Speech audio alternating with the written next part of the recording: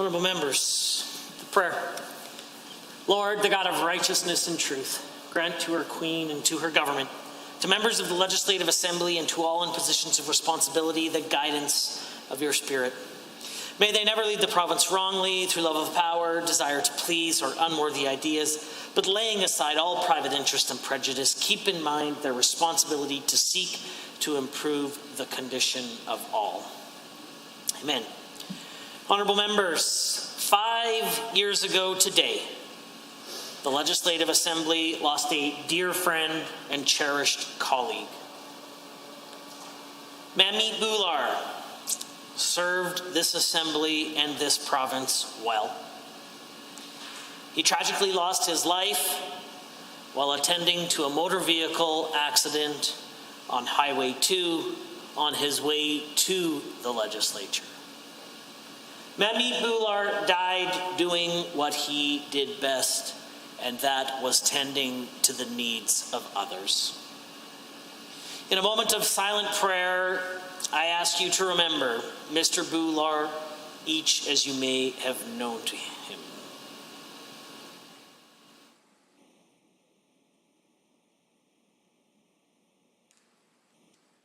Rest eternal.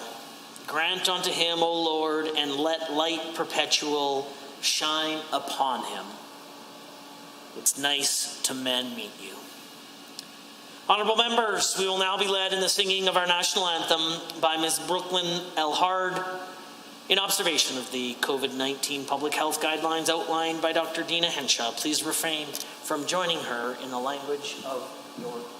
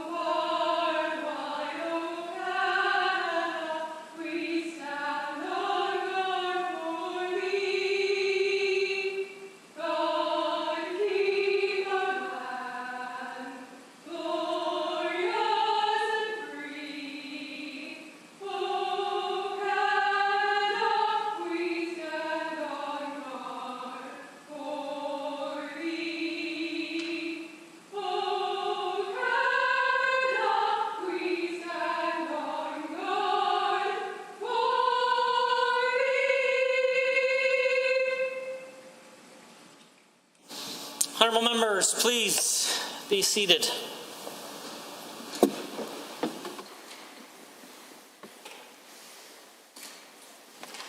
Introduction of visitors. Introduction of guests. Ministerial statements. Member statements. The Honourable Member for Lac St. Anne Parkland. Thank you, Mr. Speaker. I had the honour in the first motion this spring, I had to choose to urge the government to push forward with trade, transportation, energy corridors to obtain access to deep sea ports for our industries. These corridors would allow us to take our rightful place as the logistical hub in the North American market. To my surprise, although not too many of my colleagues have been around for a while, the opposition voted against this motion to diversify and strengthen our provincial economy. I spoke about one particular project that was starting to take shape as a real game changer. The Alberta to Alaska Railroad. This project had promised to open up a route that would unlock economic potential for the entire Northwest for generations to come. Did the opposition see the potential in this? Nope, not even when it came across their desk years before I had got here.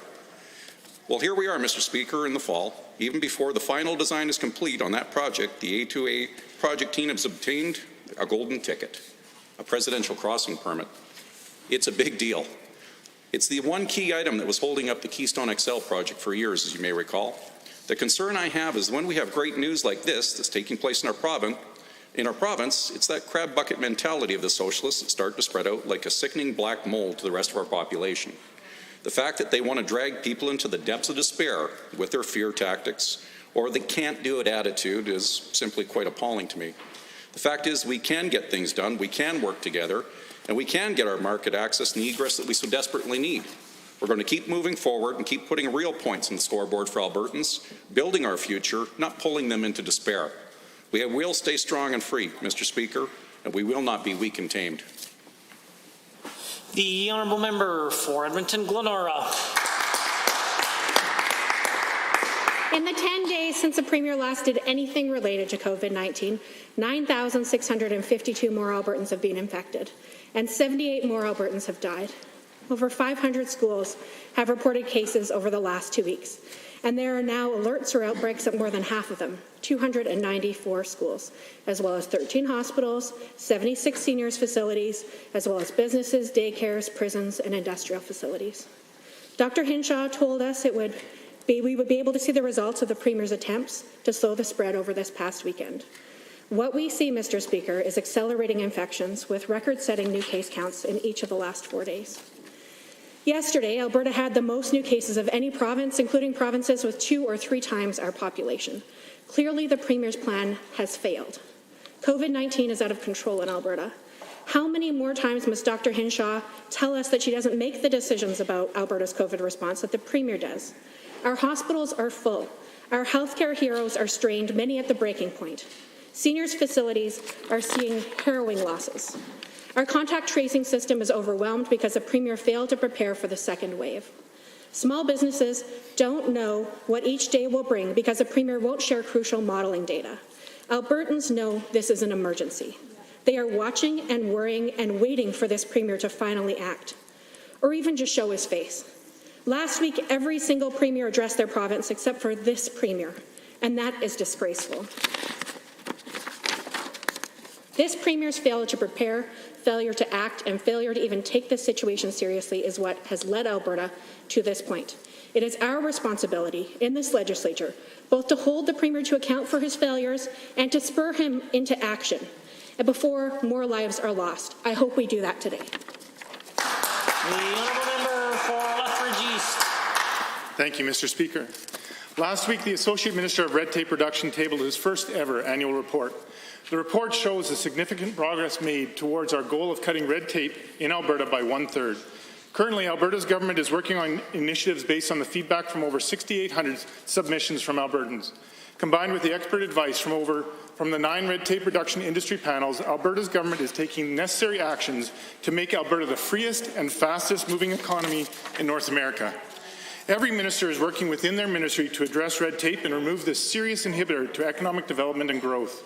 One minister in particular has addressed this in exceptional fashion by hitting the goal of 1/3 red tape reduction in the first year.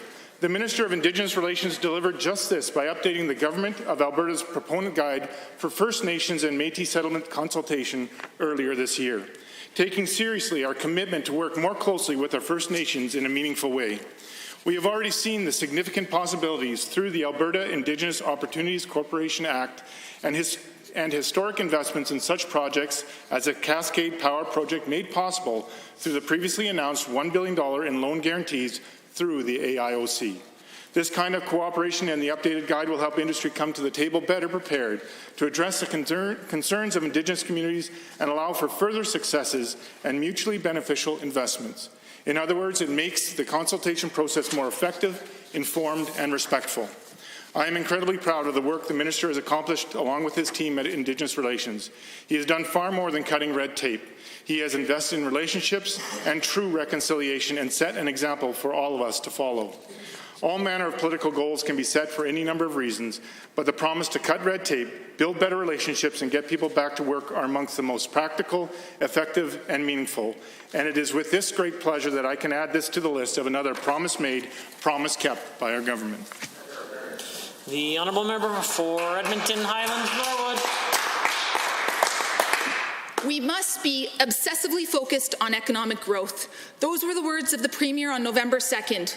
The economy is important, of course, but a narrow obsession with the economy above all else will have and is having the opposite effect. What this Premier has forgotten is that an economy doesn't work without people. The economy is people. A healthy economy doesn't work without healthy people who can contribute to it. We cannot expect Alberta's economy to get better as COVID removes more people from it. This government has found themselves choosing between the economy and people's health. That's a false dichotomy and a dangerous one. And as a result of this obsession, we're in an unbelievable mess. Our healthcare system has never been more stretched. Healthcare workers have never been more stressed. Teachers and educational workers are worried sick.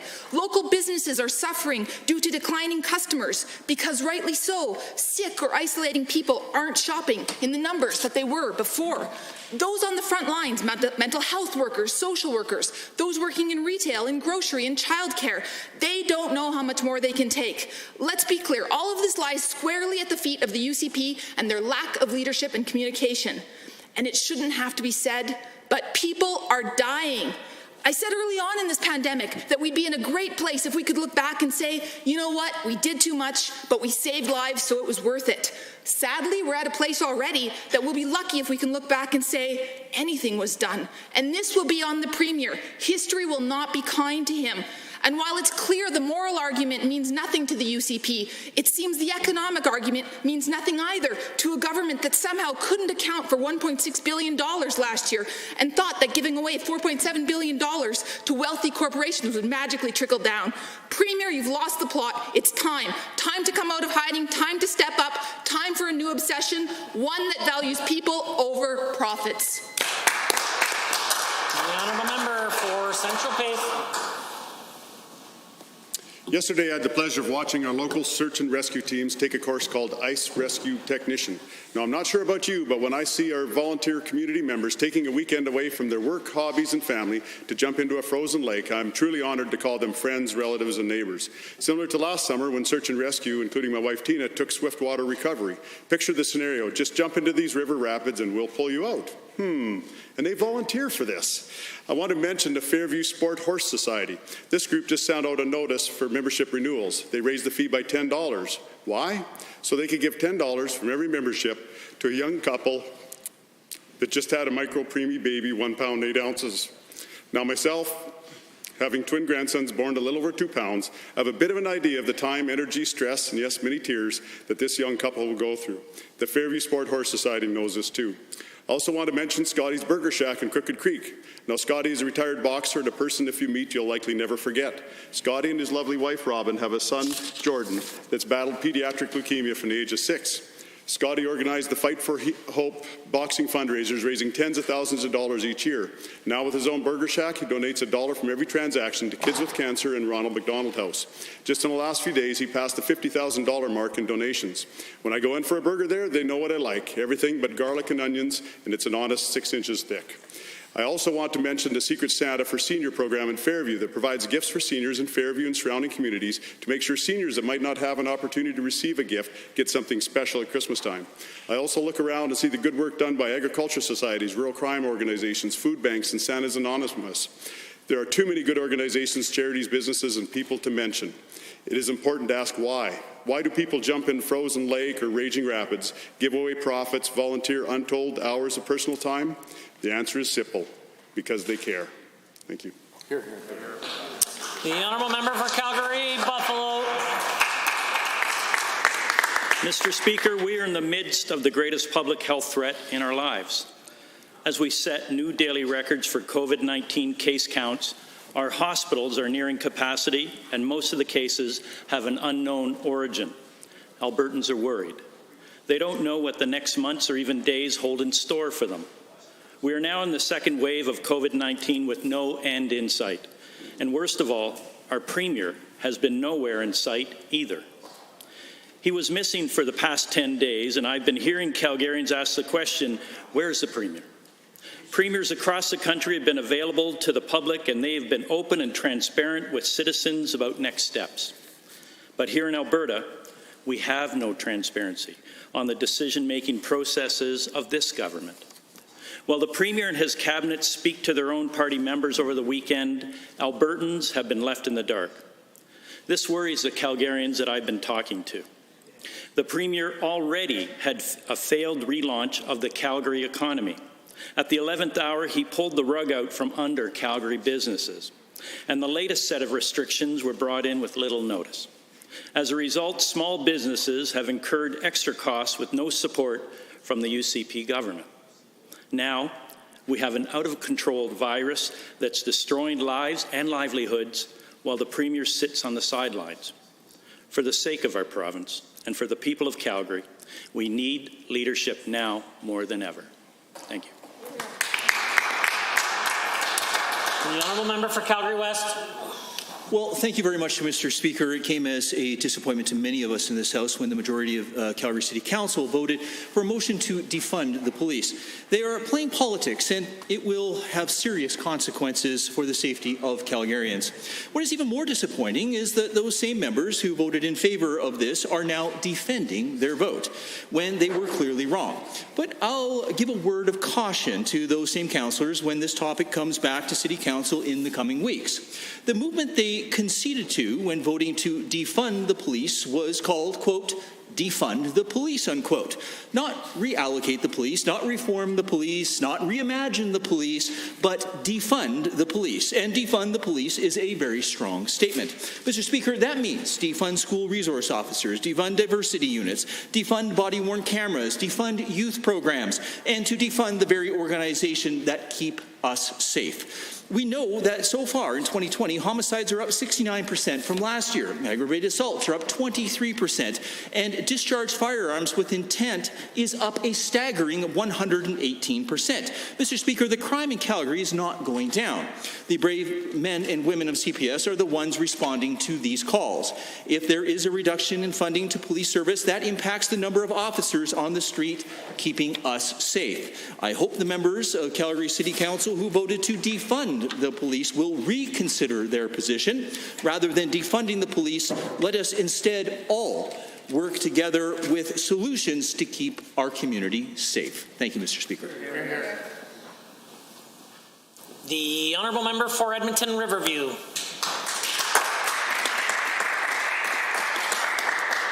Yesterday was National Housing Day. Every Albertan deserves a place to call home. In fact, housing is a human right. I'm grateful for all the affordable housing providers in the province who work to ensure everyone has access to a home. COVID-19 has shown the need for affordable housing. To properly self-isolate, people need somewhere to do so. The economic impacts of COVID-19 have pushed more people out of their homes, which creates instability in the housing market and, of course, in people's lives. This is why investing in affordable housing is essential in the economic recovery. Investments provide stability for people to participate in the economy, add vibrancy to communities, and create thousands of jobs. The Edmonton Chamber of Commerce has called for increased investment. Arguments from a public health and a business lens prove that investing in affordable housing is a universal value. Disturbingly, we have less affordable housing in Alberta compared to the other provinces, and the UCP have made it worse. Since taking office, the UCP have cut the rental supplement by 24%. Albertans who rely on this have been given notice that their supports are ending and have reached out to the minister but heard nothing back. I have heard from several of these Albertans, and they are scared of becoming homeless. The UCP have made existing affordable housing less usable by cutting housing maintenance by $53 million. And yesterday, the minister had the audacity to thank management bodies and providers, but those words are empty when the minister cuts funds and drives the narrative that their work is inefficient. Rather than just listening to developers and donors who have benefited from a failed $4.7 billion corporate handout, I hope the minister used National Housing Day as an opportunity to listen to housing providers and Albertans and realize that affordable housing needs to be supported significantly more than she is doing. Tragically, it is clear that... Honourable members, it is now time for oral question period, and the Leader of Her Majesty's Loyal Opposition has the call.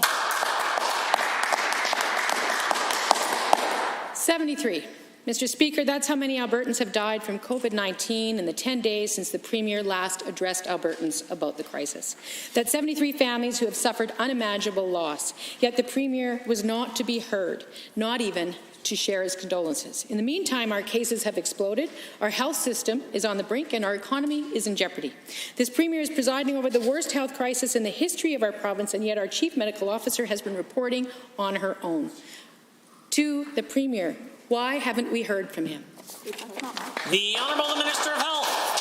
Mr. Speaker, and this is how disingenuous the NDP continue to be throughout the pandemic. As they know, I suppose they're asking the Premier to break self-isolation rules throughout the pandemic, to ignore the public health advice. Mr. Speaker, they know that he's isolating. It's completely ridiculous. This shows how hypocritical the NDP continue to be throughout the pandemic. The Honourable Leader of the Opposition. Well, the Prime Minister addressed Canadians daily during his isolation. Now, during this Premier's silence, Albertans were left with this misguided claim that doing nothing is the only way to protect the economy. But here's the IMF. The effectiveness of lockdowns calls for reconsidering the narrative about a trade-off between saving lives and supporting the economy. The enduring lesson from this pandemic is that any lasting economic recovery will depend on resolving the health crisis first. So why won't this Premier admit that the only way to protect our economy is to control the virus and then start doing just that? The Honourable Minister of Health. Thank you, Mr. Speaker. As I've said many times in this room, we will continue to review our public health measures. We'll continue to impose public health measures that are based on the evidence, that are narrow, that are targeted, that are going to minimize business disruption. That's exactly what we're going to continue to do. We're going to continue to consult with Dr. Dina Hinshaw, the Chief Medical Officer of Health, who's been a valued advisor for this government. We'll continue to do that as we make our way through responding to the pandemic. The Leader of the Opposition. Well, more than 4,500 new cases in the last 72 hours. Instead of answering to Albertans, the Premier left our CMO alone to address Albertans with no answer for his absentee premiership other than, quote, everyone has very busy schedules. There are hundreds of thousands of Albertans who are worried about themselves and their loved ones. Premier, you owe it to them to lay out your plan. Will you agree to an emergency debate on our pandemic response this afternoon? Why or why not? The Honourable Minister of Health.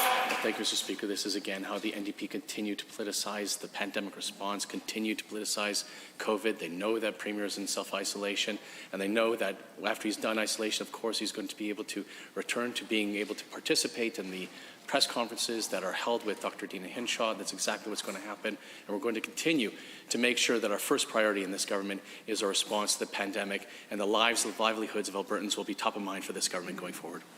The Leader of the Opposition. Apparently, this Premier is the only politician that can't continue to communicate with the people who elected him while on isolation. Now, quote, our current situation is grim. That's the CMO telling Albertans that our healthcare system simply can't handle the rate of increase we're seeing in other cases. Alberta is now the only province in the country without mandatory masks in public places and businesses. Why is this government the only one in Canada that refuses to protect the health and safety of all of its citizens? Minister of Health. Mr. Speaker, none of that is true. In fact, we've been one of the most pro-mask jurisdictions. We're one of the first jurisdictions in Canada to recognize the efficacy of masks, which is one of the reasons why we started distributing 40 million masks for free to Albertans through our many different partners throughout the province, because we understand that masks are an important tool in protecting not just ourselves, but also our loved ones, our community, and our healthcare workers, because as we know, as community spread increases, Mr. Speaker, so does increase in our hospitals and the outbreaks in our hospitals and in continuing care, and that's why we continue to ensure that Albertans understand how important masks are as a tool to respond. The Honourable Leader of the Opposition.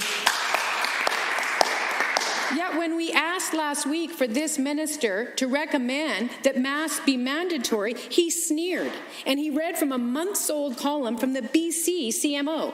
Here's Dr. Henry the very next day, quote, we need to relieve the stress on our healthcare systems or else people will suffer. Mr. Speaker, she said that while ordering that masks become mandatory all over her province on a day that their case rate was less than half of ours. Mr. Speaker, is this Premier really going to keep waiting and keep putting more lives at risk? Minister of Health. As I said, we were one of the first jurisdictions to recognize how effective masks can be as a tool to responding to the pandemic. We continue to encourage Albertans to use masks in any situation where they cannot physically distance. The NDP are calling for us to duplicate efforts that many of our municipalities have already done through municipal bylaws, and we will continue to work with them, and we'll continue to make sure that the lives and livelihoods of all Albertans are top of mind in a response to this pandemic, Mr. Speaker. The Honourable Leader of the Opposition.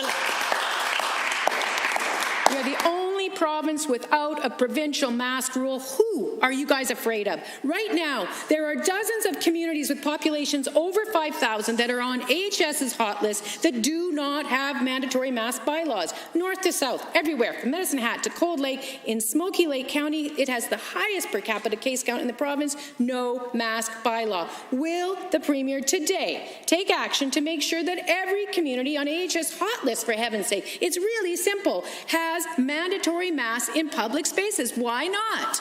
The Minister of Health.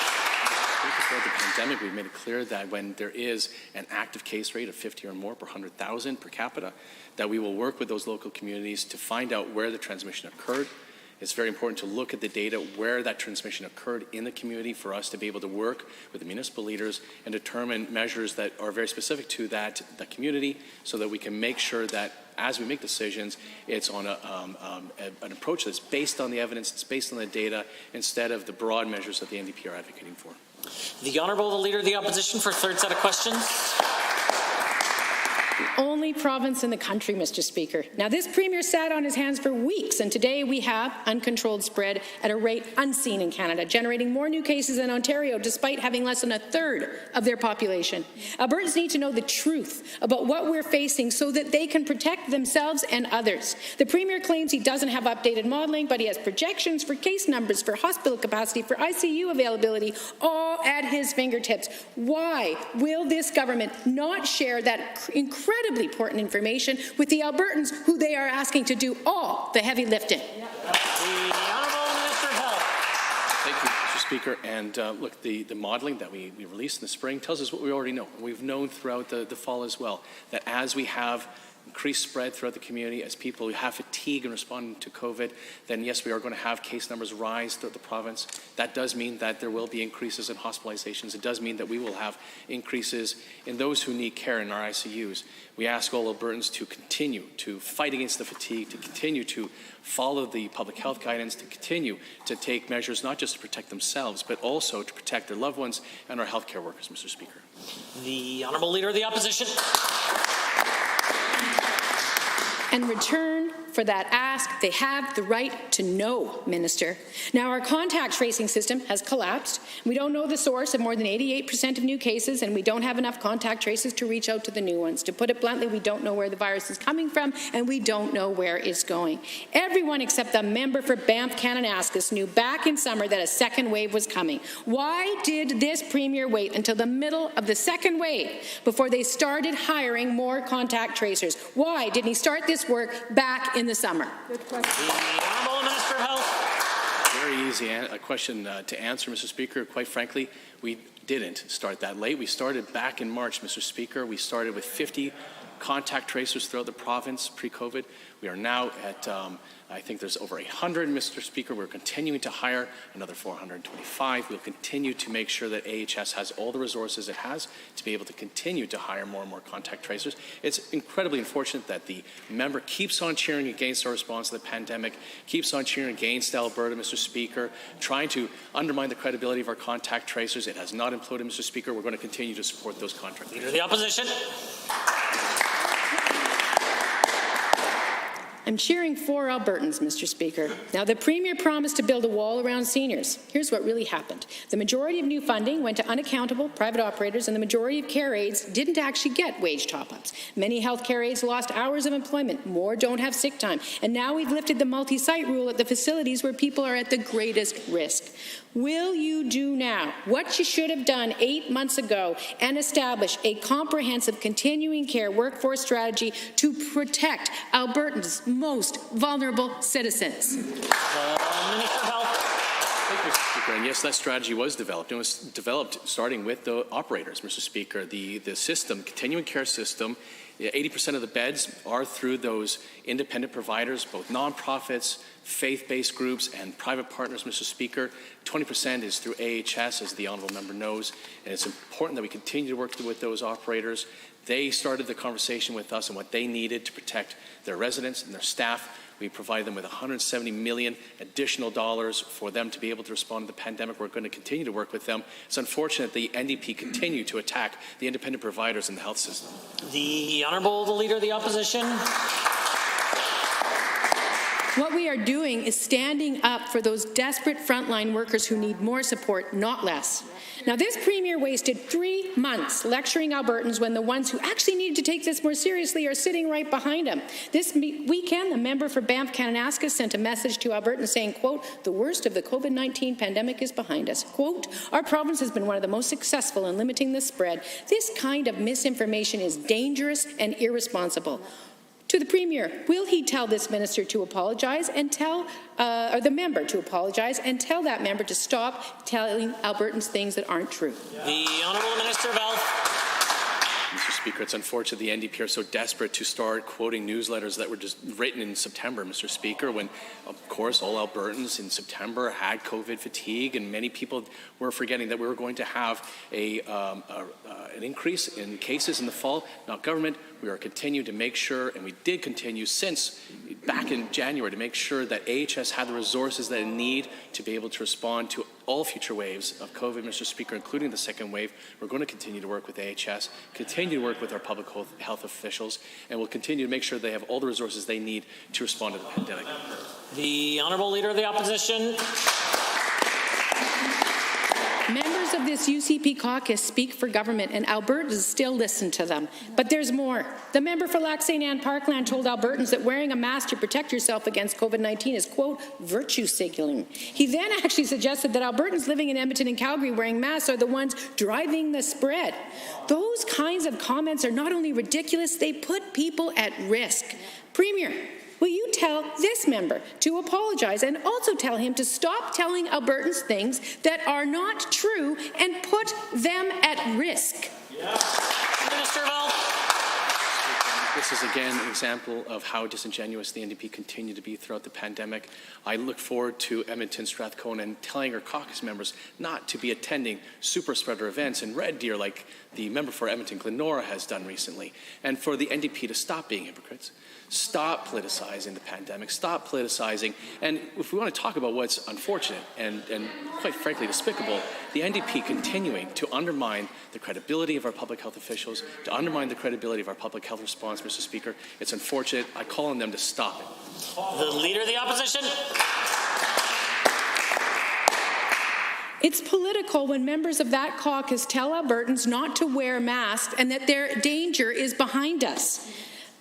About our children now. The member for Central Peace Notley said, quote, "Kids sanitizing hands 14 times a day or more during school hours is unacceptable." The member for Red Deer South said, quote, "Not a single school-age child has died from COVID in Alberta. This is excessive risk aversion," end quote. Mr. Speaker, we have 300 outbreaks in schools, and these members are saying that preventing outbreaks among children is excessive risk aversion. Premier, will you ask these members to apologize and stop telling Albertans things that aren't true? The Minister of Health. I'll tell you who I will ask to apologize, and it's that member for continuing to undermine the credibility of our public health folks, the advice that we're getting from our public health folks, undermining the credibility of the tools that we're using to respond to the pandemic. It's unfortunate they continue to cheer against Alberta, continue to cheer against the response to the pandemic. It's unfortunate. In fact, it's appalling, Mr. Speaker. I call on the NDP to cut it out. The Honourable, the member for Central Peace Notley. Yesterday, I was watching volunteers training at a very popular local lake. This lake is surrounded by agriculture residences and isn't more than 5 kilometers from Highway 43, a major artery for the Peace Country and beyond. When I tried to make an Instagram post, I realized there was no service. Sadly, this lack of service isn't unusual in rural Alberta. In fact, last year when I traveled through my riding of Central Peace, along with the Minister of Service Alberta, that was a common complaint of constituents, that they were left out in the cold on connectivity with cell phone and internet. To the Minister, can you provide an update on the work you're doing with rural connectivity that I can share with my constituents? The Honourable, the Minister of Jobs, the Economy and Innovation. Thank you, Mr. Speaker, and thank you to the member for the question. It's good to be back here this week, Mr. Speaker. I noticed that your facial hair has grown a little bit more over the last week. It's grown in pretty well. Mr. Speaker, in response to that question, making sure that all Albertans have access to connectivity, rural broadband, is key to our recovery plan, Mr. Speaker. We're working closely with the Minister of Service Alberta to make sure we implement that plan across our province, because it's important to make sure everybody, from social interactions to education to the economy, Mr. Speaker, have connectivity and access to rural broadband. The Honourable Member for Central Peace Notley.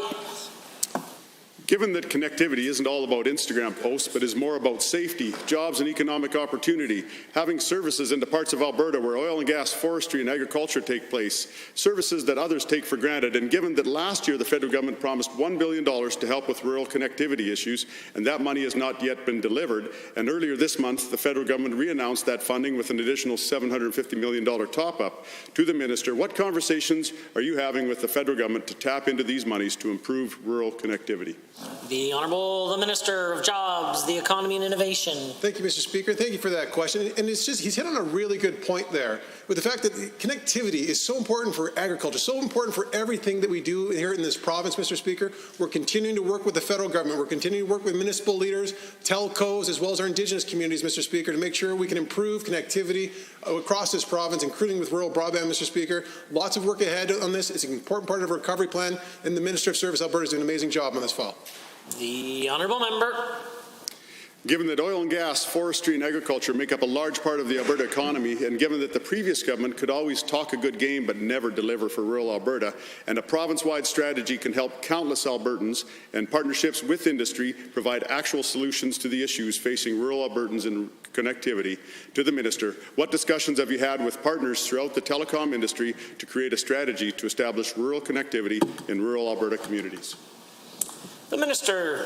Thank you, Mr. Speaker, and thank you for the question. The Minister of Service Alberta has met with telcos, he's met with Telesat, the Canadian Fibre Optics Group, and Mr. Speaker, just this last week I had the opportunity to join him on a call with SpaceX, Mr. Speaker, and their Starlink program is actually already starting to cover vast areas of the province of Alberta. They're planning on covering all of Alberta by the end of 2021. So there's a whole bunch of new technologies that are coming on, Mr. Speaker. I was actually blown away by the speed with which this technology is available. You can plug in your satellite dish and be online within 3 minutes, Mr. Speaker. It's encouraging technology that's coming on. We're exploring this further for some due diligence, Mr. Speaker. Lots of exciting announcements to come.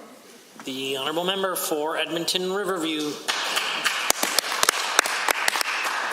In May, the Premier promised to build a wall around seniors so they would be protected. Sadly, any attempt to build such a wall has crumbled, and senior safety is in shambles.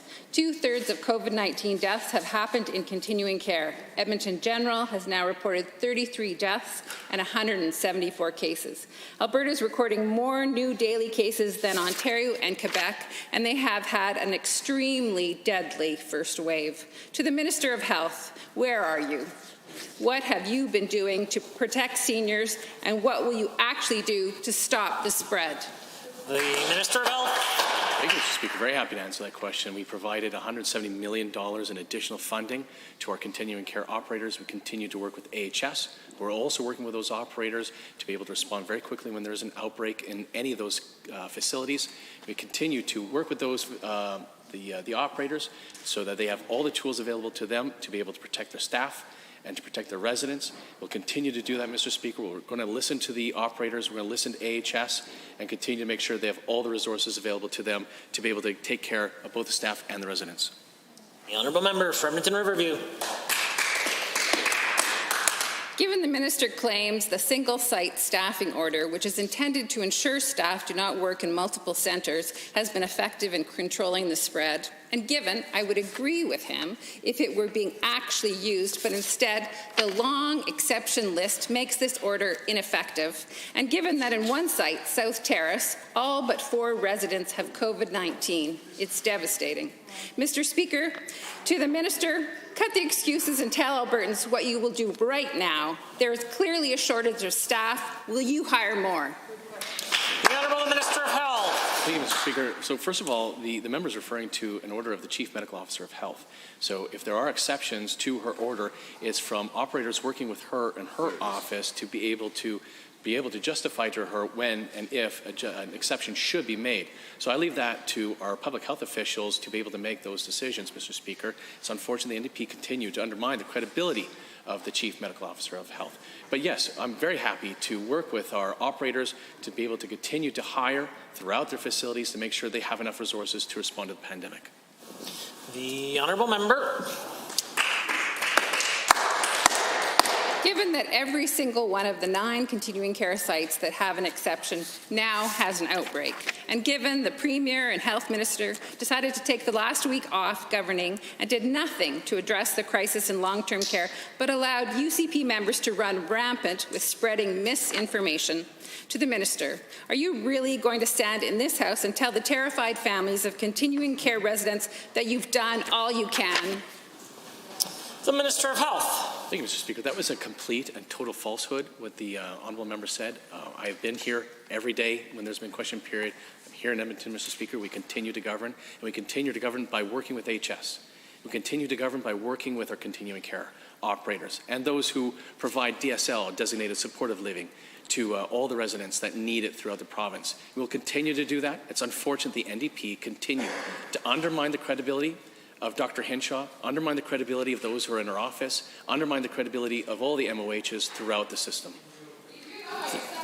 Order. The Honourable Member for Edmonton City Centre. South Peace News reports today that the Health Minister joined a UCP virtual AGM on Saturday. A UCP member asked him if he's consulting with Dr. Roger Hodgkinson, a conspiracy theorist who says masks are useless. Social distancing is useless and COVID-19 is the greatest hoax ever perpetrated on an unsuspecting public.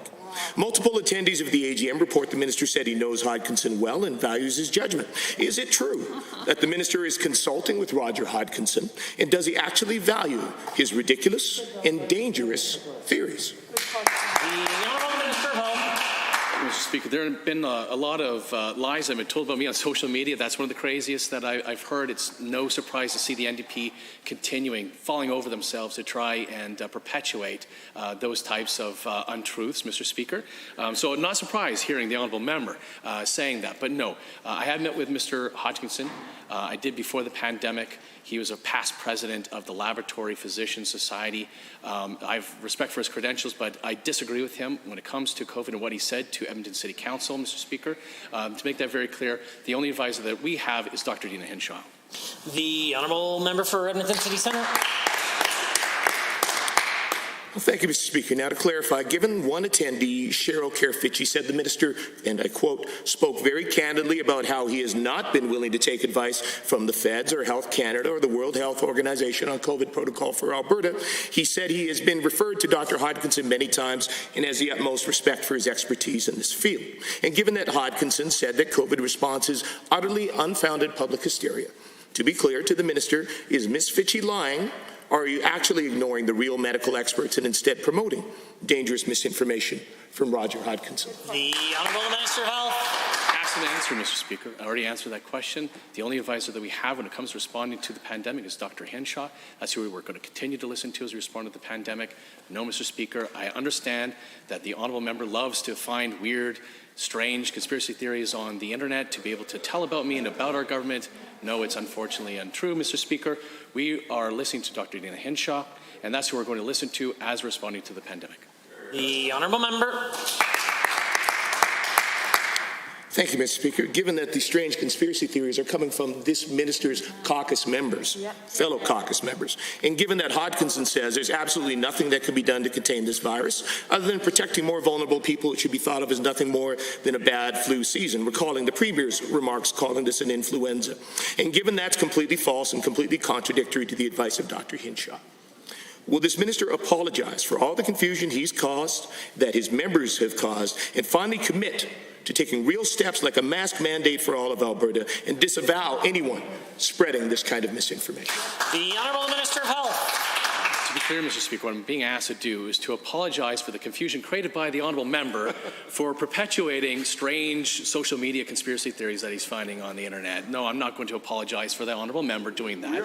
He's continuing to do that. It's unfortunate that he continues to do that throughout the pandemic, Mr. Speaker. We're going to be focused on the pandemic. We're going to be focused on the lives and livelihoods of Albertans. We're going to be focused on listening to Dr. Dina Hinshaw and making sure that AHS has all the resources it needs to respond to the pandemic.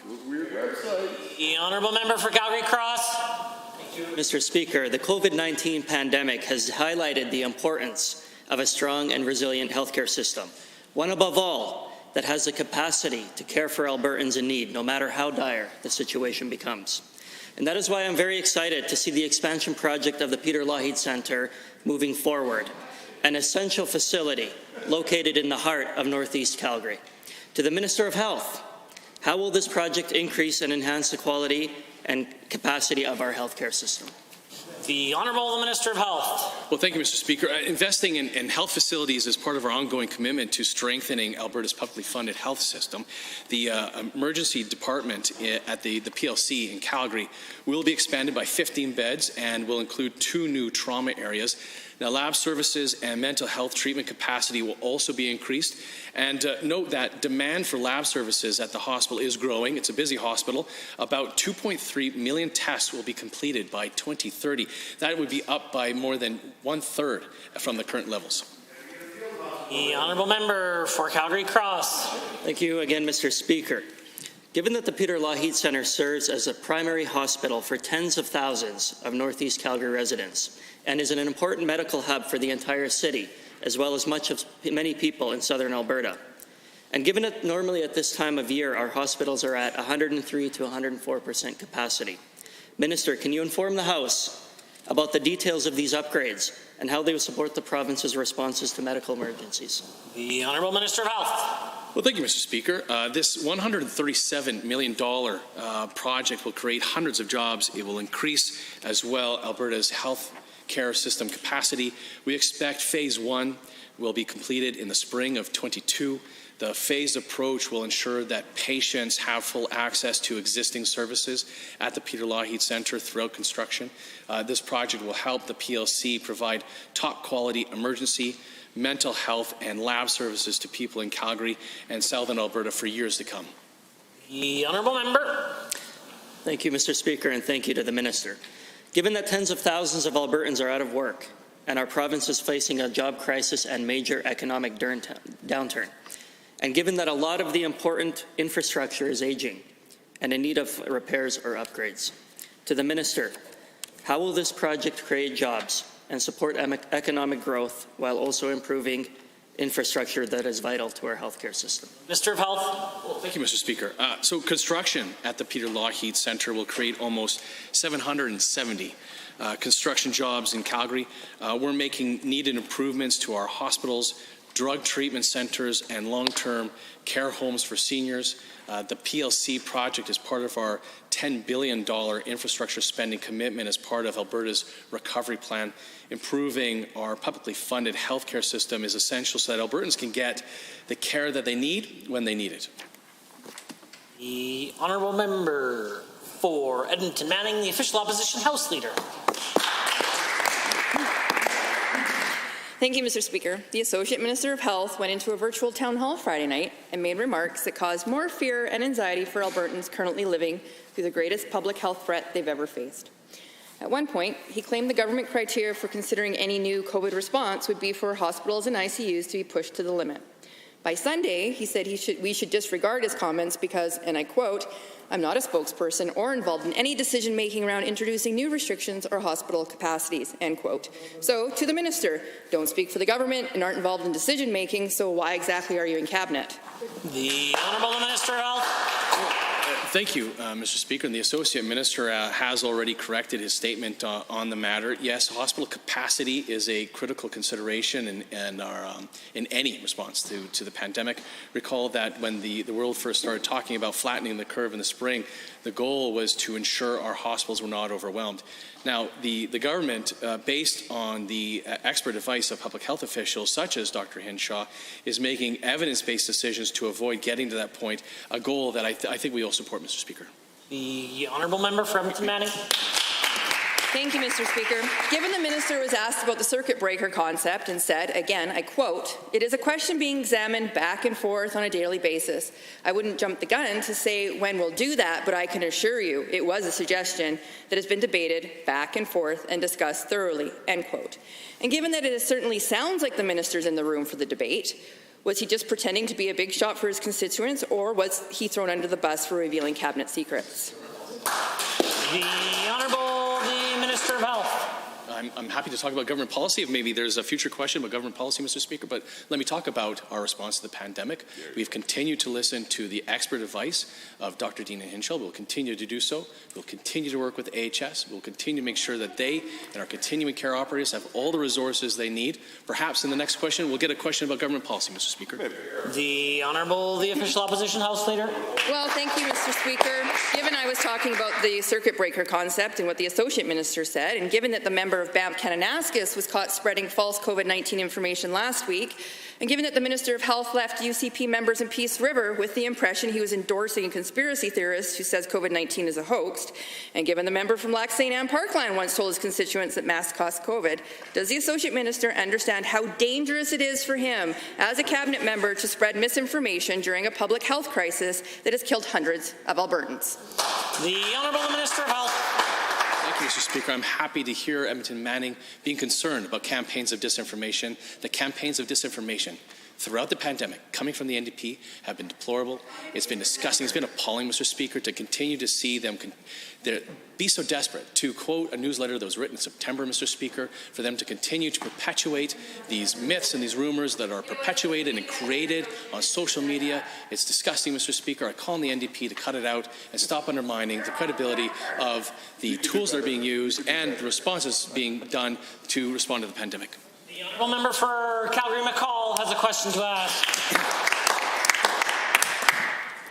Mr. Speaker, I have lost count of how many times I have asked in this chamber from Justice Minister about his action to protect the lives of those living and working in Alberta's correctional facilities, and I have yet to get an honest answer. Outbreaks are rampant, and officers are being told they must continue to come back to work even if they have COVID-19. To the Minister, isn't it dangerous to force these people to work while sick with a deadly virus? Will you put an end to this now and today? The Honourable the Minister of Jobs, the Economy and Innovation. Thank you, Mr. Speaker, and thank you to the member for that question. We're going to continue to work with the health personnel, Mr. Speaker, to make sure we have the right protocols in place in our correctional centres across this province, Mr. Speaker. At the beginning of the health crisis, Mr. Speaker, we put in place, isolation protocols as people were brought in, Mr. Speaker. We created cohorts as they were brought into our correctional centres, Mr. Speaker. We're going to continue to listen to the health professionals to make sure we do everything possible to create safe work environments and to keep people that are there healthy as well. The Honourable Member for Calgary-McCall. Given that there are outbreaks at Calgary Correctional Centre, Edmonton Institution for Women, Edmonton Remand Centre, Drumheller Institution, and Calgary Remand Centre, and given that, to add insult to illness, this government is planning to cut pay for correctional officers. To the Minister, explain why you are taking this cruel step while these officers are working in extreme and dangerous circumstances. You really have no compassion. The Honourable, the Minister of Jobs, the Economy and Innovation. Mr. Speaker, first and foremost, let me thank our correctional officers for the amazing work that they do every single day, keeping safe work environments, Mr. Speaker, for the jobs that they do, Mr. Speaker. We're going to continue in this environment, Mr. Speaker, in this pandemic, to do everything possible to create safe work environments. We're going to continue to work with the health department, Mr. Speaker, to make sure we have the best possible protocols in place. We've done that from the beginning of the pandemic to now. We're not going to ignore the health orders, Mr. Speaker. We're going to listen to the science. We're going to listen to the health professionals, make sure we have that safe work environment for Albertans, make sure we have the safe work environment in our correctional centres. The Honourable Member. Mr. Speaker, given that this government has also refused hazard pay for correctional staff during the pandemic, and given that they are directly in the line of fire of the COVID-19, and some even have COVID-19 but are being told to come into work every day, and given that the Minister's gross mishandling of this matter will no doubt get more people sick, to the Minister, perhaps if you won't manage the safety of the frontline workers, will someone else in the cabinet do it for you? The Honourable Minister of Jobs, the Economy and Innovation. Mr. Speaker, that question is absolutely ridiculous, Mr. Speaker. If somebody has COVID, they're going to isolate at home, Mr. Speaker. The notion that the member on the opposite side thinks that somebody that has COVID, we're asking them to come into work, Mr. Speaker, is ludicrous, Mr. Speaker. If somebody has COVID, they're isolating at home. Mr. Speaker, we're going to continue to follow the advice of the health officials, Mr. Speaker, have the best possible protocols. We respect the correctional officers and the work that they do to keep those correctional facilities safe every single day, Mr. Speaker. Let's take the politics out of this. Honourable Member for Spruce Grove Stony Plain. Thank you, Mr. Speaker. Now more than ever, we see the importance of keeping Alberta competitive, and reducing red tape is critical to our economy as we continue to navigate this COVID-19 pandemic. Workplace safety laws need to be easier to understand, and a more sustainable workers' compensation system needs to be put in place to support Albertans now and into the future. To the Minister of Labour and Immigration, on the occupational health and safety side, why were changes needed when it comes to health and safety committees, and how will they make workplaces safer for Albertans? The Honourable Minister of Labour and Immigration. Thank you, Mr. Speaker, and thank you to the Honourable Member for the question. Mr. Speaker, we're making changes to occupational health and safety laws to make workplaces safer, reduce red tape, so that we can reduce costs and get Albertans back to work. But the previous government, Mr. Speaker, had made changes to the laws, making them incredibly prescriptive, difficult to understand. We are taking that prescription, we are moving that into the code where it belongs, and then we're allowing our health and safety professionals to focus on outcomes, Mr. Speaker, not box checking. We are focused on improving health and safety outcomes and getting Albertans back to work. The Honourable Member for Spruce Grove Stony Plain. Thank you, Minister, for that answer. Given that there has been much fear and smear by the members opposite on Bill 47, and given that there are critics that insist that a worker's right to refuse dangerous work has been compromised with Bill 47, to the Minister of Labour and Immigration, can you please clarify what changes were made in regards to the right to refuse dangerous work, and how do these changes compare to other jurisdictions in Canada? The Honourable Minister of Labour and Immigration. Thank you, Mr. Speaker, and thanks again to the Honourable Member for the question. Mr. Speaker, the right to refuse remains. This is a core component of our Health and Safety Act, and we are maintaining that. What we're doing, Mr. Speaker, is streamlining the process and making it easier to understand. We urge employees and employers to work together to identify risks at the workplace and address those before there's a need to right to refuse. But if those items aren't addressed, Mr. Speaker, the right to refuse remains, and we urge employees to use it when there is a risk that is an undue hazard. The Honourable Member. Thank you, Mr. Speaker. Given that a review panel was assembled by the previous government to make recommendations on how to proceed with the labor law changes, and given that the previous government made its own changes to our provincial labor laws that in the end were based more on an ideological approach to the same minister, can you please advise us if the previous government followed the advice of the very experts they enlisted, and highlight what consultation your ministry did to inform the changes made under Bill 47? The Minister of Labour and Immigration. Thank you, Mr. Speaker. This summer, our government engaged with workers, job creators, health and safety professionals to get input on changes to the occupational health and safety laws and workers' compensation system. We received more than 300 responses for OHS and more than 80 responses for workers' compensation. We also held a number of virtual town halls to discuss the issues with experts, and we published this on our What We Heard report, which is on our website, and we've listened, Mr. Speaker, unlike the opposition who, when they made changes, didn't listen to their panel on a number of cases and decided to go ideologically. The Honourable Member for Edmonton Millwoods has the call. Thank you, Mr. Speaker. On November 12th, the Premier introduced new measures to reduce COVID-19 transmission, including a suggestion that employers reduce employees in the workplace using work-from-home arrangements. There are currently thousands of Government of Alberta employees who could be working from home, but who aren't being allowed to. Why are government staff who can work from home still being told they have to come into the office during the second wave? When will this government lead by example and follow the advice they are giving all other Alberta employers? The Honourable Minister of Finance and the President of Treasury Board. Well, thank you, Mr. Speaker, and we appreciate the effort of all of our frontline workers and public sector workers at this point in the history of the province, Mr. Speaker. We take the health and safety of our employees very seriously, Mr. Speaker, and we're working hard with senior leadership to ensure that safe, defensible protocols are followed to ensure the safety of our employees. The Honourable Member for Edmonton Millwoods. Given the government could do what it's recommending other employers do and allow workers who can work safely from home to do so, and given that the Government of Alberta is one of the largest employers in the province, and given that Alberta is the only province without a provincial mask mandate, and given that evidence is that masks reduce the transmission of COVID, Minister, you have staff all over Alberta. Why haven't you implemented mandatory masking? Your employees are scared for their lives, for their families' lives. Would you please take this rational and straightforward step now?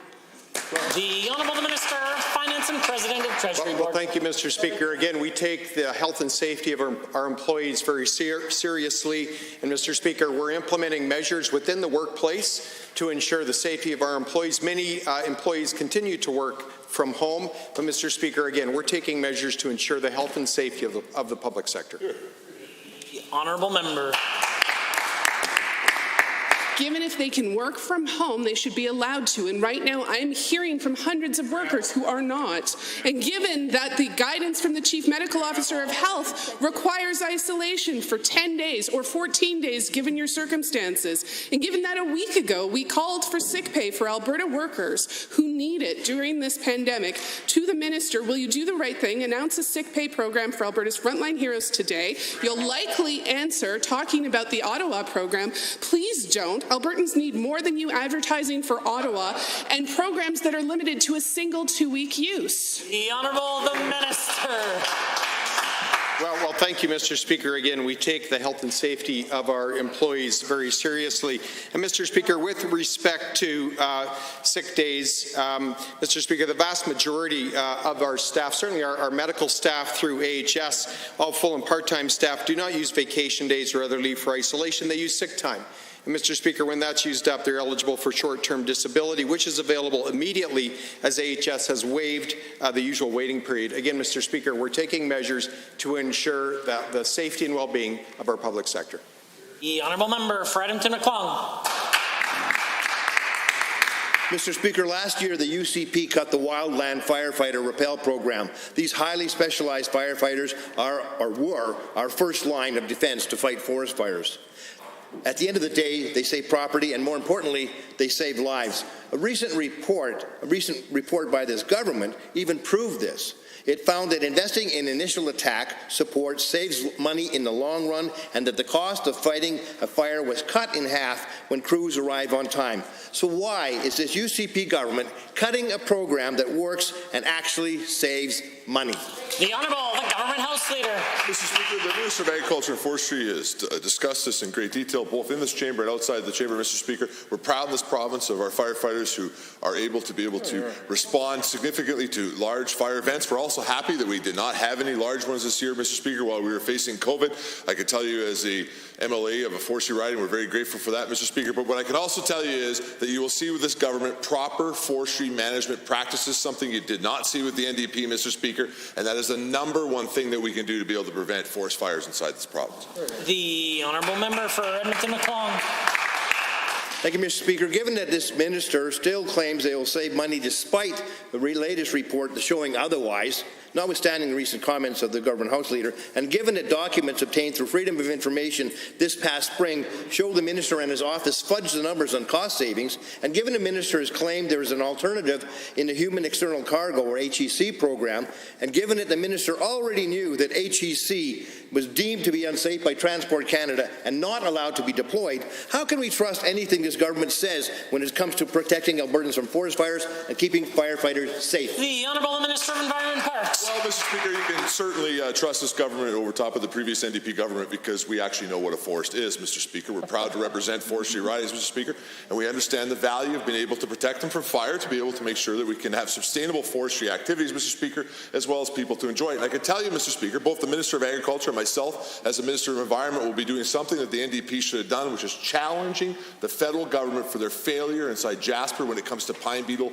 By far the biggest threat that we face for forest fire is right there, Mr. Speaker, and that member and his government failed when it came to that. The Honourable Member. Mr. Speaker, given there is no equally effective alternative to the RAP program, and given the program has been proven time and again to save money, and given that British Columbia has now recruited many of the excellent RAP team members who were forced to leave our province to work there, and given these highly specialized firefighters have been essential in fighting some of the biggest fires in our province's history, will the minister admit it was a mistake to let these firefighters go and reinstate this program before next fire season? Mistakes are admitted by mature governments. The Honourable Government House Leader. Well, Mr. Speaker, again, the Minister of Agriculture went through a very vigorous process to be able to decide what the best avenues are for our forest fire fighting program inside this province, Mr. Speaker. We're confident that we have an excellent program in place, Mr. Speaker. And again, we're very excited because we can finally move forward with true modern forestry practices, something that honourable member and his former party resisted.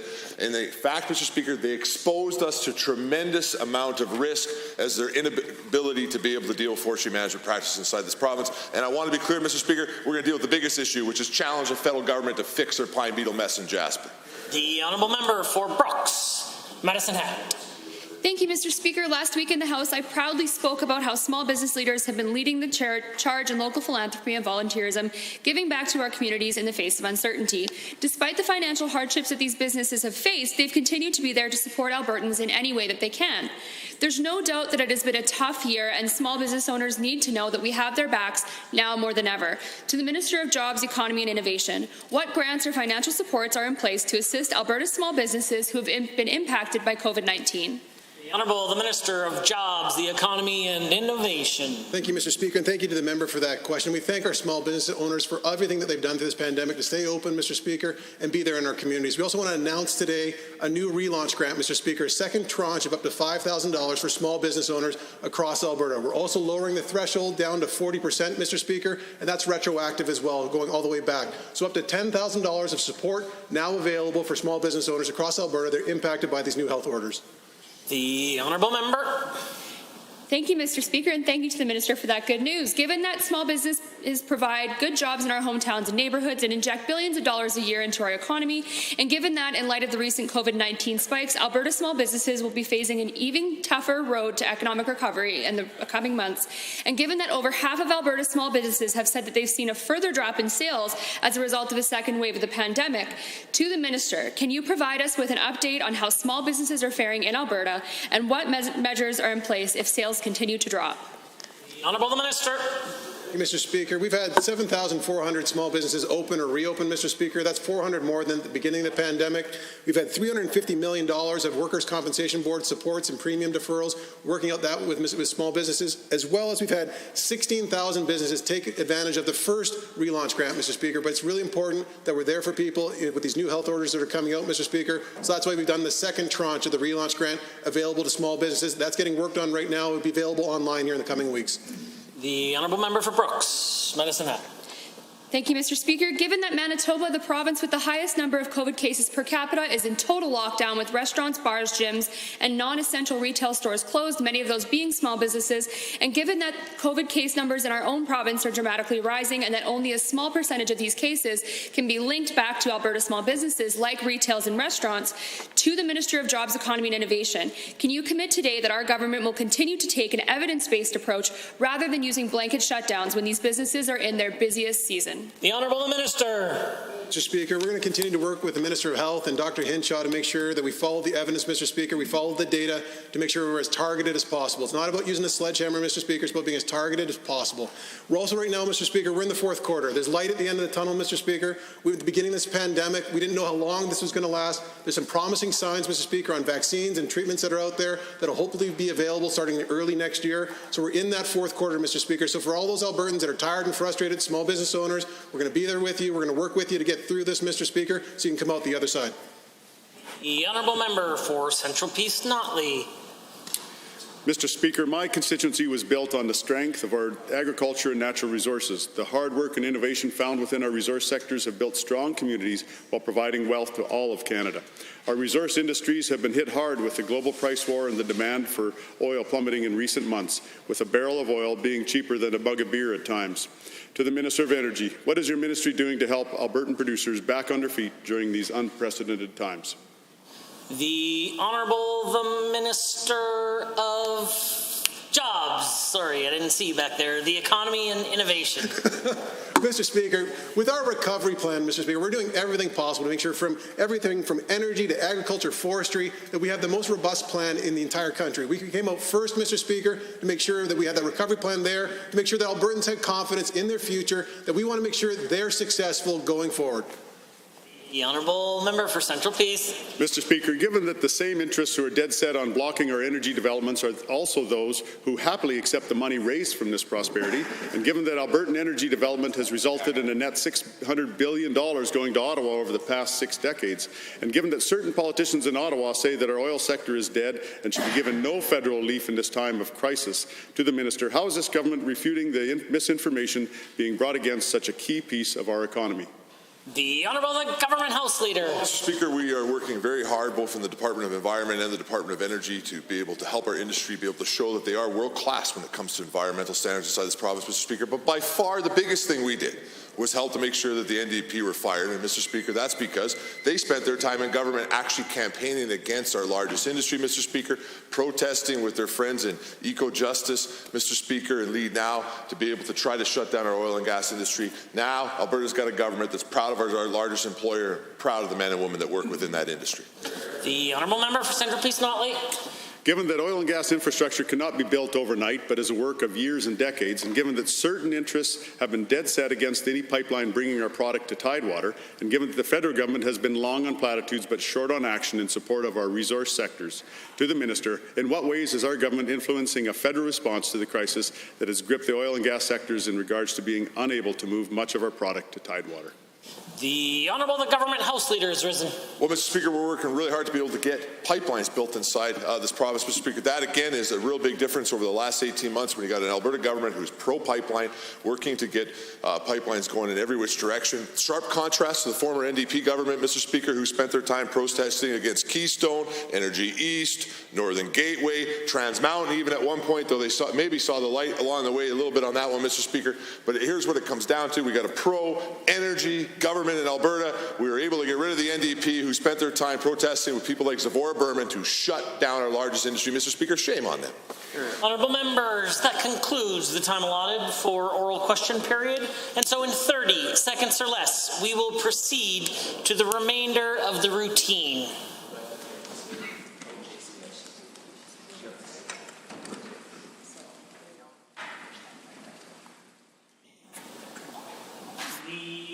Honourable member for Calgary Curry. Thank you, Mr. Speaker. This weekend, I was changing my daughter's diaper. She's on some solids now, and I know every parent can identify because I had Vaseline in my hand, and it hit me. Everything around me was made possible by oil and gas, energy, and the petrochemical sector. Last week, you'll remember, in this House, we were reminded that the NDP protest pipelines and actively oppose our energy sector. Right there, while changing the diaper, I realized that the NDP and the left will eventually try to cancel Vaseline because it's made from oil. But it's bigger than that. Everyone is wondering about a cure for COVID. No vaccine is possible without petrochemicals, full stop. And on healthcare, we have amazing healthcare workers, and if I was a nurse, I'd look around and see that almost everything in a hospital is derived from oil. All the PPE, all the machines, the left will try to cancel it all because it's made from oil. And our amazing teachers, pretty much everything in a school is brought to you by oil and gas. Computers and phones, fire retardant materials in the walls, pens, and even fresh apples in the winter. If the NDP had their way, we'd be back in the dark ages. We'd all be riding horses. But wait, 8 billion people needing what, 4 billion horses? GHGs would be called global horse gases, and there you have it. The NDP have now canceled horses. The opposition needs to open their eyes and see how roads are made, schools are built, and social programs are paid for. You can scream all you want on Twitter, but it won't build a hospital or fill it with PPE. Pipelines that come from Alberta come from a global leader on environmental, social, and governance standards. We partner with Indigenous groups in sustainable development. We support human rights. Do you think love is love in Russia? It's not. Do you think profits in Venezuela pay for new clean technologies? They don't there, but they do here. We should all support Alberta's ESG leading energy sector, and it shouldn't take changing a diaper to remind us. Thank you very much. Presenting reports by standing and special committees. Presenting petitions. Notices of motions. The Government House Leader. Well, thank you, Mr. Speaker. I rise to give oral notice of government motions. First is Government Motion 47 to be put in the order paper in my name. Be it resolved that the message from Her Honour, the Honourable Lieutenant Governor, the 2020-21 supplementary supply estimates for General Revenue Fund and all matters connected therewith be referred to the Committee of Supply. I also rise to give oral notice of Government Motion 48, also to be put on the order paper in my name. Be it resolved that pursuant to Standing Order 61-2, the Committee of Supply shall be called to consider the 2020-21 supplementary supply estimates for 3 hours on Wednesday, November 25th, 2020. And finally, I give oral notice of Government Motion 49, also in my name. Be it resolved that the Legislative Assembly acknowledge a recent increase in COVID-19 cases in Alberta, expresses support for the government and any future actions that will help protect the public, and urge the government to continue to provide the necessary supports to small and medium-sized businesses to assist in their economic recovery. And 3, encourage Albertans to follow all future actions taken by the government in order to help relieve the pressure on our healthcare system. Introduction of bills. Sorry, I believe that the official opposition House Leader provided notice of a motion.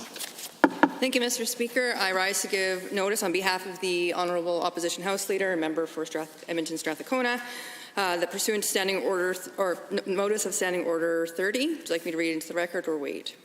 Pursuant to Standing Order 30, be it resolved that the ordinary business of the Legislative Assembly be adjourned to discuss a matter of urgent public importance, namely the alarming and rapid increase in cases in Alberta over the weekend, the federal release on Friday of modelling that indicates an expectation that COVID-19 spread in Alberta will continue to rapidly grow exponentially based on current trajectories, the dangerous level of pressure being experienced in our healthcare sector due to the recent increases, and the recently growing need for economic supports for small and medium-sized businesses in the province to survive the pandemic.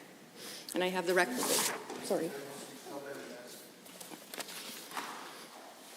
Introduction of bills. Tabling returns and reports.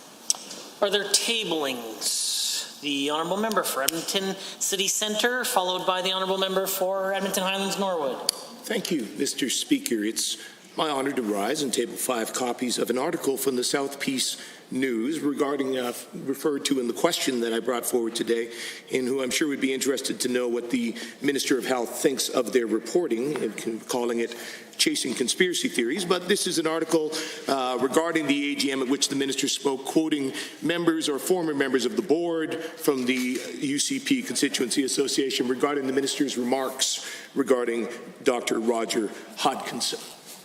Thank you, Mr. Speaker. The Honourable Member for Edmonton Highlands Norwood. Thank you, Mr. Speaker. I'm very honoured today to rise and table 5 copies of a letter that an AISH recipient shared with myself. Myself and the member from St. Albert had the honour of visiting Macaulay Apartments earlier in October, and at Macaulay Apartments live a whole number of folks who live day-to-day on AISH, and I'm very happy to share this this woman's story of struggling with the changes to AISH, and she's calling on this government to readjust. I'm sure that the document refers directly to the constituents' complaints. I'm happy to have you table it. That's what they're for. I'm sure it's very important, but we'll keep tablings as brief as possible. Are there others?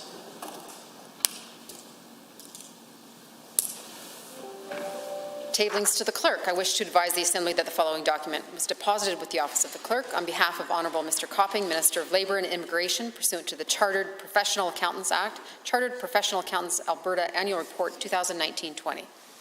The Honourable Government House Leader is rising. Well, thank you, Mr. Speaker. I rise to ask for unanimous consent of the Chamber to waive all necessary standing orders to allow the Leader of the Opposition and any member of Executive Council who spoke previously in debate on Government Motion 42 to speak on the record a second time.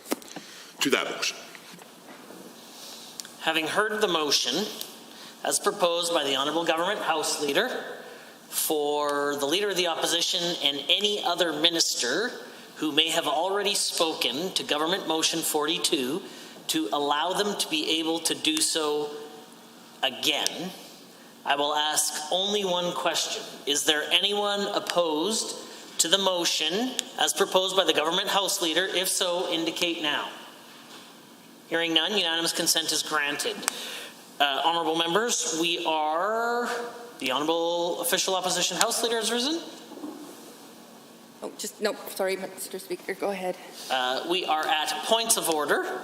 And earlier today, the official opposition House Leader gave notice of a Standing Order 30 on behalf of the Leader of the official opposition.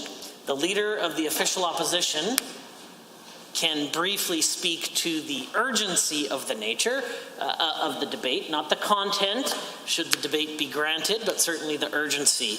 The official opposition Leader. Thank you very much, Mr. Speaker. I apologize for a little bit of confusion here as we are having discussions pretty much as we speak, we are also speaking. Yes, we had brought this because, of course, of the urgent nature arising from new federal government modeling, the 300 doctors who recently wrote, the incredible number of new cases that have arisen over the weekend, and the degree of anxiety being experienced by all Albertans. However, it is my understanding that we will now have an opportunity to have all members of the House essentially debate these issues this evening, and those of us who've already participated in the general issue will be able to do so again. So I think that the matter can be dealt with that way, and as a result, I'm withdrawing this motion. Excellent. Honourable members, the official opposition has withdrawn the SO 30 in an arrangement to, I assume, to debate this urgent matter later this evening. I think it's excellent when cooperation can be found in the House. This matter is withdrawn. I consider it dealt with and concluded. We are at orders of the day. Orders du jour. Under public bills and orders, other than government bills and orders, for second reading, Bill 205, Genocide, Remembrance, Condemnation and Prevention Month Act, debate adjourned. Mr. Scow speaking. Honourable members, is there anybody else that wishes to speak? It's a little bit complicated right now, but is it Edmonton Islands Norwood? Have you risen to speak to second reading? Is that what you're rising for? Absolutely. Perfect. If anyone has the notes, that'd be lovely. It is an honor to rise and speak to Bill 206, the Genocide Remembrance Act. I have to say that, I'm being told, sorry, Mr. Speaker, just to confirm, I'm being told that, can you confirm which bill is up for debate? 205? The Genocide Remembrance thank you very much. Bill. My apologies. Thank you, Mr. Speaker. Thank you for the confirmation. I have the honor of serving on the PMB committee, and I have to say, it was really quite troubling to see. Thank you very much. To see this government refuse to accept our recommendation in that committee. And for anybody who was watching, wasn't watching, I just want to confirm some of the things that we talked about in that committee meeting. And these are issues that are incredibly important to me, and particularly the issue of missing and murdered Indigenous women, girls, and Two-Spirit folks. One of the things that I raised in that committee meeting is that piece, the genocide of over 1,200 Indigenous women and girls, was not included in this bill. And one of the other pieces that I raised was that the genocide that happened under residential schools in this country was also not acknowledged. What we made clear, what our side of the House made clear in that committee meeting, is that by excluding those two pieces, this government would absolutely be denying the real history of our country. So we urged the committee to reconsider. And it was really quite troubling to see the sponsor of that bill, Calgary East not be able to answer those questions. And in fact, he continued to come back to the point that his bill was based on a federal conservative private member bill from, I believe, and I'm just going by memory here, I believe it was in early 2015. And so one of the pieces that I stressed is that absolutely, we absolutely agree on our side of the House in the NDP that we need to acknowledge the historical atrocities that have happened in our country. We have to acknowledge our past. We all know that without acknowledging our past, we cannot, we will continue to make those same mistakes. So absolutely, we are not denying that at all. But the timing was really interesting because I pointed out to that member that the bill upon which he's based his bill was presented prior to the final report of the Truth and Reconciliation Commission, which, as many of you know, was presented right here on Treaty 6 territory in Edmonton. And secondly, it was presented prior to the National Inquiry on Missing and Murdered Indigenous Women, Girls, and Two-Spirit Folks. And so we called, our committee called on the government to reassess this bill. Because simply basing a private member's bill, and we all know in this House that the UCP have the numbers to pass any bill that they want. And so we urged the UCP to consider this, to consider what message they would be sending to Indigenous folks in our province, to folks across the country, in fact, if they were to exclude the very real history of Indigenous peoples. And I didn't get a chance in that committee meeting to point out that many of those members who sit on that committee, Carson Siksika as an example, have significant Indigenous populations in their community. And so I would have, had I had the time, asked those members, including Carson Siksika, how could you face such an important part, such a large number of constituents, how could you face them and look them in the eyes and say that you don't believe that residential schools and the death and disappearance of thousands of Indigenous women are not genocide? How could you possibly support that? And so I'm hopeful, long story short, well, maybe long story long in this case, the government said in that committee meeting that let's bring it to the House and we'll talk about it here. So to all government members, to those members who serve on that private members' bill committee, I hope that today you've had some time to reflect and that you will address those issues. Because I can tell you, and I know we're going to hear from our Indigenous relations critic here, the member from Edmonton Rutherford shortly, I can tell you that that myself as a Status of Women critic, someone who speaks a lot to Indigenous women across this province, we are hearing from countless Indigenous stakeholders who are absolutely sickened that this government would move forward without an acknowledgement of the real concerns of Indigenous communities. So I look forward to that. And with that, I will conclude my remarks. Thank you, Mr. Speaker. The member for Brooks, for Cypress Medicine Hat. Thank you, Mr. Speaker. At this time, I would like to request unanimous consent of this Assembly to transfer the sponsorship of Bill 206 to my colleague, the Honourable Member for Brooks Medicine Hat. Thank you. Honourable members, having heard the motion as proposed by the Honourable Member for Cypress Medicine Hat for unanimous consent to change the name of his private member's Bill 206 to the member from Brooks Medicine Hat, I will ask only one question. Is there anyone opposed? If so, indicate now. Seeing none, unanimous consent has been granted. We are on Bill 205 at second reading. Is there anyone else wishing to speak?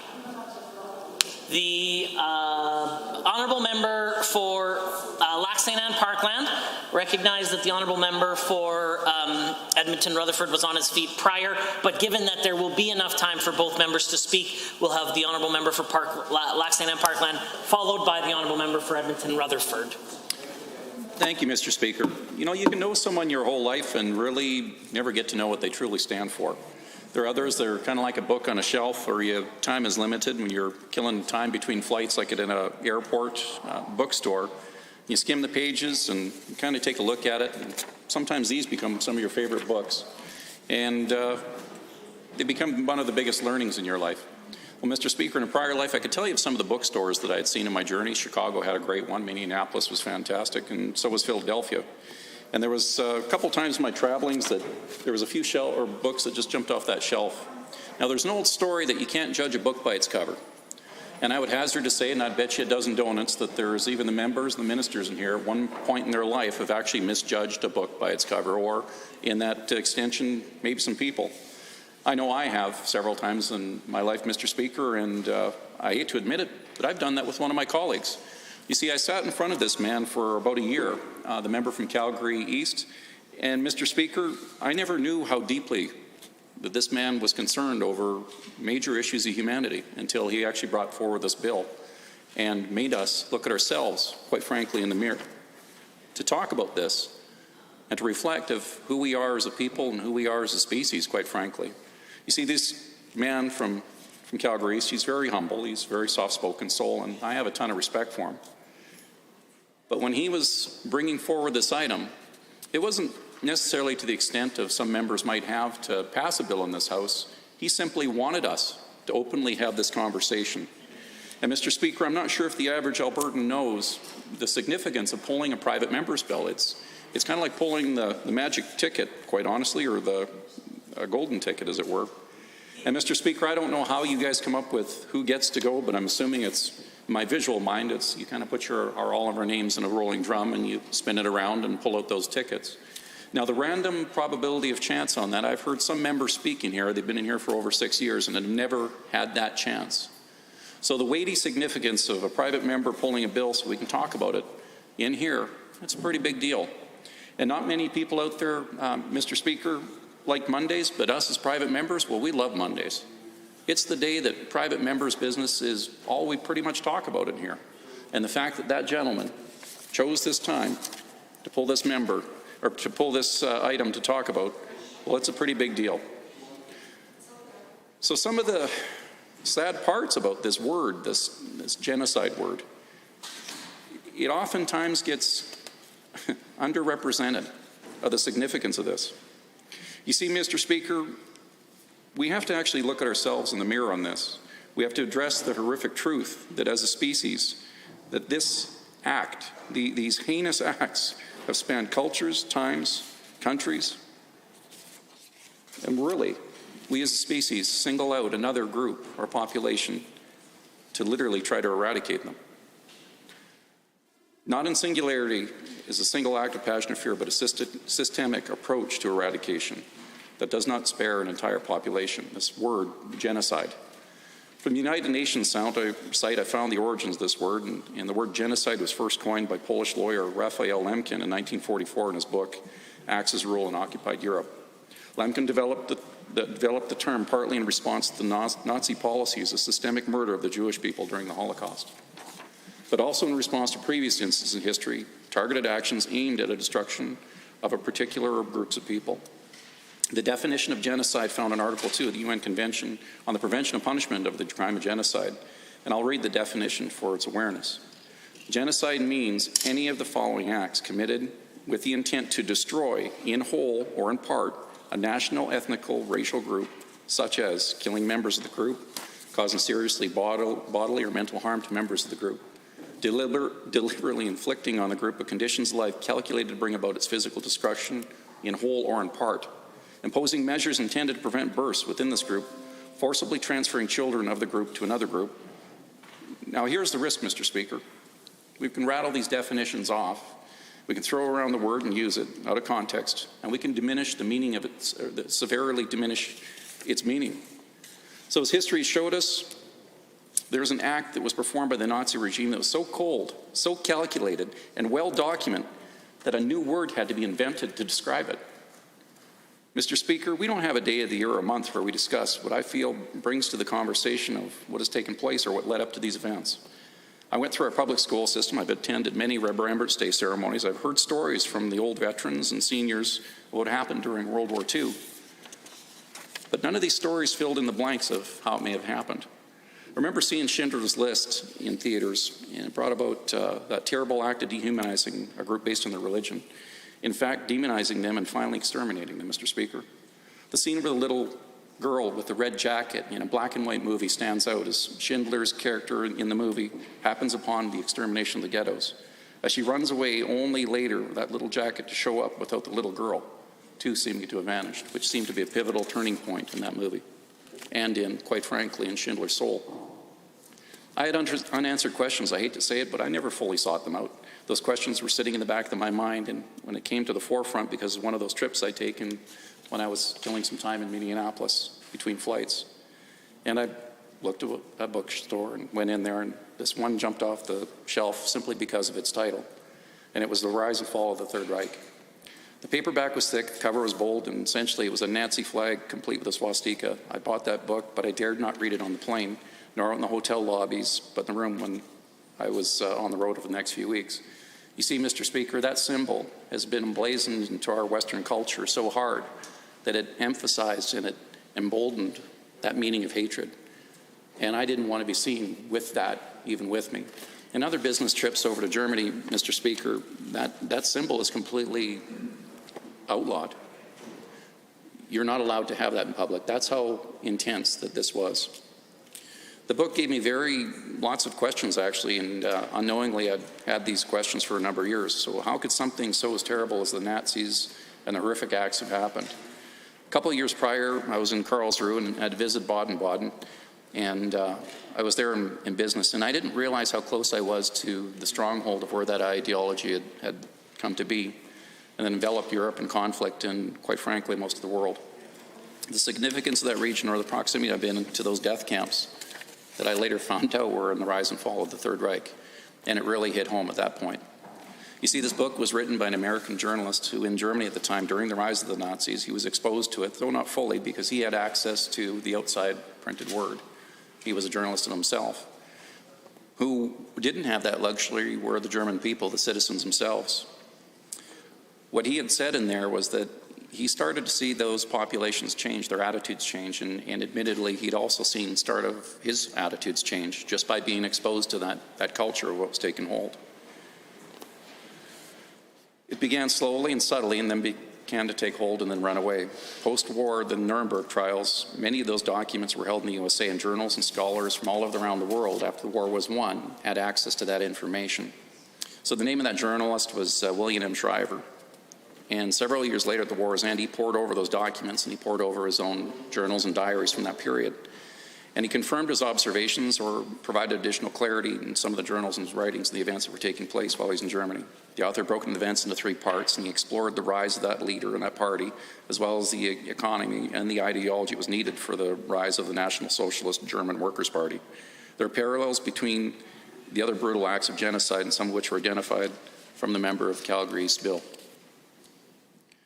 And the intent to try to make sure that we understand and know these turning points and the things before they do take hold. And I believe a very honest and pure intent to make sure we have the dialogue so we can address those core items so we don't have to have another item.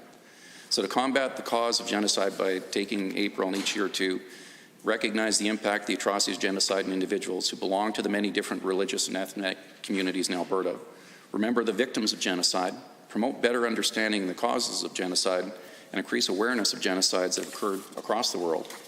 His bill will also require the Minister of Culture, Multiculturalism, and the Status of Women to table a report within 1 year that outlines strategies to combat the causes of genocide, including consulting with the Minister of Education when preparing that report. I came across another paper that, when you start to research this, and it starts to break down some of the key elements. So Heinrich Boll-Stiffing, he wrote a paper that I came across and had cites 6 elements that are indicators in which this environment could lead itself to allow atrocities like genocide to take place. Another person came up with the formula, and when you multiply these elements, it literally starts to spell out the recipe for disaster. There's a chart which compares the acts in which mass populations were targeted for extermination. And Mr. Speaker, to read these words on a page still doesn't have that gravity. So many events took place that we actually have these. So, Mr. Speaker, I hope we support Bill 205 and take that reflection in the mirror to make sure that we can stop these items from taking place again. Thank you. Thank you, honourable members. I see the honourable member for St. Albert has risen. Thank you, Mr. Speaker. It's my pleasure to rise and speak to Bill 205, Genocide, Remembrance, Condemnation, and Prevention Month Act. And, certainly, of course, that when we think of genocide, obviously our minds immediately go to some of the atrocious, horrible tragedies that have happened in our history, some not so long ago, some quite some time ago. And the previous member that was just speaking spent some time talking about what happened in Europe in the 30s and 40s with the Nazis and the genocide that occurred there. And he's certainly correct that was genocide on a scale I think most of us to this day can't even imagine. But when I think about that, I think about a book that I've read a few times, and it was written by Elie Wiesel, and it's called Night. And it's not a very long book, but it talks a lot about his experience being deported and being in a camp, and then, surviving the camp, and then, what went on after that. And I think what struck me and why I've read the book multiple times are the incredible insight that the author provides the reader with. And that is about that it's more than just a phrase to say never again. And I think that we all understand that never again is something that the survivors of the Holocaust and of that genocide regularly say is never again. But I think we can't claim to endorse that if we actually don't take steps to ensure that things like that never happen again. And I think we can all agree that one of the most important ways to ensure that something doesn't happen again is to recognize it when it does happen, even on a smaller scale, even when it's very close to home, even when it's right in front of us. And I would suggest that the member bringing forward this bill and deliberately leaving out a group of Canadians, of Indigenous people, by not recognizing not just the cultural genocide, but the genocide of Indigenous people here in Canada, that is an absolute failure on our part to do everything that we can to ensure that it not only stops, but never again happens. And I think part of the beauty of having a day of remembrance of whatever that remembrance might be, and in this case, to remember the millions of lives that were extinguished and lost as a result of genocide around the world, and I would suggest here in our own country, that the beauty of having a day like that or a piece of legislation like this would be to ensure that we are always looking around, but also looking close to home to ensure that we are not excusing any behavior or overlooking any behavior that may not look like what we think a genocide looks like, but that what we know is a genocide here in Canada. So while I agree, I'm happy that this piece of legislation does condemn and recognize the importance of awareness, not just for us, for this generation, but for the next as well. And I am certainly glad that we are talking about it. However, I think that we fall short if we don't recognize that our failure to include Indigenous people and what happened in this piece of legislation is a failure, is an absolute failure on our part.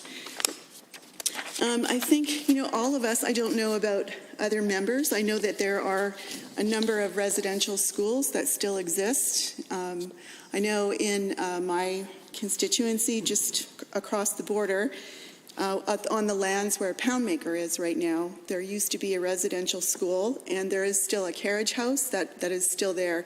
The actual brick building of the school is gone, but the carriage house is still there, and it's truly a chilling reminder. But even worse than that is if you walk a little bit past that house and you go into one of the fields, they will tell you, the people that work on that land will tell you just to be careful where you go because there are a number of unmarked graves there. Now, I think when you're on that land, it's hard to even describe, actually. I didn't think that I would feel it that physically the few times that I've been there, but you do feel it. And then when the stories are told by some of the older people that work there or that, tell the stories that have been told there, and they tell you about the tragedies that occurred right on that land. And I think if we look around Alberta, there were schools all around Alberta. There was actually another one in St. Albert. It is no longer there. There's a graveyard there on that site, and there's a place to remember there as well. But that not far from here. And so for us to deliberately or to knowingly, we've brought up to the government or to the private member that this bill is great. It certainly does something to raise awareness and to for us all to think about what has happened and what can we do going forward to ensure that never again it happens. But our failure, our collective failure to not include every act of genocide and every group that has been the target is truly a failure. So what is the point of selecting some and leaving out others, particularly when these are our citizens? These are people in our country. These are people, our neighbors could have relatives that were impacted by this. So I'm incredibly disappointed. I wish that the genocide towards Indigenous people and missing and murdered Indigenous women and girls in the 60s scoop were included here as outlined in the Truth and Reconciliation Commission. Staff in the Premier's office have said that these atrocities are not genocide and that the NDP position is extreme. So just to be clear, these are not NDP positions in any way. We are just repeating what experts have said, what the definition, it seems like sometimes the UCP is intent on repeating a UN definition, other times, they're kind of slagging the UN. So it seems like this particular piece of legislation. But if you look at the actual definition of genocide, I don't actually understand why you would leave out this entire group of people. So rather than following the alternative history of extremists that the UCP has literally recruited and included in the government, and not in government members, but has included in the workings of government people, extremists like Chris Champion and Steve Bunner. Now, he is retired now, I understand, but these are individuals who have extensive writing that is published. This isn't speculation on our part. This is, you can look it up and you can read for yourself what the positions are. So while I'm not surprised that government members would sort of fall right in line with the people that are working for and with the UCP, I'm actually stunned that they would deliberately not include this group of people. I wish the UCP would consider the recommendations of the Truth and Reconciliation Commission and the final report of the National Inquiry of Missing and Murdered Indigenous Women and Girls. And it is one thing to talk about how you support the Indigenous communities and how you want to work towards a better future and all of those things. It is fine to say all of those things. What you say, though, I'm sorry, and by you, I mean you in general, what you say doesn't matter. It actually doesn't matter. It is what you do. And so if you say that you agree with the recommendations, or you agree with the history, or you agree with the tragedy of the history of this country towards Indigenous people and what this country has done, if you don't take the steps to make things better or to go in a more positive direction, then your words are just shallow, empty. They're meaningless. The Minister of Indigenous Relations says he's not in favor of symbolic gestures and abstract definitions. Yet following these recommendations are not symbolic or abstract. They have been requested, and they are tangible, and they are necessary. And I think, for those people that are that learn a lot from history, and particularly if you're looking at European history, looking at in the 30s and the 40s and what happened in the Holocaust and genocide, and particularly books like Elie Wiesel's book, Night, that the most important thing is to learn from the past and not to repeat the mistake in the future. And it seems that the member, by deliberately leaving out a group that is very close to home, that is right here in this country, that if you absolutely fail to be current and to recognize that this is a group in need of further protection and in need of further remembrance. Thank you, honourable members. I see the honourable member for Peace River has risen. Thank you, Mr. Speaker, and I thank you for this opportunity to rise and speak to this very important piece of legislation. I want to begin by going back to a time in my life when I visited the Democratic Republic of the Congo. And as members of the House will know, the Democratic Republic of the Congo is a neighbor to Rwanda. And the Kivus, the two provinces in the far eastern side of the Congo that neighbor Rwanda, were as enthralled and involved in the Rwandan genocide as Rwanda itself. The differences that happened in Rwanda in that tragic time were ones based on ethnicity between Hutus and Tutsis, but those differences cross borders. Those ethnic tribes and their conflict cross borders. And when we saw the end of the Rwandan genocide, I believe in 1994, we did not see the end of the genocide as a whole, Mr. Speaker. It continued on. The consequences of that genocide are deeply, deeply imprinted in the people of that area, of Central Africa. The truth is, Mr. Speaker, when I lived there as a missionary, volunteering with a group of nuns who had an orphanage, a center for malnourished children, a hospital, who had a library, who had all these different facilities, the number one thing that you'd notice when you go there is that there's an age group there that just doesn't exist. It's the children, Mr. Speaker, that are dead, that do not exist anymore.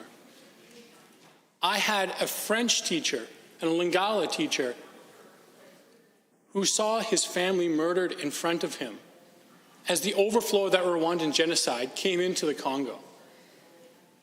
The carnage is not metaphorical, Mr. Speaker.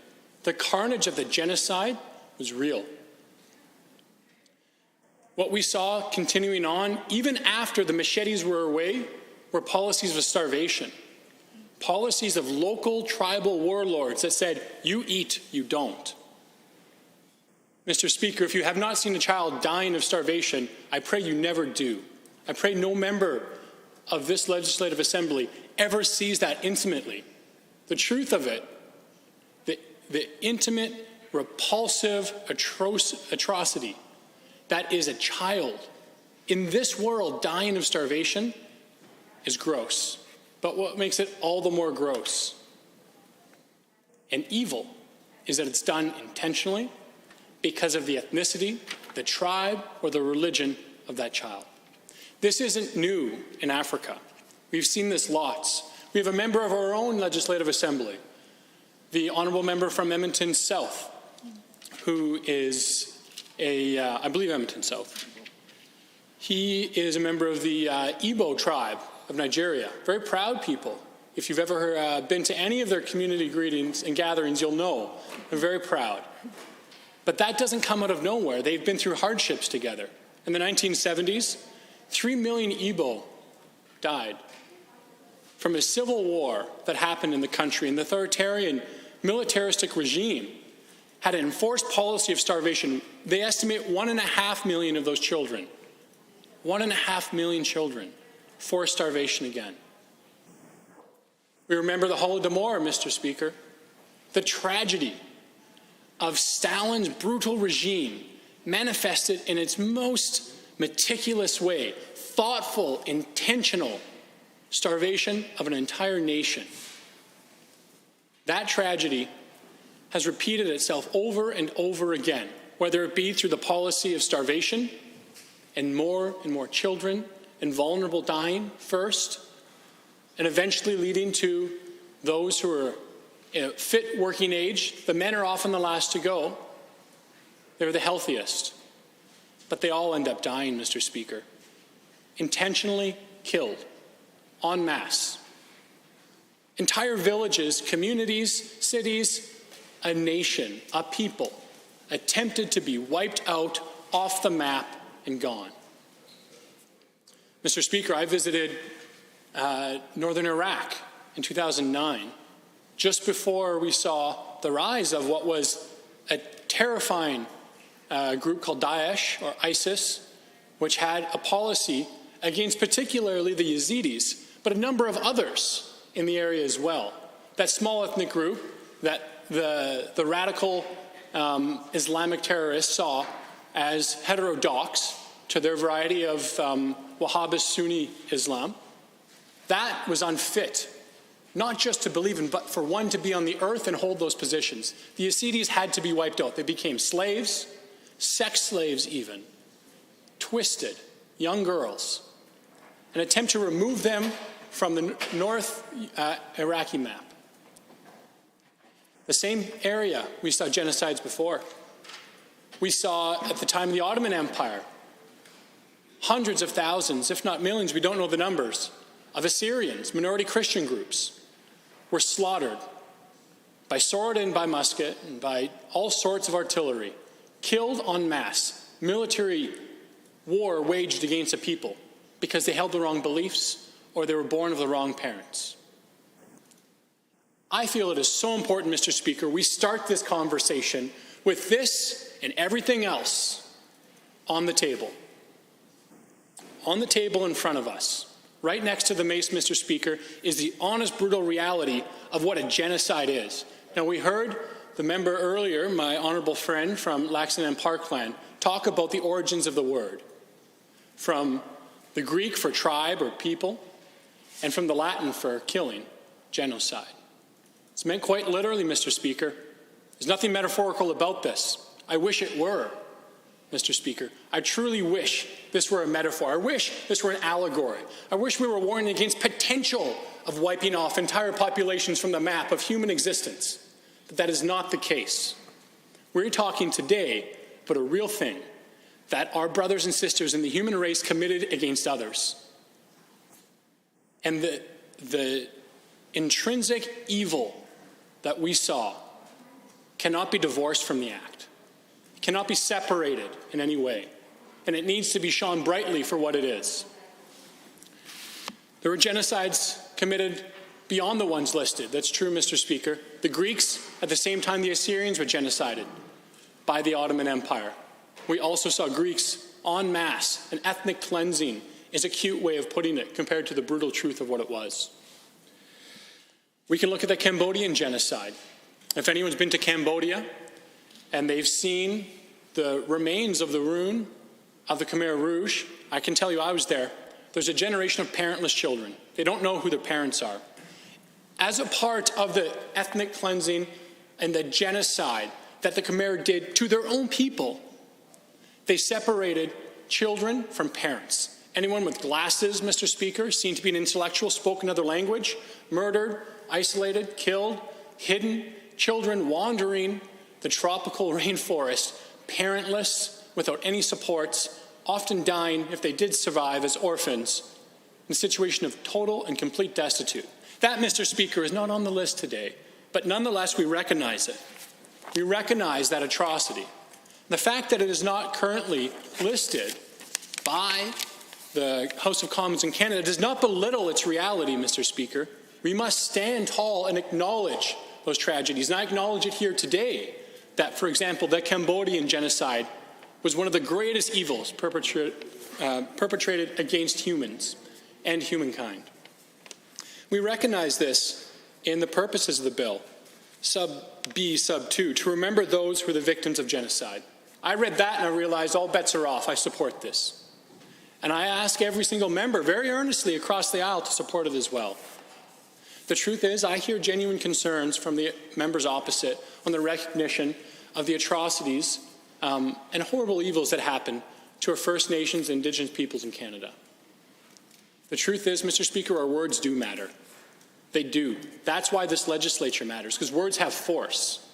Words have meaning, And I stand here today recognizing that residential schools were wrong and evil. I say it here on the floor of the chamber of the Alberta legislature, and I recognize it. Not everything will meet the standard and be recognized as a genocide. That does not diminish the reality of that atrocity and that evil. We can do both. We can recognize these today and also recognize other wrongs that have happened. Wrongs that have happened here in our own province. I recognize it today. I think it's important we do. I think it's important that the words spoken by the Harper government recognizing the wrongs of the residential school program were important and should not be lost.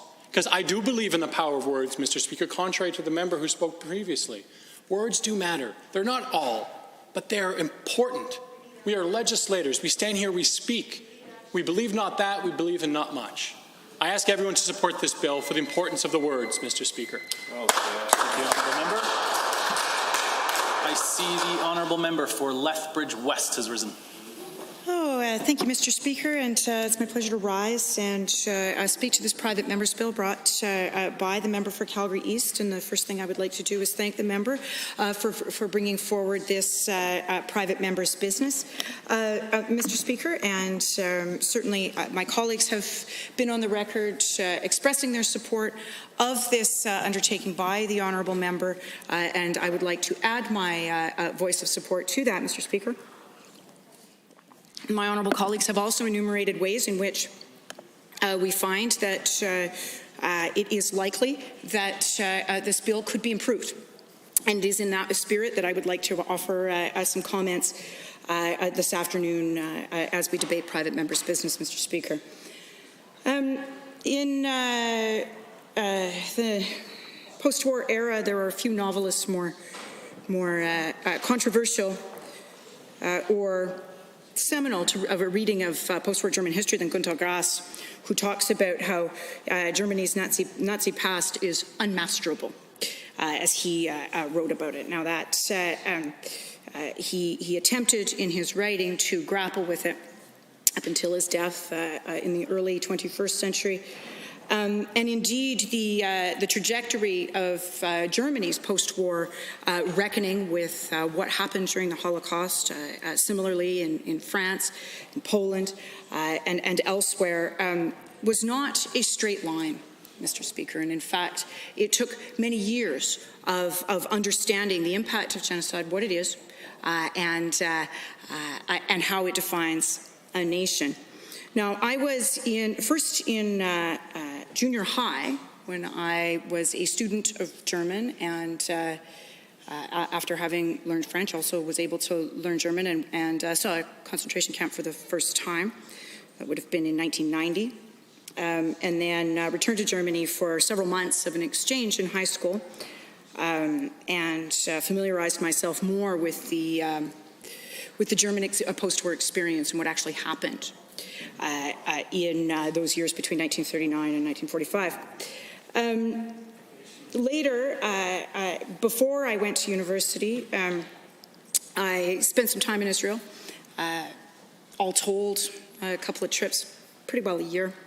Learned a bit of Hebrew, learned a bit of Arabic, and I'll never forget visiting Yad Vashem in Jerusalem and seeing on the wall a number of the quotes and sort of reckonings with what Western countries did in response to the Holocaust. Canada's experience, for example, with the St. Louis, the ship that we turned around, and in fact that our own Prime Minister apologized for rather recently in the last few years, and the response of other developed countries.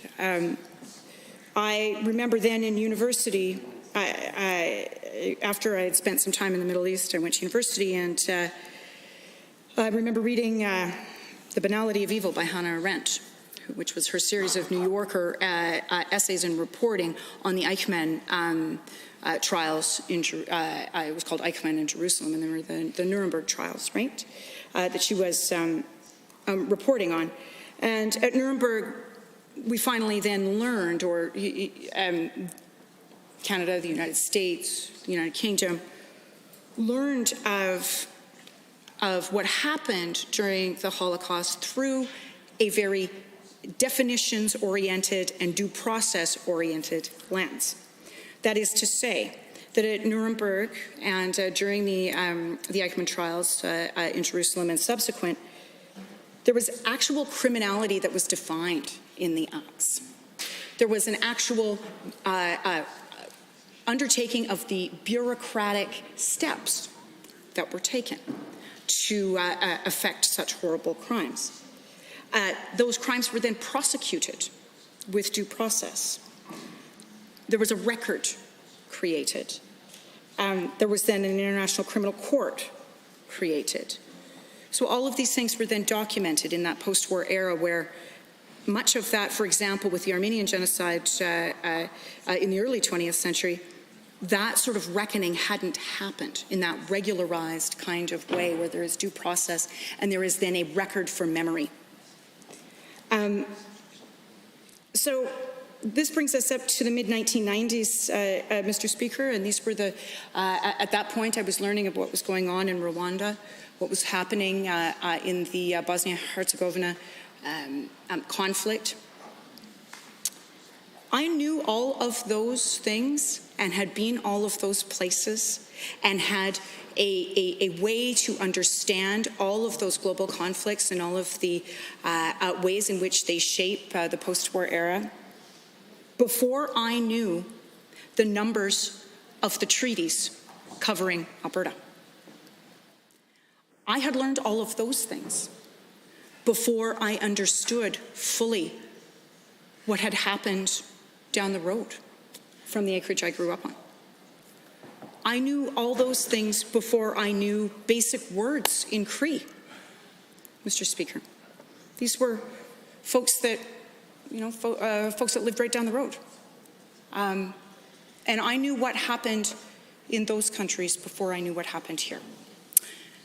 In my grade 3 textbook, I'll never forget it, we learned about Indigenous peoples, except, and it's really, I don't even know how to say it, they were French textbooks, they had come from Quebec, and instead of saying Indigenous people or autochtone, that's the word in French, autochtone, they described folks as les sauvages. That was how I learned of my neighbors. And so there was an erasure of memory there, of history, a lack of definitions, due process, any sense of what happened here, a record. None of that existed for me until I was well into graduate school, before I fully appreciated all of those things. And so all of this is to say, Mr. Speaker, that I deeply appreciate the undertaking of the member to bring forward this bill. It remains a little bit confusing to me why there would be an enumeration of events, a picking and choosing of some, because we know that historical memory changes over time. It certainly did, even in the post-war era of understanding and fully internalizing in Germany the effects of the Holocaust and bringing language to what happened there, both within Germany and outside of it. It took time. It wasn't until 1985 that there was a sort of generation-defining speech on the floor of the German parliament by the then President von Weizsäcker.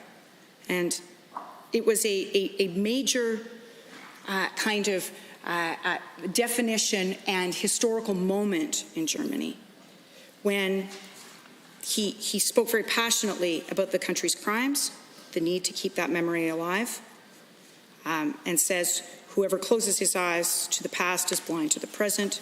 Whoever refuses to remember the humanity is prone to new risks of infection. It was a very, very powerful statement by the then president of Germany in a big speech to the Bundestag. It was 1985. It was quite a bit later than even the Nuremberg trials. So, Mr. Speaker, all this is to say is that when we know more and when we know better, we do better. Many of these things go on over time, and they benefit from the creation of that record, which is what brings me to the Truth and Reconciliation Commission. Because, in fact, the Nuremberg trials set the stage for the International Criminal Court, for the definition of crimes against humanity, for definitions of genocide, for that process, not just on the legal side, but then that process of reckoning and reconciliation, frankly. That process was undertaken in South Africa after apartheid fell and provided some of the animation for the Truth and Reconciliation Commission here in Canada, and some of the model, certainly not all. But, and we learned more. We learned records upon records. We heard story upon story. We saw much more evidence, and that's why that history should be in this bill as well. Thank you, Honourable Member. Are there any other members looking to join debate? I see the Honourable Member for Edmonton-Glenora. Thank you very much, Mr. Speaker, and to my colleague from Lethbridge West for her impassioned remarks, and to the mover for bringing this bill forward today. And I want to say that I think it is generally a good bill that we have in front of us, and I think it definitely has good intentions. I do want to echo, though, what my colleagues have said before me, in that I think that it is missing a very big piece of genocide that is very close to home. That happened here, and it happened within a few generations, and the impacts of that genocide continue to live on today. And the impacts, as the education critic, I can tell you, are alive and well, specifically when it comes to parents and grandparents not always feeling welcomed in their child's school, and for good reason. Their parents certainly weren't welcome in their school.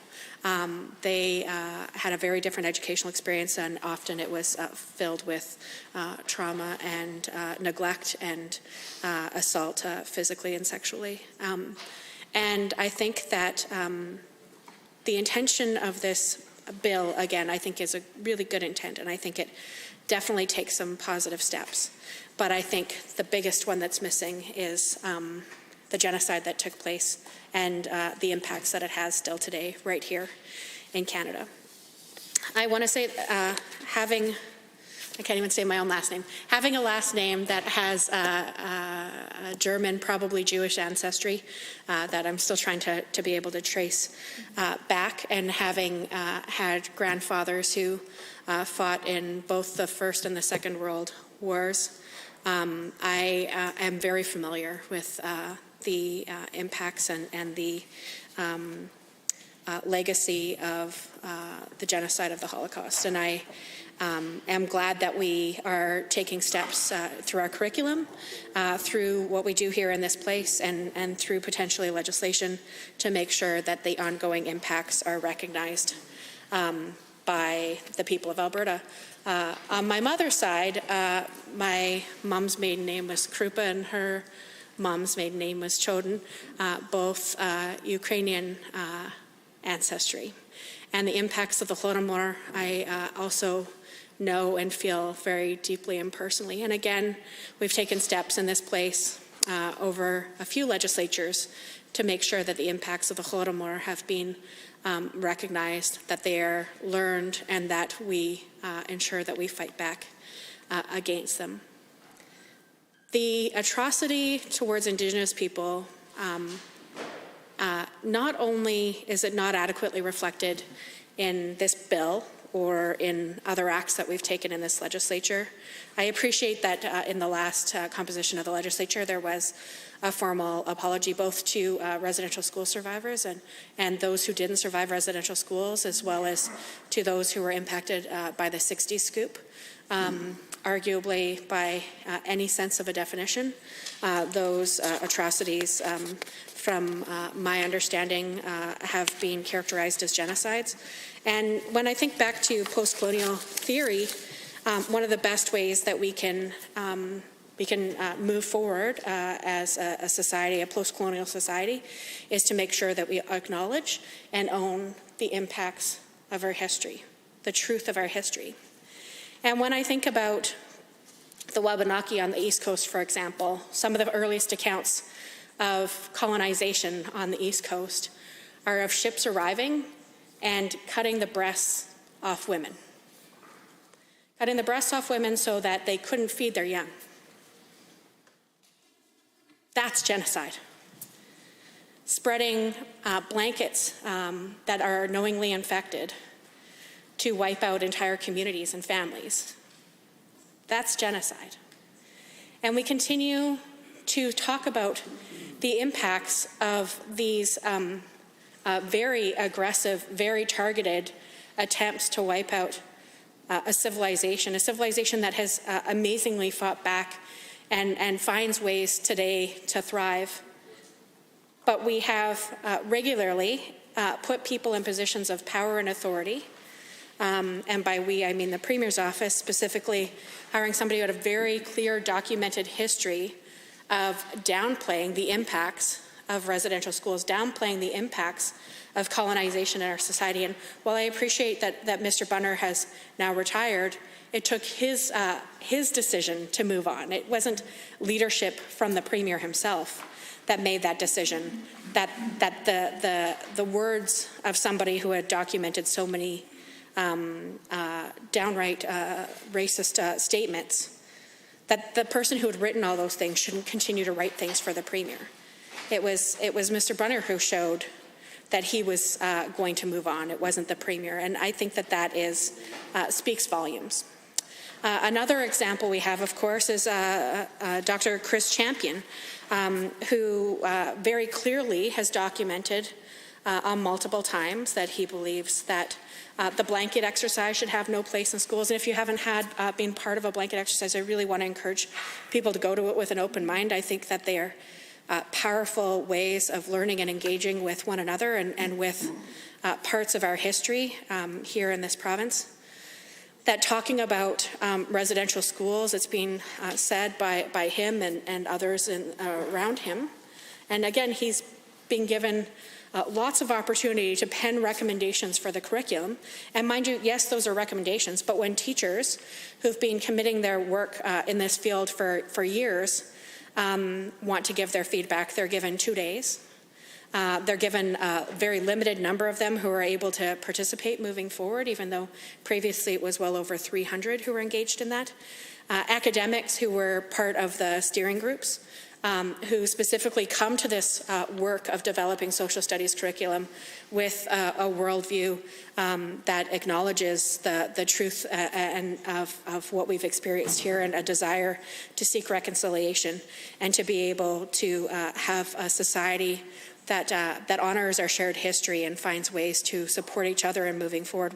When those academics are dismissed from the process, but one specific academic who has a history of writing things that are racist and very offensive to Indigenous leaders is welcome to take several months to write his feedback and give it. I think it says that this government doesn't take the genocide against Indigenous people seriously. And we have had a Minister of Crown say that he's not in favor of symbolic gestures or abstract definitions. And I want to say that the recommendations from the Truth and Reconciliation Commission are not symbolic, they are not abstract, they are concrete, and they have been requested as a tangible and documented initiative to be able to help us achieve truth and reconciliation. And when the community specifically says that they don't support the employment of Paul Bunner and Chris Champion in the roles that they've been appointed by the Premier's office, I think that it is very disrespectful to survivors of this genocide.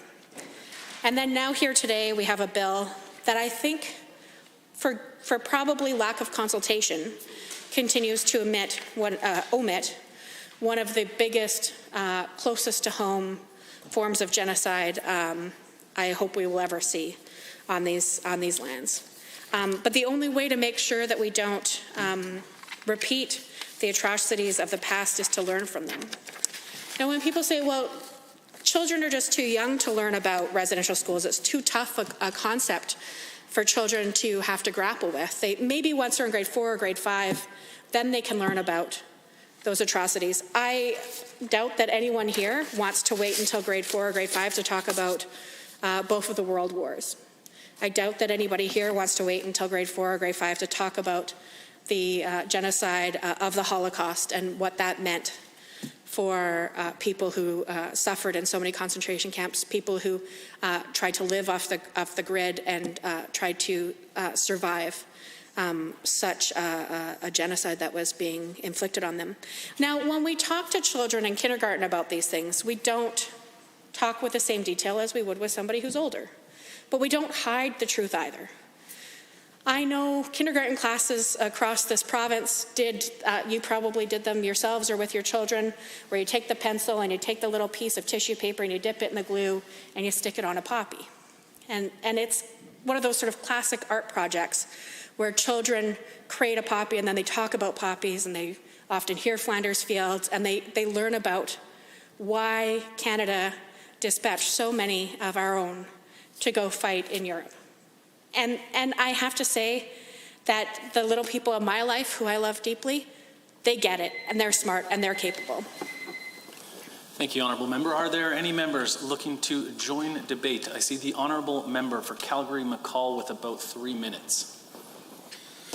Thank you, Mr. Speaker, and I'm glad to see this bill come forward, and we are talking about condemning and recognizing genocide and educating public about it and discussing strategies how we can prevent, what we can learn from the history, how we can prevent similar things happening again. But as my colleagues have mentioned, that it's a good bill. We agree with everything this bill recognizes. All those are significant incidents, and they should be recognized. We should learn from them. But we live here in Alberta. We live here in Canada. If we talk about Alberta, the entire province is covered by 3 treaties, Treaties 6, 7, and 8. And I think it's quite surprising to see that we are missing that, the treatment of Indigenous people at the hands of the state. That's missing from this piece of legislation. And we do know now through Truth and Reconciliation Commission, from various governments seeking apologies and committing to work with Indigenous people on residential schools, on how they were treating at different times. So we do know that that's significant for Indigenous communities, and that's significant for every other Canadian as well, Canadian children, youth, everyone, to learn about and reflect on how Indigenous communities have been treated in this country, in this province. While we are talking about things that happened quite far, and I agree we should be talking about those too, but we should start at home. We should recognize the treatment, what Indigenous people went through. So I hope that bill sponsor will consider including that at Committee of Whole. Thank you, Mr. Chair. Thank you, Honourable Member, and I hesitate to interrupt the Honourable Member for Calgary McCall, but under Standing Order 8 sub 7AI, which provides for up to 5 minutes for the sponsor of a private member's public bill to close debate, I would invite the Honourable Member for Calgary East to close debate on Bill 205. The Honourable Member. Thank you, Mr. Speaker. I would also like to thank and extend my appreciation to all my colleagues who had expressed their support, views, and comments about Bill 205. Genocide recognition is a contentious issue, and the intention of Bill 205 is to focus on genocide remembrance, condemnation, and prevention. To avoid divisive arguments over any particular genocide, Bill 205 relies on the list recognized by the House of Commons because it represents the broad consensus of the nation. This bill does not seek to encroach over the jurisdictions of the federal government, as the crime of genocide was defined and its corresponding consequences were determined in the Convention on the Prevention and Punishment of the Crime of Genocide in 1948, where Canada is one of the signatory countries. But the responsibility of commemorating, condemning, and preventing genocide does not reside only to the federal government, Mr. Speaker. We all share that same duty to adhere to the generally accepted principles in preserving human rights and dignity. That is why Bill 205, Section 3 thereof, seeks to make the month of April of each year as the Genocide Remembrance, Condemnation, and Prevention Month. This provision does not limit the remembrance and condemnation to a certain genocide. I believe that there is a lack of awareness of the occurrence of genocides, their causes, and the grave nature of these events. We see this most clearly when people make careless jokes or inappropriate comparisons between a particular event and a genocide. We must acknowledge the different root causes of genocide. The Nazis had the thought that their race, Aryans, are more superior than the Jews, while the Ukrainians' famine and genocide was caused by an ideological to convert small farms into state-run collectives and punish those who could be a threat to authorities or those who does not want to follow this path to their goal. It is also important to pay attention to the assertions of an existence of hate and racism around us. And if we look at hatred and racism, these are some of the triggering factors that I see which lead eventually to commission of the other elements of this wrongdoing. Like I said previously, initiatives like the Alberta Indigenous Opportunities Corporation and the work to modernize the Police Act demonstrate our commitment to meaningful reconciliation and to empower Indigenous communities so we can be partners in prosperity. The government has committed in improving the lives of our First Nations, Inuit, and Métis people. Having said that, Mr. Speaker, let me just emphasize that the government has been continuously working with the Indigenous people towards reconciliation and listening on the concerns to their families and jobs. Let me conclude by highlighting the fact that our province continuously to be of high regard with respecting human dignity and human rights. We endlessly extend our support, accept the victims and their families here. We provide shelter and a new beginning to all that have been victimized of unfair treatment and abundant human rights. With all of these, we demonstrate respect and compassion. We act as one, and we do not pick or choose whom to support. This has been our response, an unwavering commitment with great desire to maintain peace and harmony in our communities. Again, thank all my colleagues for expressing their support, opinion, remarks on this bill. Your thoughts are all well taken into account. I look forward to expound more about the desire and the purpose of Bill 205 in the coming debate at the Committee of Whole, as I would readily answer all the questions surrounding this bill. With that, Mr. Speaker, I close the debate. Thank you. Thank you, Honourable Member. The Honourable Member for Calgary East has moved second reading of Bill 205, Genocide, Remembrance, Condemnation, and Prevention Month Act. Does the Assembly agree with the motion for second reading? All those in favor, please say aye. Aye. Any opposed, please say no. That is carried. Bill 205, Genocide, Remembrance, Condemnation, and Prevention Month Act is now read a second time. Under Public Bills and Orders other than Government Bills and Orders for second reading, Bill 206, Property Rights Statutes Amendment Act 2020, Ms. Glasgow. See, the honourable member for Cypress Medicine Hat has risen. Thank you, Mr. Speaker.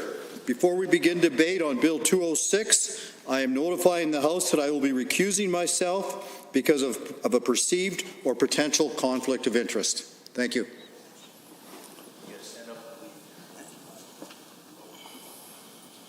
Give you some time.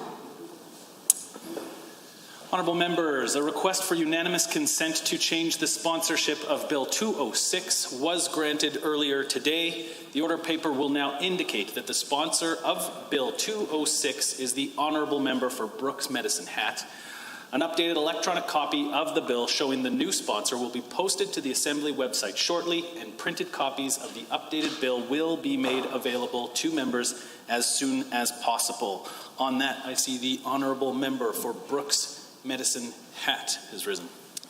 Thank you very much, Mr. Speaker. And it is an honor today to move second reading of Bill 206, the Private Member's Bill to Protect Property Rights Statute Amendment Act 2020. Mr. Speaker, I want to start by saying thank you to the Assembly today for granting unanimous consent for this bill to be able to proceed and for the sponsorship to change. I have to say, Mr. Speaker, it's a real honor for me as a private member, and especially as a rookie private member, to be able to stand in this House at all, let alone move a piece of private member's legislation through the House that has had so much conversation and has such a deep linkage within the fabric of our province. The idea of property rights has been an ongoing discussion within Alberta for decades, but I have to say, I know for myself, was a foundational core of one of the reasons why I first joined the Legacy Wild Rose Party back in the day. And it was also a foundational core of many people putting their names on the ballot, specifically when Bill 36, the former Bill 36, the Alberta Land Stewardship Act, was introduced. This has been regarded by many in the province, especially as those who are opposed to the property rights restrictions in that bill, as a piece of draconian legislation. This resulted in multiple rallies around the province where hundreds of people could be seen. This is people from rural Alberta, urban Alberta, everywhere in between, Mr. Speaker. So this bill, the Property Rights Statutes Amendment Act 2020, it is really a culmination of listening to Albertans for going on a decade to hear their concerns and to amend legislation to make it better and stronger. And ultimately, as members of the legislature, that is our job today and every day, is to make our legislation stronger, to protect Albertans and give them what they need and help and support them. So, like I said, this is, many experts have said that not having full and fair access to compensation and not having courts to appeal these decisions was draconian. And this is, like I said, one of the reasons why this bill was even brought forward in the first place. So and Mr. Speaker, I want to say, first of all, to all those who are watching, this is a very important piece. It's a very important piece of legislation to them and to me as well. I'm not going to stand here and say that I wrote this bill. I'm not going to stand here and say that I personally put my feet on the ground and did all the work in this bill, because I didn't. Obviously, now I am the sponsor of this bill for reasons that we all know, but I want to give credit to all those people who have been working so hard on this bill for the last 10 years and even before that, for protecting property rights and being advocates of that. Some of these people were doing this before I was even born, Mr. Speaker, so I want to give credit where credit is due. So,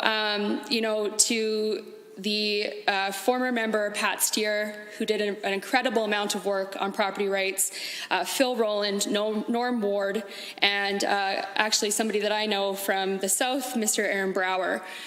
They've done a considerable amount of work in advocating for property rights and mobilizing people, so I just want to say thank you to them on the record today, Mr. Speaker.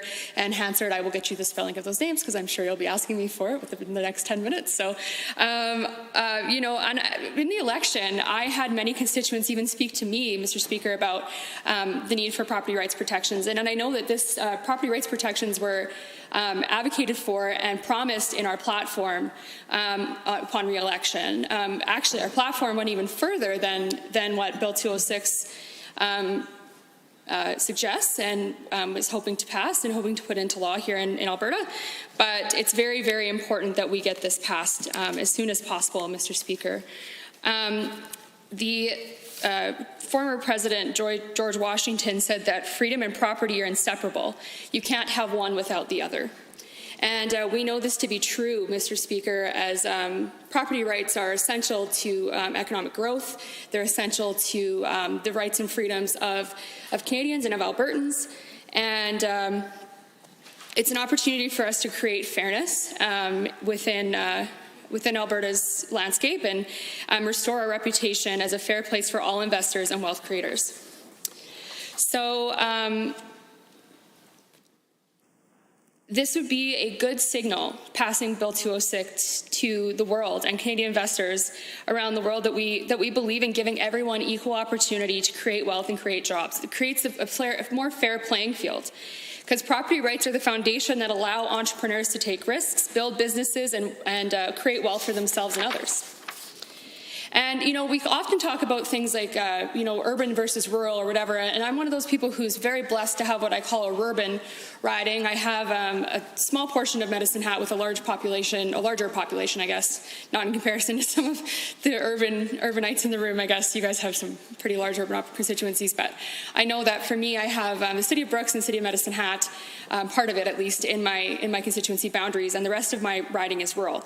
So we have rural Albertans, of course, have a very robust, high awareness of property rights and how they implicate and interact with their everyday lives.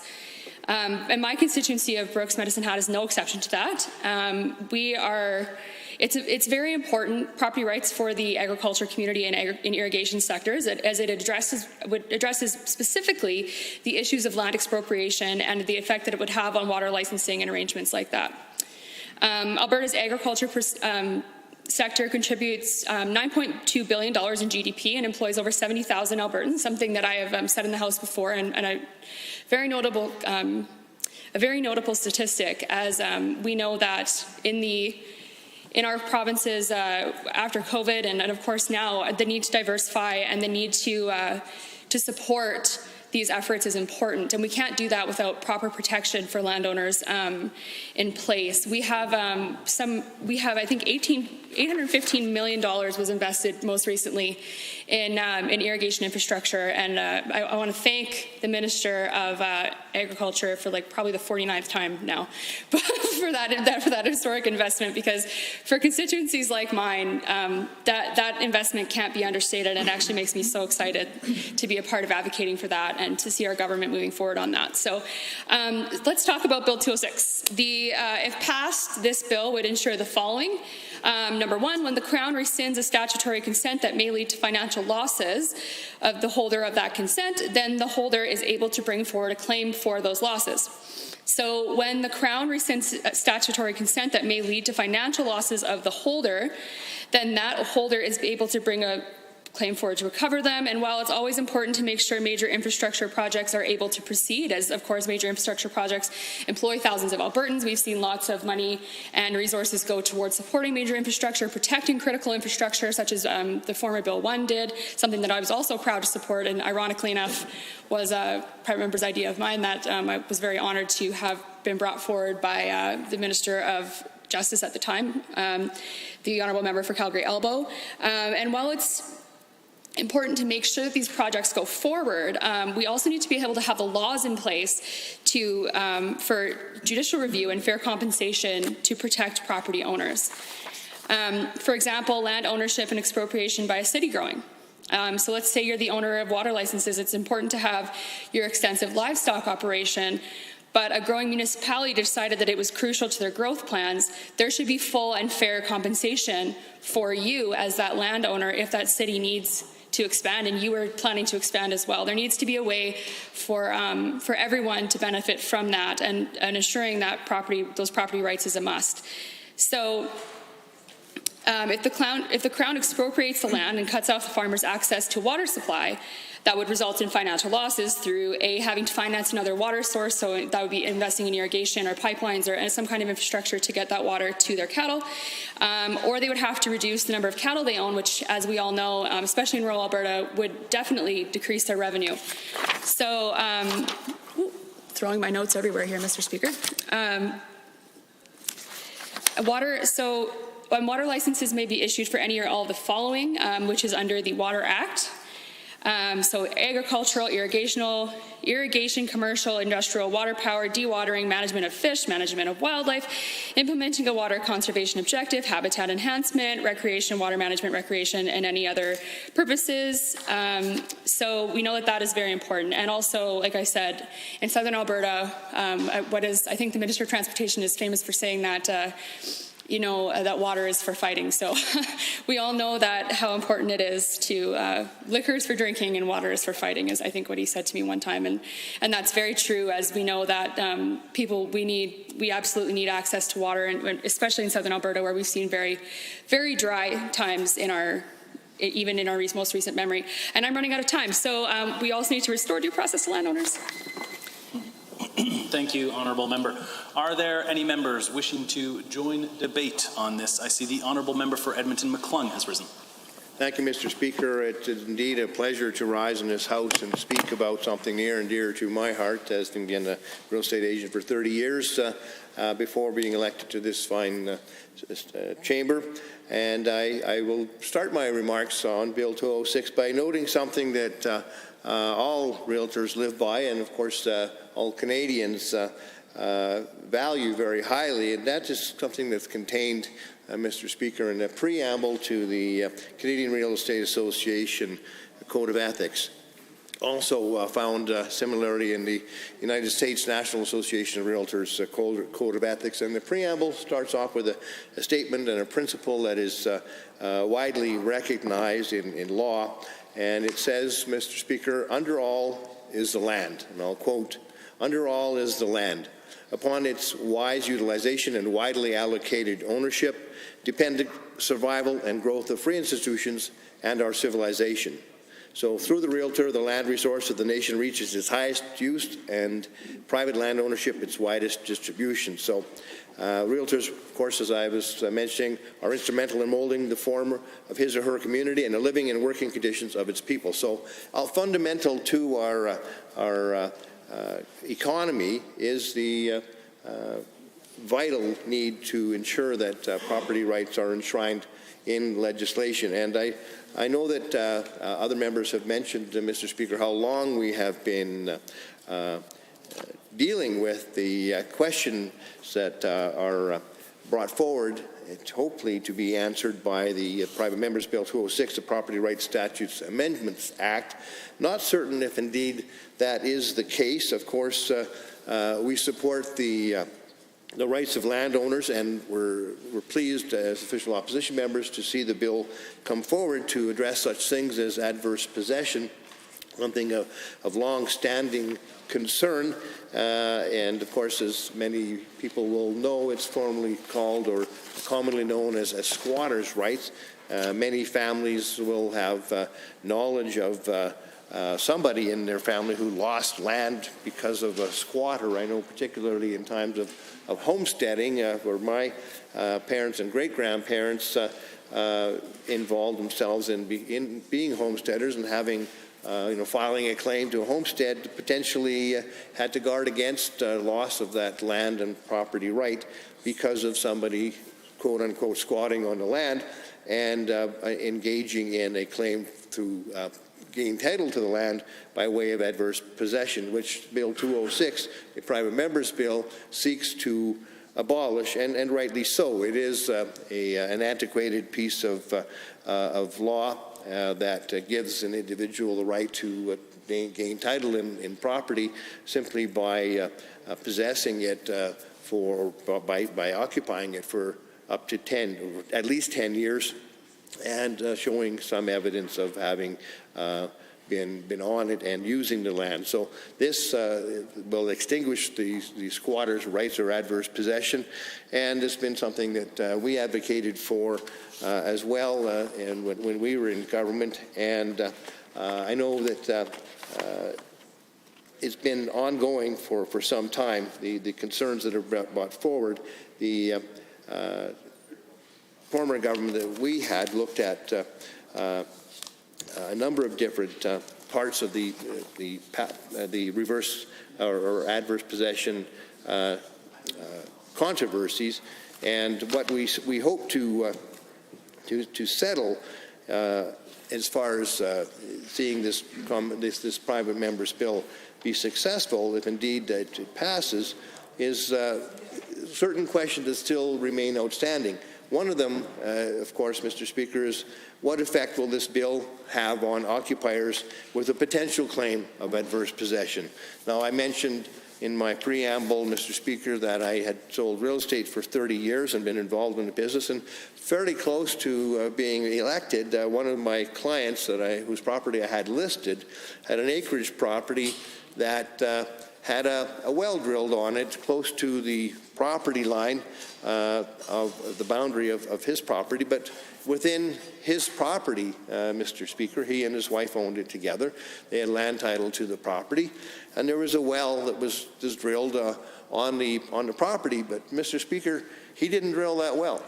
The neighbor drilled the well, and that well was located on his property. And the outstanding concern that I had as the agent for the seller in that particular case was what happened if the owner of the adjacent land who had drilled the well and was using it to supply his property with water, a neighboring property, had engaged in an exercise to enforce or make a claim of adverse possession for the land that he was using to drill that well on that served his property. And Mr. Speaker, I posed the question, what effect would this Bill 206 have on such situations had that individual started a claim for adverse possession? What effect will Bill 206 have? Will it extinguish such claims if they're already in process? If there are already pending claims outstanding right now, what indeed are the provisions for that? I've heard nothing about that, and certainly that is a situation that potentially could end up in the courts if indeed we don't have this piece of legislation speaking to it. What remedies are available, for example, to this individual landowner who may have, without malice, put the well on his neighbor's land, but indeed, what remedies might be available for that owner to recover costs of having to perhaps re-drill a well on his own land, or would there be no remedy whatsoever if he had indeed known full well that he put the well where he did, perhaps because he thought the water source was better there. So there's questions that this bill does not yet address that I think are important to ensure that we clarify before passage of the legislation. What are the orders to which this applies as far as the pending pieces of pending claims that might be outstanding?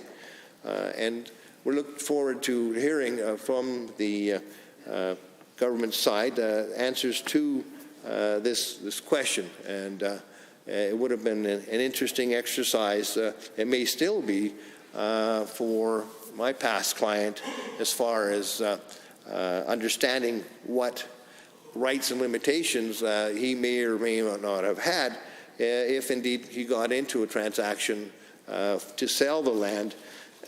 My advice, of course, was, to ensure that the potential buyers were aware of the situation and that the lawyers for both parties were also made aware prior to signing of any contracts. But outstanding issues like this can still be problematic for potential buyers and sellers of land, and I think that the legislation should be something that deals with this as a contingency.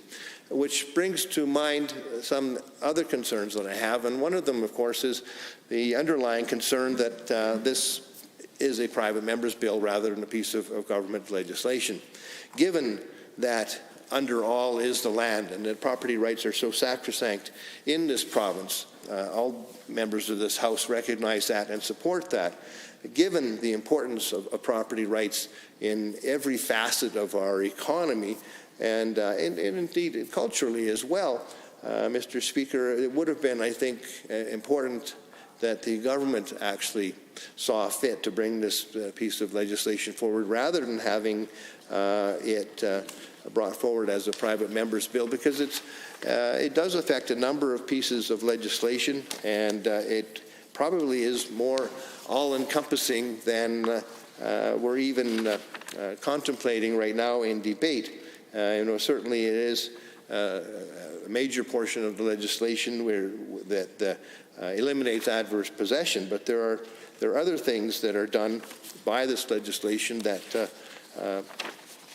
the government probably could have more adequately researched and addressed had it been a piece of government legislation. I know that the legislation amends the Bill of Rights to recognize property rights. It repeals sections of the Alberta Land Stewardship Act. It repeals Section 74 and substitutes a section removing right or title through adverse possession under the Land Titles Act. It repeals Section 2.1 and amends Section 3 of the Limitations Act, and the Responsible Energy Development Act is also changed. Thank you, honourable members. I see the honourable member for Calgary, Falconridge, has risen to debate. Thank you, Mr. Speaker. I'm proud today to rise in support of bill which was brought forward by my good friend from Cyprus, Medicine Hat, the Property Rights Statutes Amendment Act. As many members of this House know, I was former member of our legacy party, Wild Rose Party, and property rights were a hallmark of our former party. They were a hallmark because property rights are arguably the most important rights a citizen can have in creating wealth for themselves, their family, and all other dependents. Not only wealth, but property rights provide a necessary check on governments who wish to adopt overly intrusive ideas of the public good. Too often, we see governments expropriate private lands for some larger projects that supposedly serves the public interest, when in fact many projects government claim are in the public interest actually create a lot more harms to the public, as such projects often contain many unintended consequences. Specifically, these harms concerns the conservation of the natural environment, and shortly I will explain why the disregard of property rights destroy the natural environment and harms the public at the same time. Before I do that, I want to take a few minutes to explain why property rights are essential. In particular, there are two integral reasons that highlight the importance of property rights in the society. Firstly, property rights ensure uninhibited access to land that is essential for private sector development and job creation. The private sector needs lands to build factories, commercial buildings, residential properties, and other significant infrastructure-related projects that many of us rely on. Without land, these larger developments could not occur, and society would not have the vast opportunities available for the citizens to be successful and create prosperity for them and their families. In fact, according to the International Monetary Fund, which we also call IMF, a significant reason why countries in Middle East and North Africa have a struggling private sector because of their inability for private corporation to obtain land, much of which can be attributed to the restrictive government policies that create numerous issues that is establishing land titleship and registration. Equally, and this is related to my initial point, property rights prevent the arbitrary seizure of private land by the government. Government overreach is something we must always be cognizant of, as this is inevitably leads to the erosion of personal liberties that are integral to a free, just, and democratic society.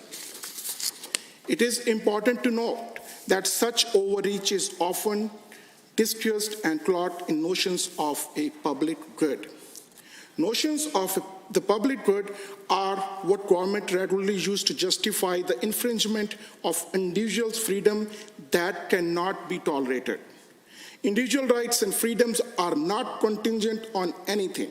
They are to be upheld forever and always in a democratic nation. Anything less would allow governments to respect rights and freedom only when convenient for them to do so. In other words, only when doing so aligned with interest or agenda of the government in power.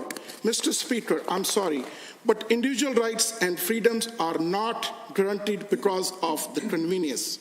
They are guaranteed because they are fundamental to the democratic society that values the rule of law. With this bill in place, landowners will have a legal recourse to ensure the land is not used for undesirable purpose, allowing individual landowners to make that determination for themselves rather than governments who frequently adopt perverse notions of actions that are supposedly in the public interest. Yet, these are not the only reason property rights are important, and with my time remaining, Mr. Speaker, I want to come back to the idea of how property rights ensure the preservation of the natural environment.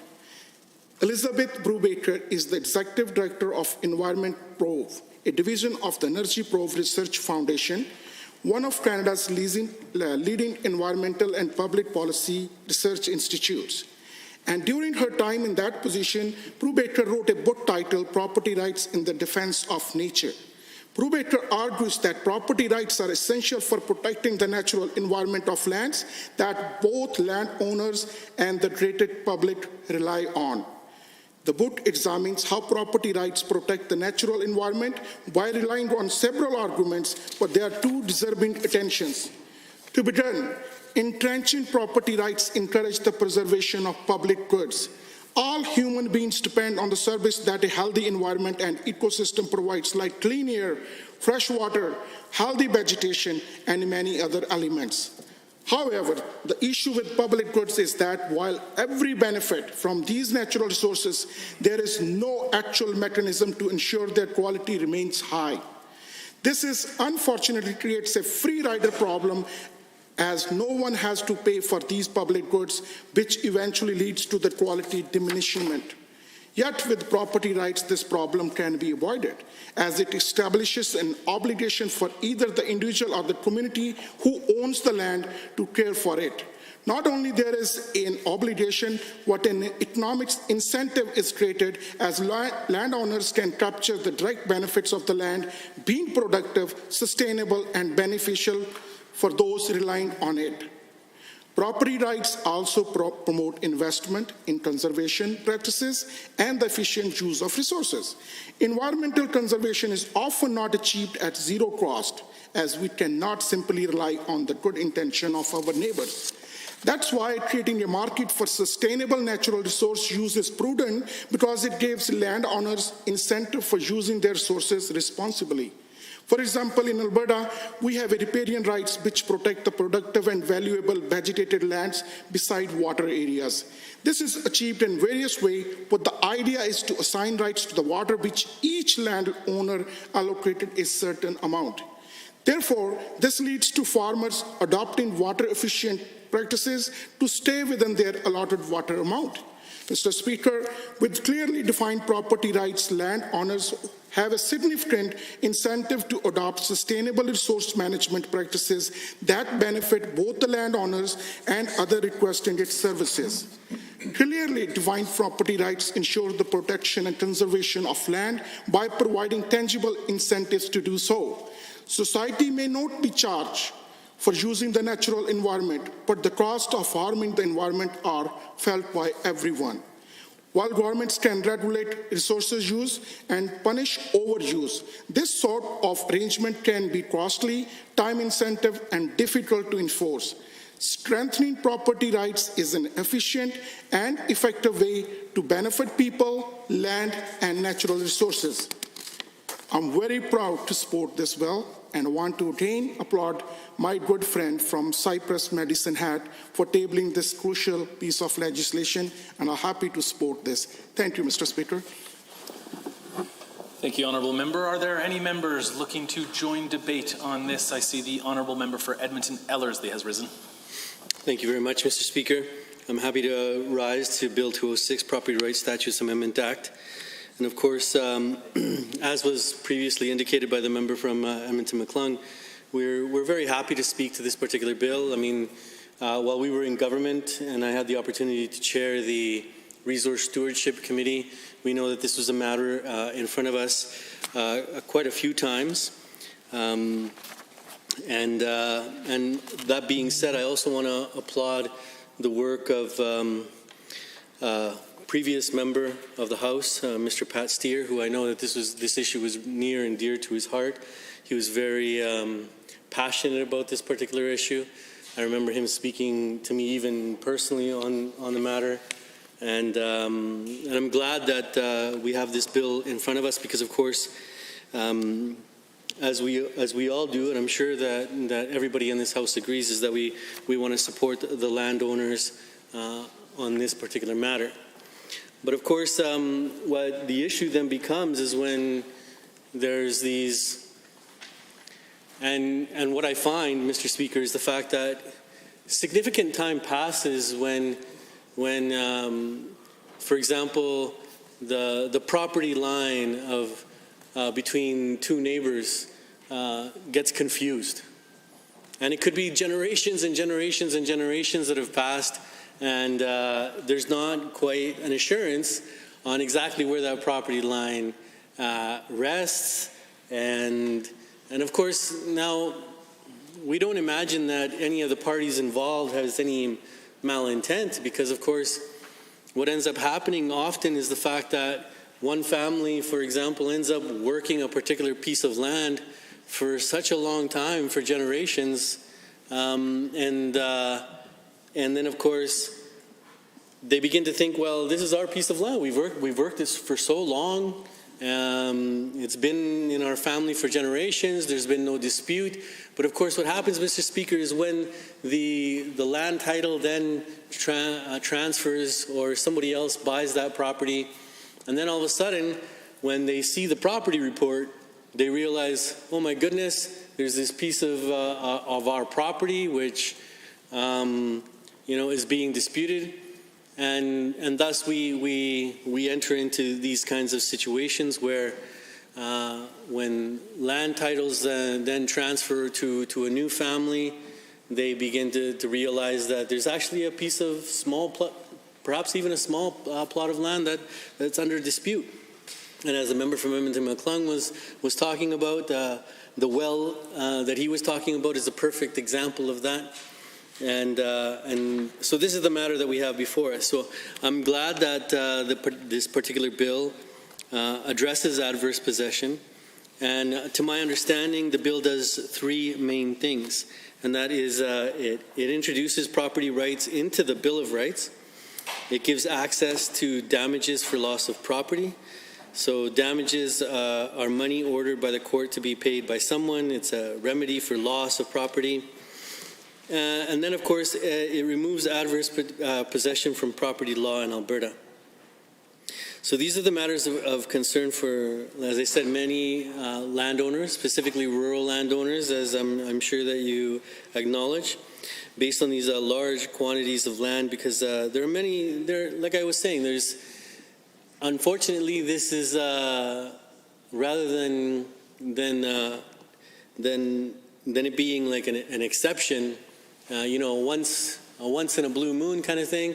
Unfortunately, this happens way too many times here in the province of Alberta, based on the fact that, like as I was saying, generations and generations pass, and then it's not really well known where those property limits actually stand.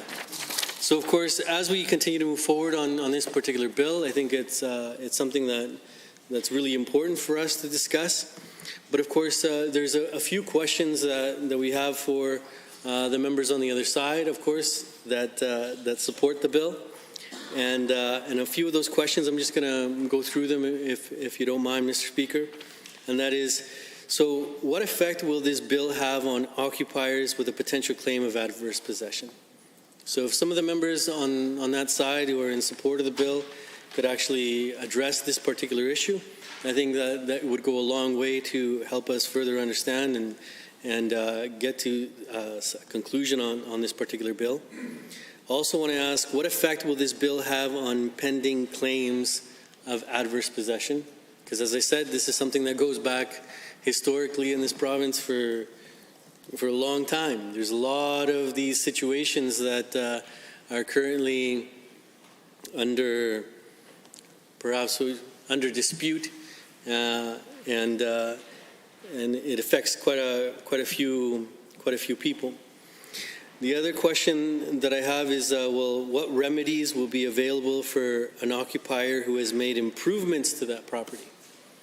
Because as I was saying, Mr. Speaker, what ends up happening a lot of the time is that even though the person who's actually working that particular piece of land is under the understanding that it's their piece of land,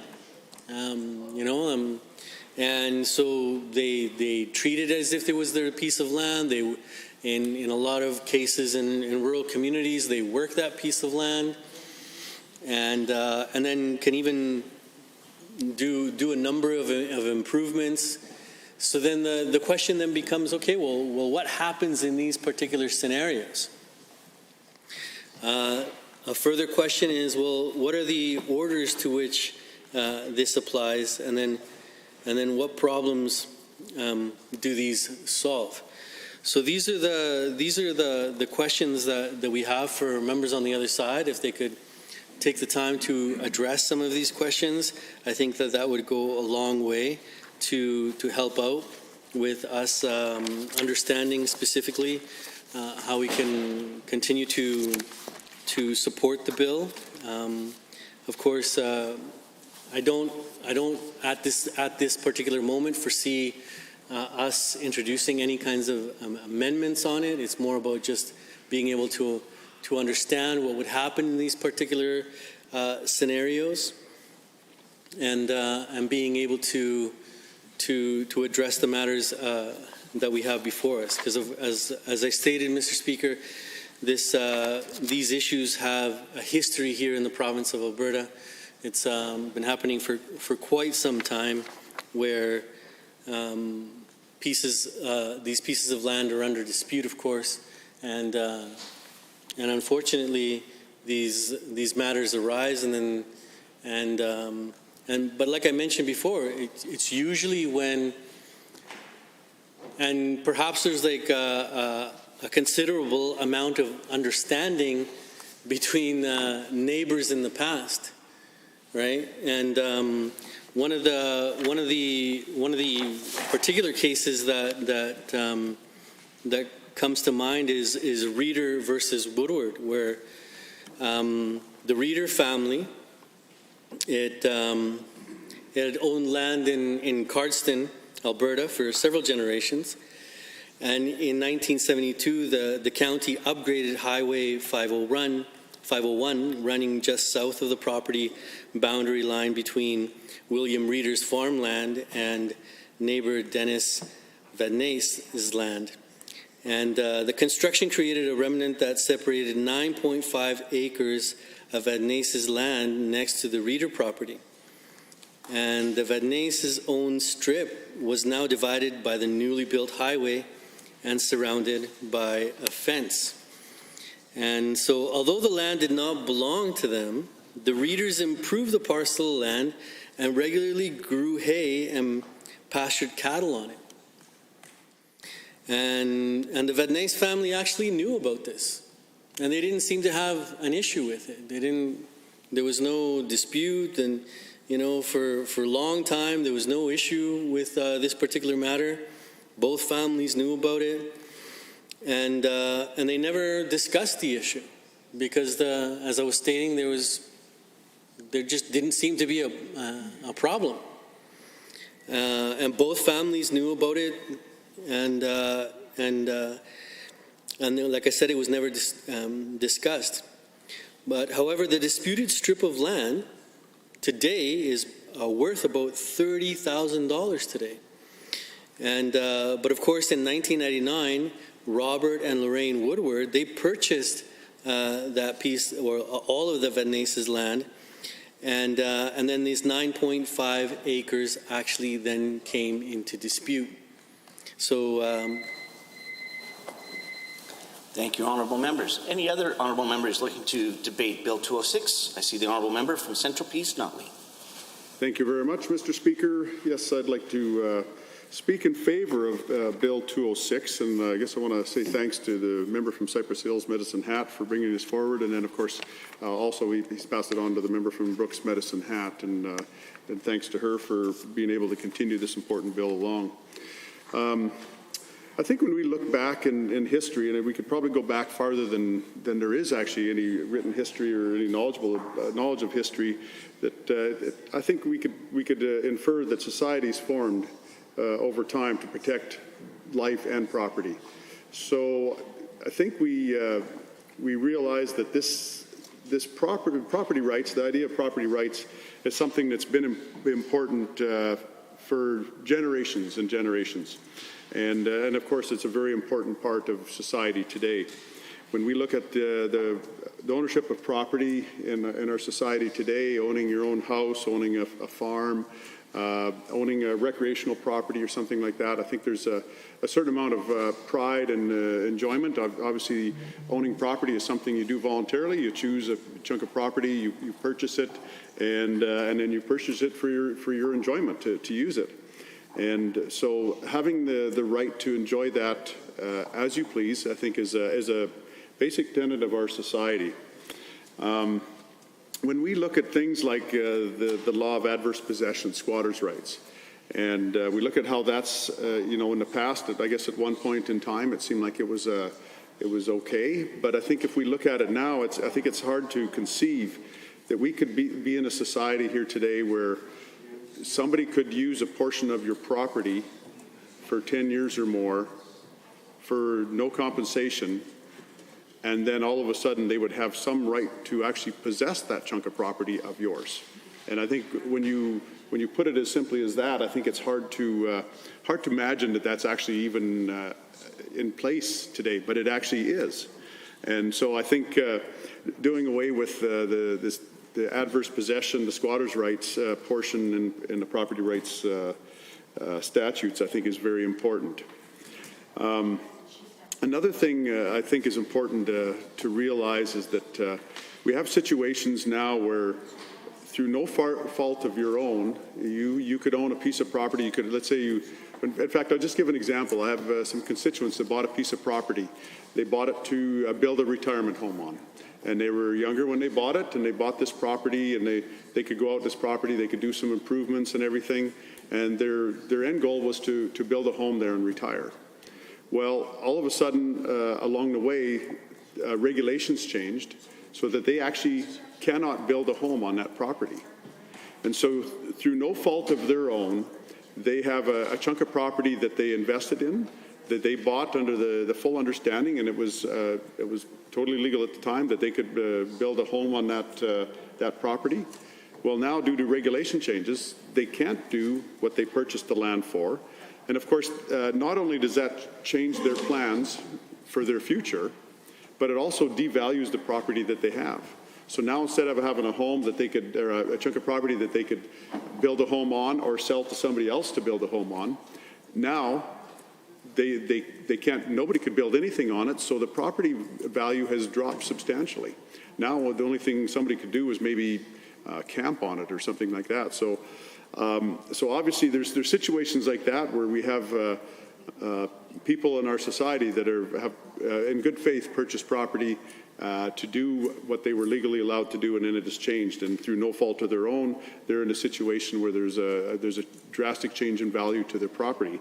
And so I think we need to consider things like that as we look at property rights in Alberta. Now, of course, property rights, we're a platform commitment of the UCP. We campaigned on it. We were very clear with Albertans that we were going to change some of these things in property rights, and Bill 206 represents quite a few of those commitments that we made to Albertans during the campaign. And we know that property rights have been a real hot topic in politics here in Alberta for quite some time. We look back to the Wild Rose Party, who a lot of its base and a lot of its strength came from defending property rights within Alberta. Now, of course, there's always this fine line between property rights and then having the right of government to be able to do major infrastructure projects that are for the good of society. And of course, when we have those two competing interests, we have to have a way to protect both the landowner, the property owner, and also the government or basically society. And to be able to balance those two. And of course, we have to have a way through the courts to be able to sort out issues when those two competing interests come into conflict. Now, of course, property rights are fundamental, ensuring the creation and protection of wealth and the protection of freedom. If we look at, you know, for instance, a farmer who owns his or her land in order to generate revenue. They farm that land, and many have done it for many generations. They need to be able to have that security that that property can be used for that as long as they need to do that or would like to do that. And then, of course, they want to be able to have that opportunity to pass it on to the next generation or sell it to somebody else to be able to do the same thing. And that's why I think when we talk about property rights, we have to talk about that protection of wealth and a protection of the right to make a living off that said property. Now, of course, we know that when people buy property, for instance, a business owner could buy property to build a business on and create wealth that way too, not just with agriculture, but other businesses too.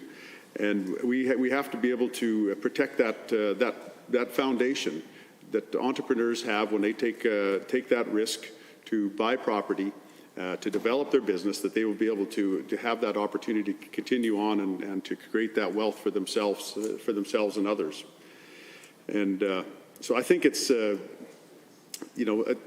we look at property rights, I know we look a lot at rural Albertans, and I think that rural Albertans will probably find the most benefit from property rights, and I think that makes sense because of the size of the property and everything. And I think that's important to consider, but we also know that property rights extend not only to rural Albertans, but of course people in the urban centres as well. They need to be able to have certainty that the property that they've purchased, that they have title to, is theirs, and they have protection against outside influences on that property. So when the Crown rescinds a statutory consent that may lead to financial losses to the holder of that property, then the property owner needs to be able to bring a claim forward to cover those losses. And so that's part of that process where landowners need an opportunity to go through the courts to be able to recover any financial losses that may come as a result of the government rescinding a statutory consent. We need, of course, proper due process. If the government plans to expropriate land or does expropriate land, and be able to prevent that expropriation to happen without due justice in the end, as far as landowners being able to protect themselves against those losses. And of course, this bill also takes into consider the energy regulator and as far as the public applications to expropriate land also. So, Mr. Speaker, I think when we look at Bill 206, we have a lot of things in there that are protecting property rights, and like again, property rights are incredibly important to Albertans, and again, like I said, just not just rural Albertans, but of course all Albertans. And so we can't have we can't have situations happen where the government freezes the ability of property owners to develop their property as they see fit. And if they do, then there has to be a way to compensate that change of use of that land. And so, Mr. Speaker, I think I'll close with that. And again, when we look at property rights, we have to look at the entirety of it. We need to know that within our society, property rights are important. They're something that we as individuals have to respect, of course, property rights of others. But of course, we have to have the government and others respect our property rights also. And so with that, I'll close and just recommend that everybody here support Bill 206 as it goes forward. Thank you. Looking for other members to join in the debate. I see the honourable member for Athabasca Westlock. Good. Thank you, Mr. Speaker. And I am honoured to stand here today and offer my support for Bill 206, the Property Rights Amendment Act, as brought forward by my colleague from Brooks Medicine Hat. Everyone has the right to own property alone as well as in association with others. And no one shall be arbitrarily deprived of his property. Mr. Speaker, this is according to the Universal Declaration of Human Rights, signed by Canada in 1948, a time when our world was recovering from one of its lowest points. The fact that in this moment of our history, our ancestors not only thought about, but prioritized ownership of property is a true testament to the fundamental nature of property rights. However, much like today, the decision to count property ownership as a human right was controversial and disputed among some countries and individuals. The suspicions about private property as a fundamental human right undermine the coherence of human rights as a guiding principle, guiding political concept, and of fundamental freedoms and prosperity. Applying that short history lesson to this bill helps us understand the principles behind it. Owning property is not just a responsibility for individuals, it is their fundamental right. In my riding of Athabasca Barrhead Westlock, property rights matter all the more as many farmers and ranching families have built their livelihoods on caring for and managing their property, and these farms and ranches have been passed down through the generations, all working as good stewards of the land. This bill is important for my constituency, but also important for all of Alberta's agriculture and irrigation sectors, as it directly addresses the issues land expropriation has on water licensing. Currently, Alberta's agricultural sector contributes $9.2 billion in GDP and employs 77,000 Albertans. Ensuring that this industry is able to adequately maintain and manage their land and assets not only help these families and small businesses, but it helps our province. When these families are assured that their property investments will be protected, they are able to continue on and enjoy the ability to provide for their families and sustain their communities. The right to own property and maintain that property is a fundamental freedom that all Albertans share and benefit from. Consequential legislation such as Bill 36, the Alberta Land Stewardship Act, removed some property rights. In the early 2000s, Bill 36 was implemented to make major infrastructure projects easier to complete. While it is important to get such projects done in a quick and efficient manner, laws for ensuring judicial review and fair compensation to protect property owners must exist. In 2015, even Brian Mason from the NDP party talked about the problems with Bill 36 and how it impacted property ownership in our province. Bill 206 will remove two very burdensome parts of Bill 36. Bill 206 will allow landowners the opportunity to appeal the expropriation of a title to the courts, and it will allow them to receive full and fair compensation. It may be strange to think that these things were ever challenged in our democracy, but they were, and it is now our job to fix them. One example of the current regulations is the ability for the government to expropriate land needed for projects such as highway development. While this infrastructure is vital, it should not come at a cost to the individual farmer who will lose the valuable space for growing crops and grazing land. Under Bill 206, farmers and ranchers would be entitled to full, fair, and timely compensation so they can purchase land and or move their operation elsewhere to make up for the land that was expropriated. In more formal terms, Bill 206 will restore due process to landowners for the land that the government expropriates. It will provide recourse to the courts to determine compensation payable if necessary. In 2015 and in 2019, I campaigned on the idea of restoring property rights and repealing laws such as the Land Stewardship Act that take away or infringe upon individual property rights. Bill 206 will restore confidence to Albertans that their property rights will be protected. To paraphrase my colleague for Cypress Medicine Hat, Alberta has had trouble attracting investment the past few years. This bill sends a positive signal to Canadian investors and investors around the world that we believe in giving everybody equal opportunity to create wealth, create jobs, and have fair playing rules. Mr. Speaker, property rights are fundamental to ensuring not only the protection of wealth, but also in the creation of wealth. Our government continues to pave the way for a stronger and more stable investment climate here in Alberta. Bill 206 will strengthen property rights for all Albertans, thus leading to continued investment in our province.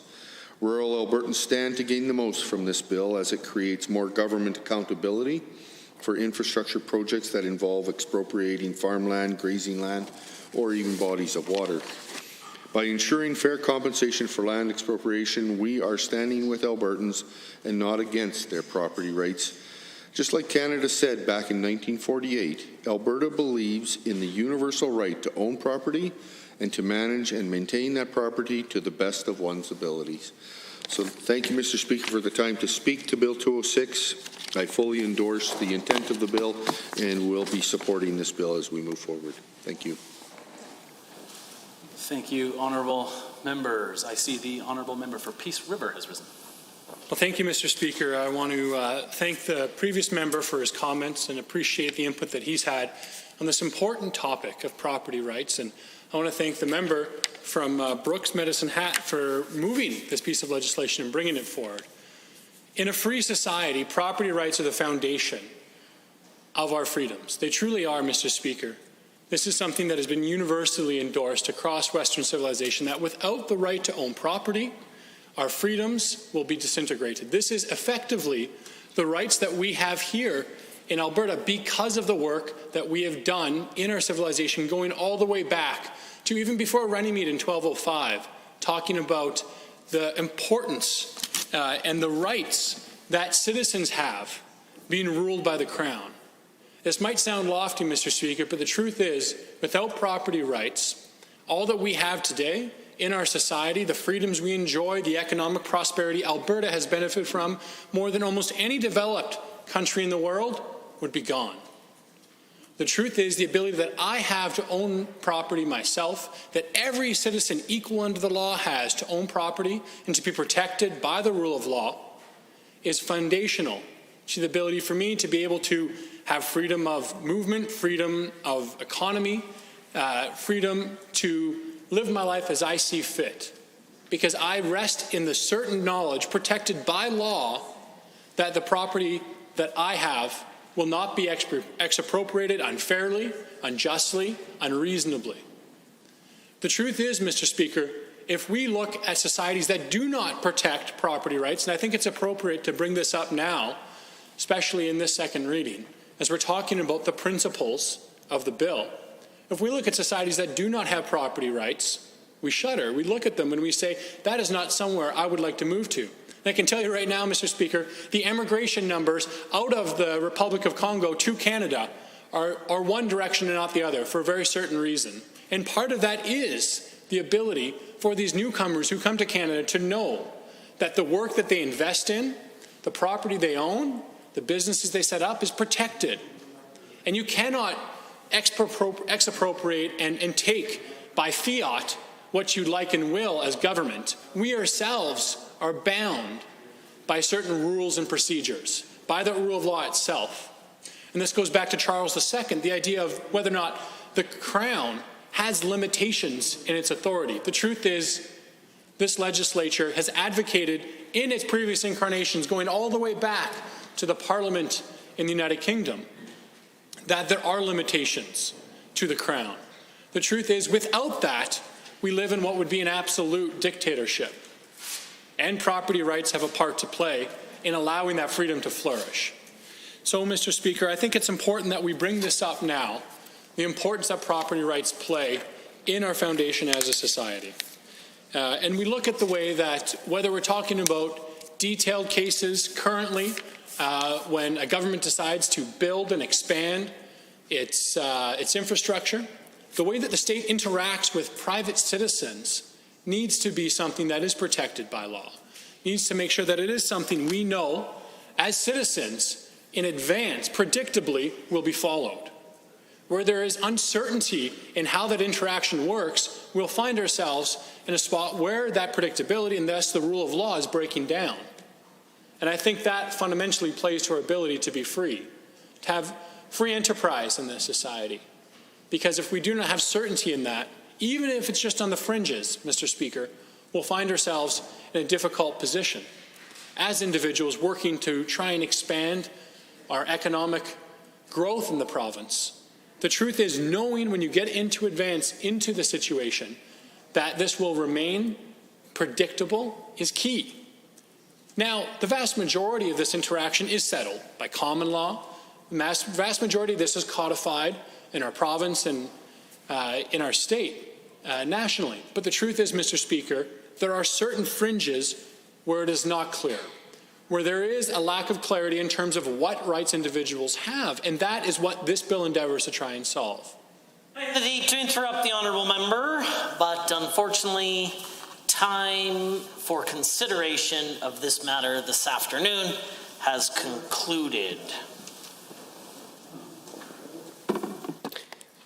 Under motions other than government motions, motion other than a government motion 513, Member Hoffman. The member for Edmonton, Glenora. Thank you very much, Mr. Speaker, and to my colleagues. I rise in this place with excitement. This is my first private member's motion, so I'm glad to be able to have an opportunity to bring it forward. And I'll just read it for everyone's recollection. Be it resolved that the Legislative Assembly urge the government to consider A, restoring per pupil provincial funding in the Ministry of Education budget in line with levels during the 2018-19 fiscal year, and B, providing additional support to school boards to address the COVID-19 pandemic and its impact on Alberta students.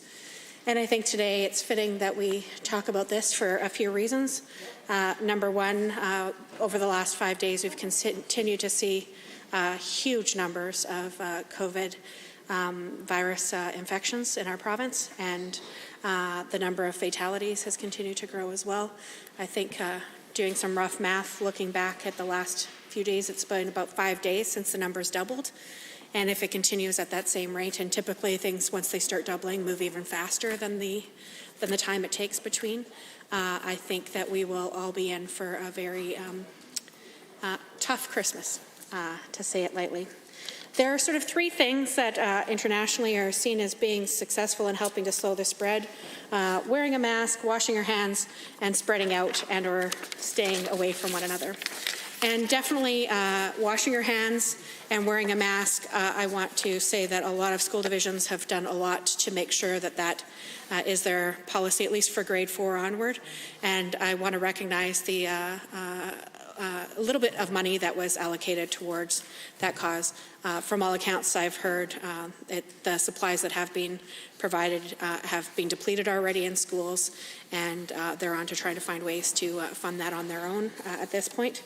And I think that this isn't something that we should be scrimping on the amount of hand sanitizer we're giving to schools to try to help students sanitize. We've also heard members in this place say that students are spending too much time sanitizing their hands or washing their hands, that it's not necessary. And other members say that too many students have been sent into isolation, that it's not necessary. Well, it is necessary that 100 students, in the example that was raised by the member for Red Deer South, are sent into isolation. It was over 100, because that's how many close contacts the student had in the school.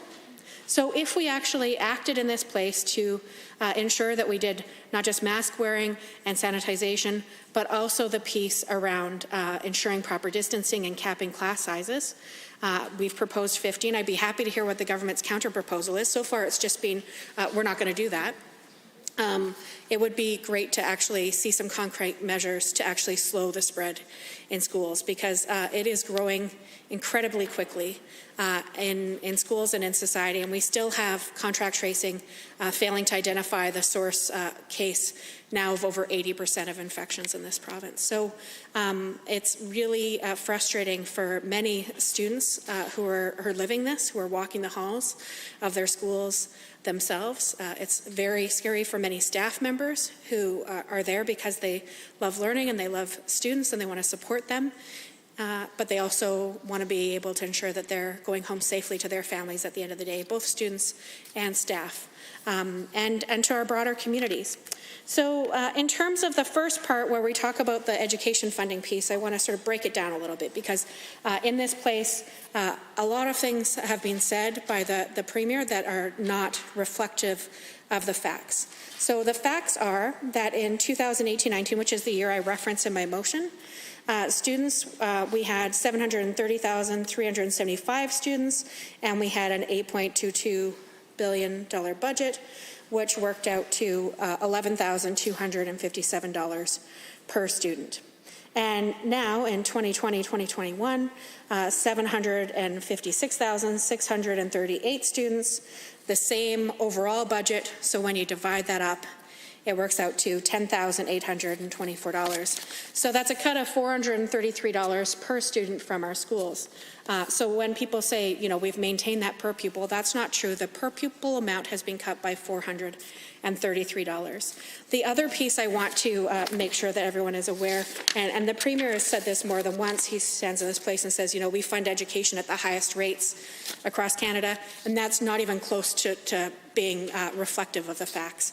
The truth is, and the McKinnon report highlights this, it's on page 146 of the KPMG support that was given to the McKinnon report, so the tables that are included there. So in 2018-19, BC funded education, BC did fund it less than Alberta, $9,681. Alberta was at $11,121. Quebec was more at $12,325, and Ontario was even more than that at $17,077. So why is it that we keep getting torqued talking points that don't reflect the reality? Because I can tell you that the talking points and waving around the global number doesn't actually put teachers in classrooms. It doesn't put educational assistants in classrooms. And how did this government respond at the very beginning of the pandemic? They responded by taking that 8.222, which we had just passed 1 or 2 weeks before, and decided that they were going to lay off more than 20,000 educational workers throughout this province, mostly women, and many of them lower income employed positions. So educational assistants, lunchroom folks who were helping to feed students, bus drivers, and the list goes on. And that resulted in a further reduction to the budget for education of $128 million. And I'm sure when we get the fiscal update, I believe it's tomorrow, we'll be able to see that number or even a bigger number reflected as a reduction over budget compared to actuals or projections for this upcoming year. It's projections at this point, not an actual. But there was an intentional decision to continue using the talking point of 8.22, but to actually cut it and not reflect that cut in the language that was used in this place. So, number one, per pupil funding has gone down more than $400. Number two, when you are told that the funding is the highest in the country, that's not even close to true. There's about $6,000 difference between Ontario and Alberta. Ontario being at $17,077 and Alberta being at $11,121. Some of that might be because Ontario has done things like full-day kindergarten, which I think that we should be aspiring for here in the province. Right now, very few places can you receive full-day kindergarten. If you do, it's often alternating days, so one day on, one day off, and in others, it's typically either crowdsourced from the community to raise the funds to offset the provincial budget, or certain schools have it and other schools lose some of their other funding because the research shows that full-day kindergarten makes a huge difference. And of course, the other piece that this motion refers to is the realities of COVID. We all know, I'm sure that you've gotten the calls, I've gotten the calls and the emails from parents who say, you know, I'm worried about class sizes. So for example, a lot of parents in Edmonton are in a quarterly system where every quarter they get to determine whether or not their child will continue to learn in person or online or vice versa, depending on what they chose for the first quarter. And many parents reached out to me saying, you know, 22 students for Q1 wasn't terrible, so when I re-enrolled for my child to learn in person for Q2, I expected to be about the same, but in a number of circumstances it's gone up. So while the government says that they don't have the funds to reduce the number of teachers, the proportion, the class sizes. Number one, I don't buy that because I hear all the time from qualified, certified teachers in our province who are looking for work. And I imagine you do too. We stood with some just last week who are new graduates, but there are also many who have teaching certificates and live in our communities and are willing to step up and be part of the solution, especially given the types of unemployment, record unemployment that we're seeing here in this province under the current leadership of this province. Over 12% here, for example, in the capital city, when we have many people who are either willing to be educational assistants or other type of school employees, as well as teachers willing to step up and be part of the solution. Rather than continuing to ignore the needs of students, creating opportunities for these adults to be productively employed and supporting student learning, whether it's in person or online, that's the solution.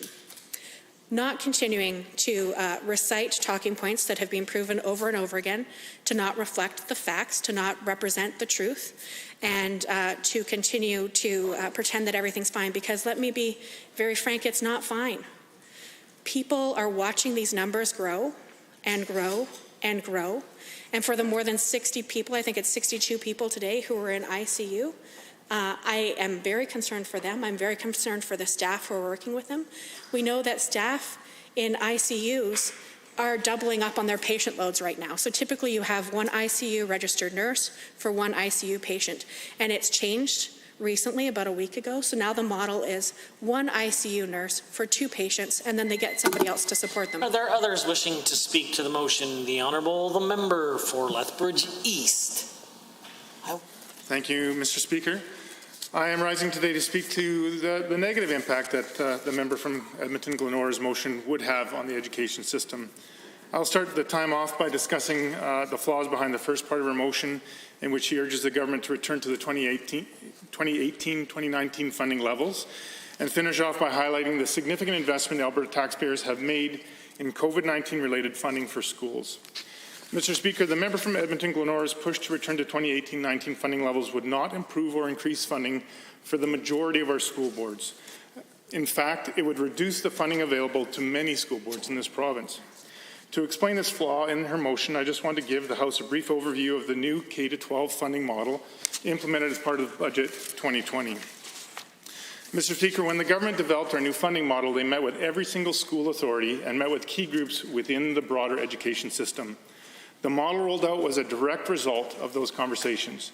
Simply put, the new funding model is a better way of doing things. It provides the predictability and sustainability that school authorities have long called for. It reduces red tape. It gives school boards more flexibility and autonomy. And most importantly, it drives dollars and more dollars to the classroom. In fact, Mr. Speaker, as a result of this new funding model, every single school authority in the province saw an increase in the overall education funding for this school year, roughly a $120 million increase across the province. Now that I've covered the change that our model has brought to the system, I want to highlight specifically how the first part of the member from Edmonton-Glenor's motion would actually harm the education system. To do that, I thought I would compare the overall funding for school divisions across the province and demonstrate how, under our model, the vast majority of school authorities are actually receiving more per student in the 2021 school year than they did in the 2018-2019 school year. Mr. Speaker, here is the overall funding divided per student for the following school boards in the 2018-19 and the 2021 school years. The Aspen View School Division in 2018-2019, they received $14,188 per full-time entry student in operational funding. In 2020-2021, they are receiving $4,903 per FTE student in operational funding. That's an increase of almost $800 per student.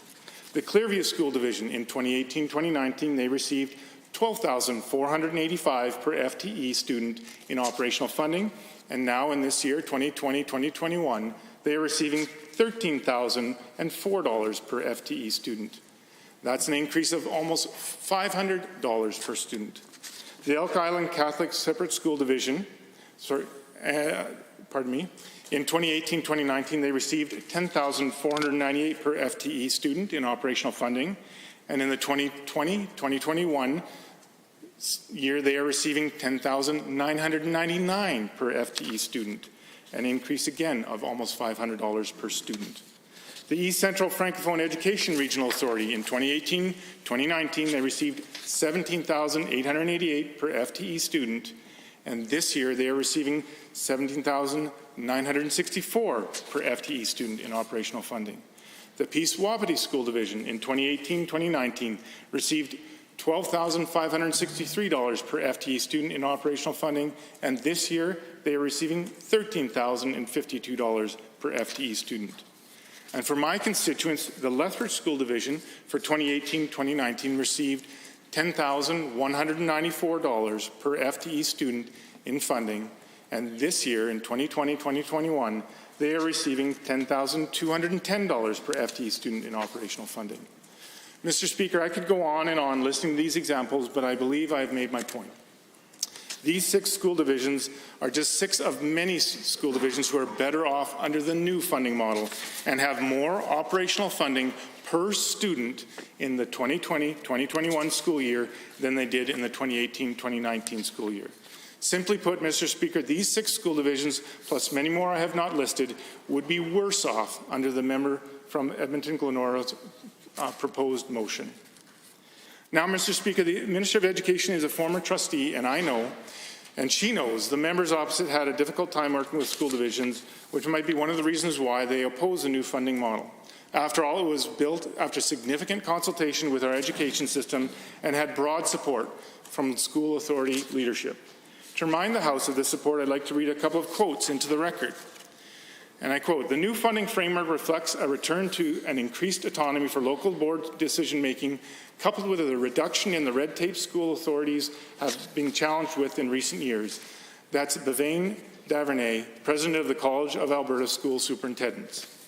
The next quote, "The reduction of red tape afforded by the new model will help reduce the complexity and workload involved in providing extensive and repetitious data, which in turn will allow our teachers to focus on what is most important, our students."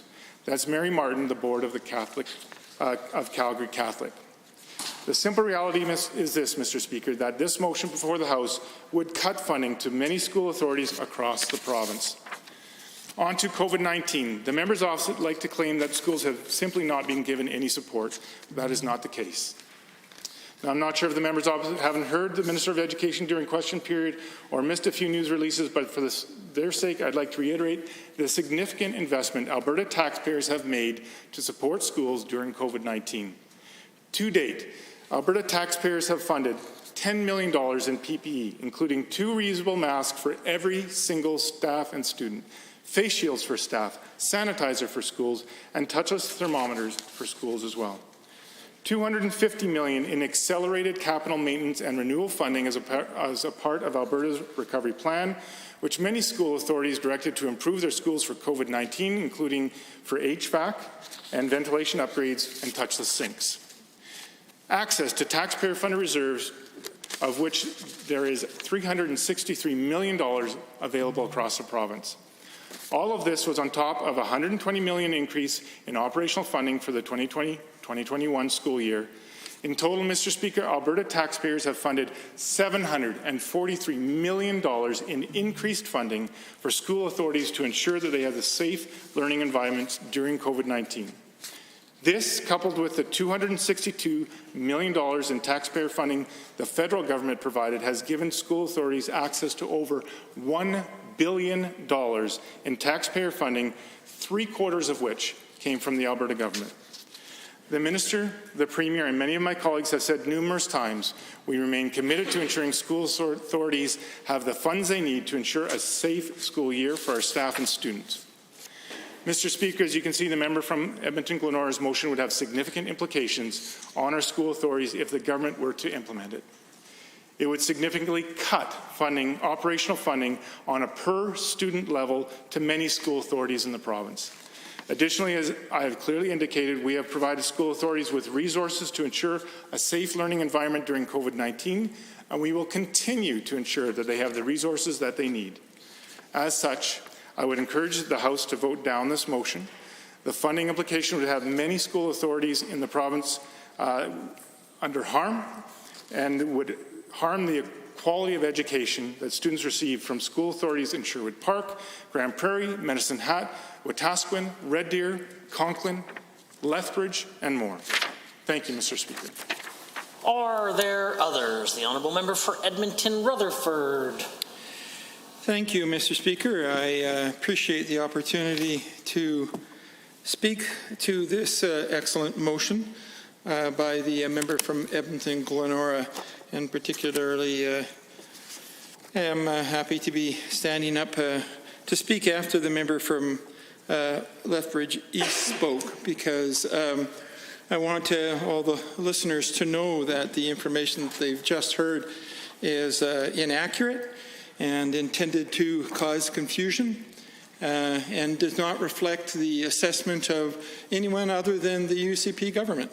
In fact, when I was teaching statistics at the university, we used to refer to this as fudging the data, which is presenting information without providing all of the information such that the outcome that you intend to come out of your data analysis is supported by your data, rather than going to the data first and then looking at what the implications and outcomes are.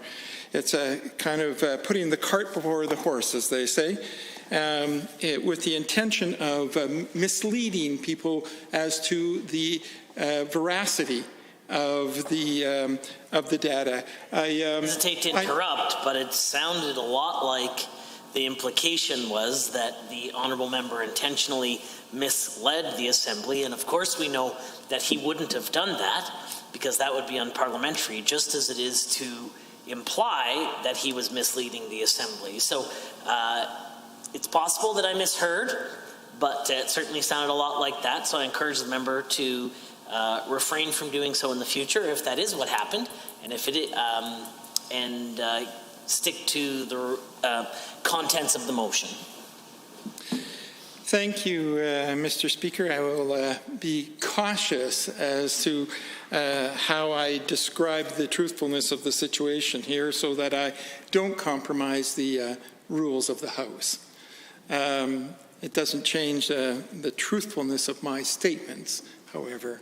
The thing I think is very important here is that the government, in their presentations in general to the public, have devised a way of speaking to the public which would cause the public to believe that there are increases in monies going to school boards, when in fact the school boards themselves, the very people who have to put together a budget and deliver it, have all told us that their monies are going down. And they have repeatedly told us that. And one of the little tricks that's used by the UCP is they refer to a single line item in their budget, indicating that under the previous government that $8.2 billion was being given to the school boards, and that $8.2 billion is maintained in the current budget. And therefore, they must be giving the same amount of money. And then, of course, they add money as they've been giving for COVID and say, now we're giving more money. But let's break that down a little bit. First of all, this one line item in the budget is not the only way that a school board receives money from the provincial government. It is only one of 4 ways that previously they received money from the provincial government. What this member and the UCP in general are neglecting to tell you is that while they have maintained one line item to be identical, in spite of some problems with that, which I'll speak to in a moment, they're not telling you that they have also got rid of the other 3 of 4 ways in which schools receive funding. They neglect to tell you that they eliminated the class size funding grant. They neglect to tell you that they've eliminated the class improvement grant.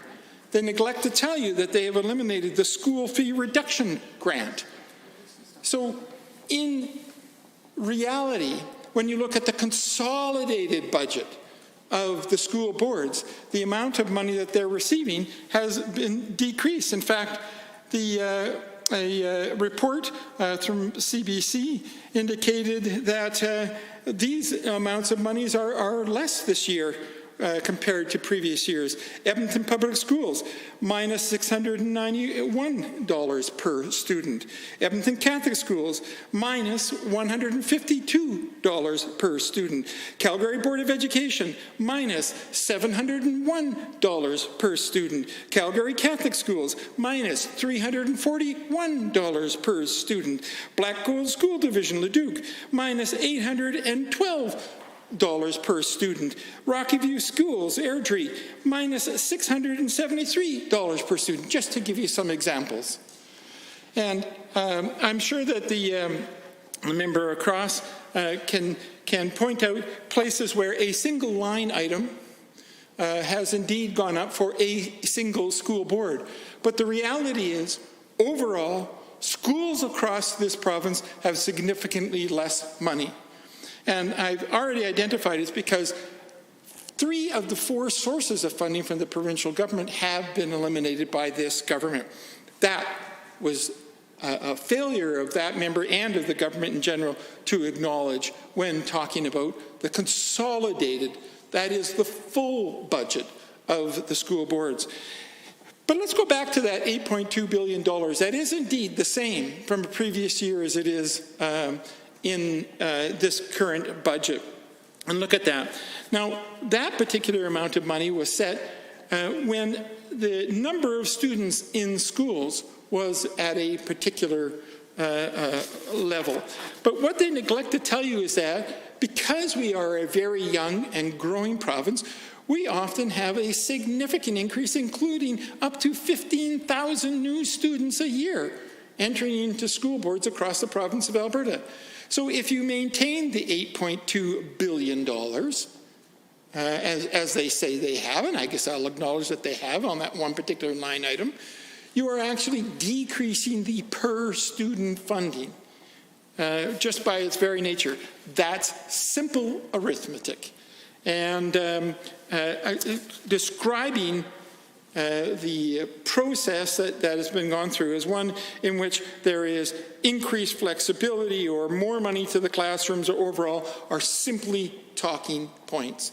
The reality is the school boards and the assessment being done by objective third-party groups have all been that there is a significant decrease in dollars going to the school.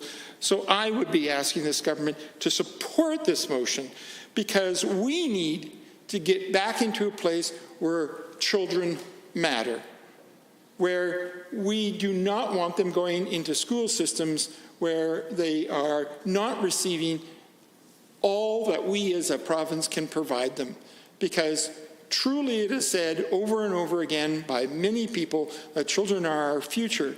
And we have a responsibility, because one day we will be referred to as those children's ancestors. And the question will be, did our ancestors do the right things to ensure our well-being in this world? And I think that's something that we should take to heart and we should live by on a regular basis, that we need to be the ancestors that our descendants will need. And the second part of this particular motion supports the idea of providing consistent ongoing support for COVID. Now, I understand that the member has said that they did indeed send some cans of hand wash and some other PPE to the schools, and we appreciate that. So let me say thank you for your minimalist attempt to help kids in school. That will get my minimalist praise as well. What they did not do was implement the largest and most significant suggestions that were given to them. Now, because we know this government has had a hard time coming up with complex, comprehensive legislation in almost every area, as usual, the NDP have put together a comprehensive plan. That comprehensive plan has been available since before the school year started this year and included 15 different aspects. And I noticed that almost none of those things have been done by this government at all to protect children as they head back into the school system during this difficult time of COVID. So I'd like to suggest the government go to albertasfuture.ca, a wonderful website that has real plans for the province of Alberta that have been put together by clearly the government in waiting that will be replacing this government in due time, where they can read the 15-point plan on how to ensure safety for children in the schools, along with many other plans to help Albertans do better. albertafutures.ca. Join us there. The Honourable Member for Peace River. Oh, thank you, Mr. Speaker, and I appreciate the speech from the Honourable Member from the opposition. But it reminds me of my first rodeo, Mr. Speaker, with a point here and a point here and a lot of bull in between. The truth is, Mr. Speaker, there was not, or I could rephrase for the member opposite, given his noble heritage, I'd say it was malarkey, Mr. Speaker, and I'm going to do my best to try and correct the record. But before I get to the detailed facts, I think it's important to frame this properly and give some context. The opposition with this motion is trying to paint a picture where conservatives don't care about education. Nothing could be farther from the truth.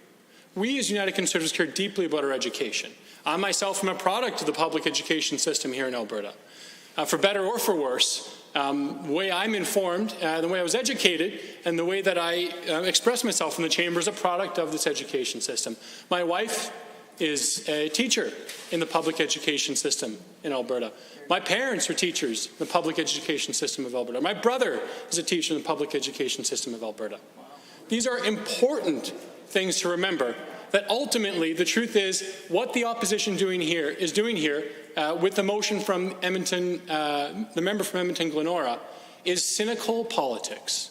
It is not reflective of the important truth of how we care about public education and continue to support it in the province of Alberta. My mother graduated from the University of Alberta with her education degree and moved to Peace River. Now, it will come as no surprise to members of this chamber. They hear often how much I love my constituency. But my history in Peace River, before I began to exist, started through public education. My mother came to Peace River, and she taught in the Catholic system there. Eventually, she met my father there while he was living and working in Berwyn, running a small motel with my grandfather. The truth is that school division continues to exist today. It's Holy Family, Mr. Speaker, and it's an incredibly important school division. And Holy Family School Division is one that I have relatives teaching in today that I know they care deeply for their students. And this is going to surprise members opposite, but what the member from Edmonton-Glenora is suggesting is that we pay those teachers less, that we will effectively fund those students less. In the suggestion, if we follow through with the motion and vote for the member of Edmonton-Glenora's motion that we're debating today, the truth is Holy Family School Division would receive near $1,000 less per student. $1,000 less. Now, contrary to what the member from Edmonton-Rutherford was trying to imply, that is a holistic, comprehensive total. There's not some pocket left out. Those are all the grants and funds rolled into one. The truth is that school division would suffer under this. But that's not where it ends, Mr. Speaker. We continue on. Fort Vermilion School Division in 2018-19 got $15,223 per full-time student. They now get $17,964. That's over a $2,000 difference, Mr. Speaker. $2,000 per student. I have to ask the member opposite quite sincerely, why do you not want my schools to be funded like your urban schools? Is this an anti-rural policy? What is going on, Mr. Speaker? I'm very concerned, and I'm concerned because it smacks of cynical political games rather than caring for the students and the teachers. Our education system is precious, and attempting to defund the rural areas disproportionately is not something I can stand for because I represent my constituents. That's what I'm here to do, first and foremost. We can look at the Peace River School Division, which in 2018-19 went from 15,000 full-time student to now 16,968, near $2,000, Mr. Speaker. I know that division is appreciative of having those funds now. It is something that's important for how they educate their kids. Northland school divisions, Mr. Speaker, across a massive geographic area, largely educating First Nation Métis students. They saw an $800 increase and would go backwards $800 per student if this motion was taken seriously. You really have to ask the question. I hear the member opposite heckling saying that's not true. Well, I'm looking right at the numbers. The truth is it would be a decrease. And I don't want that for the students that live and work in my constituency. I don't want that for the families who care about the education of their children. I think it's too important, especially when we talk about those who are primarily First Nations and Métis. But isn't this interesting, Mr. Speaker? It seems like the opposite of everything they're trying to say. They're trying to say they care about the students. Well, not in my riding, they don't. They're trying to say that they care about public education. Not with this motion, they don't, Mr. Speaker. It seems to be categorically the opposite. I can talk to you about the Fort Vermilion School Division for a moment, Mr. Speaker. It has an area of one of the most remote rural parts of our province. And we have somewhere around half the students who, in normal years, are not educating the public system, in the Catholic or the public. They're getting educated at home, and they're getting educated through choice in education, private schools, and independent schools. I think that's great that parents get that choice. But do you think it's going to increase confidence in the public system if we take one of the least enrolled and subscribed school divisions in the province and we cut them back over $2,000 per student? Do you think that's going to help them? Do you think that the superintendent is going to be coming here thanking us for taking that away because the NDP and their union friends said it's better? Well, Mr. Speaker, contrary to what the member from Edmonton-Rutherford said, this is not just a single line item, quote unquote. These are lives. These are educations. Educations of people I know, families I represent, and they're not a line item to this assembly, not to this party, not on this side of the aisle. Now, members opposite can use language like that if they like, but I promise I won't be doing that, because the fact that those kids are getting educated to a more effective level because they have more supports they need this year under this government is something I'm proud of. This is a school division where the member from Edmonton-Rutherford, when that individual was the Minister of Education, had not funded a school where children are graduating out of a motel class. Motel is where these kids are graduating at Blue Hills. It's funded now, that's correct. I hear heckles from members opposite. Thank you, Minister of Education today from Red Deer North. I'm very grateful, and so are those families whose children were going to school in a motel room. It's absolutely backwards for the members opposite to suggest that somehow they're fighting on the side of the children and of education. The truth is they're working to go backwards. This motion brings my constituency backwards. It takes money away from them were we to follow through in it. The weighted moving average brings flexibility to school boards because they can plan with certainty what is going to happen.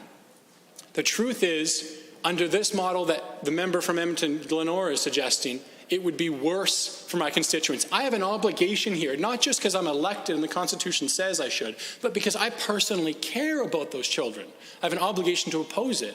I have an obligation to educate the member from Edmonton-Glenora's colleagues to let them know that this is cynical politics. And if they haven't looked into it, please do. The truth is, you as members of the opposition have an obligation, as we all do, to understand the truth of the consequence of what we vote on.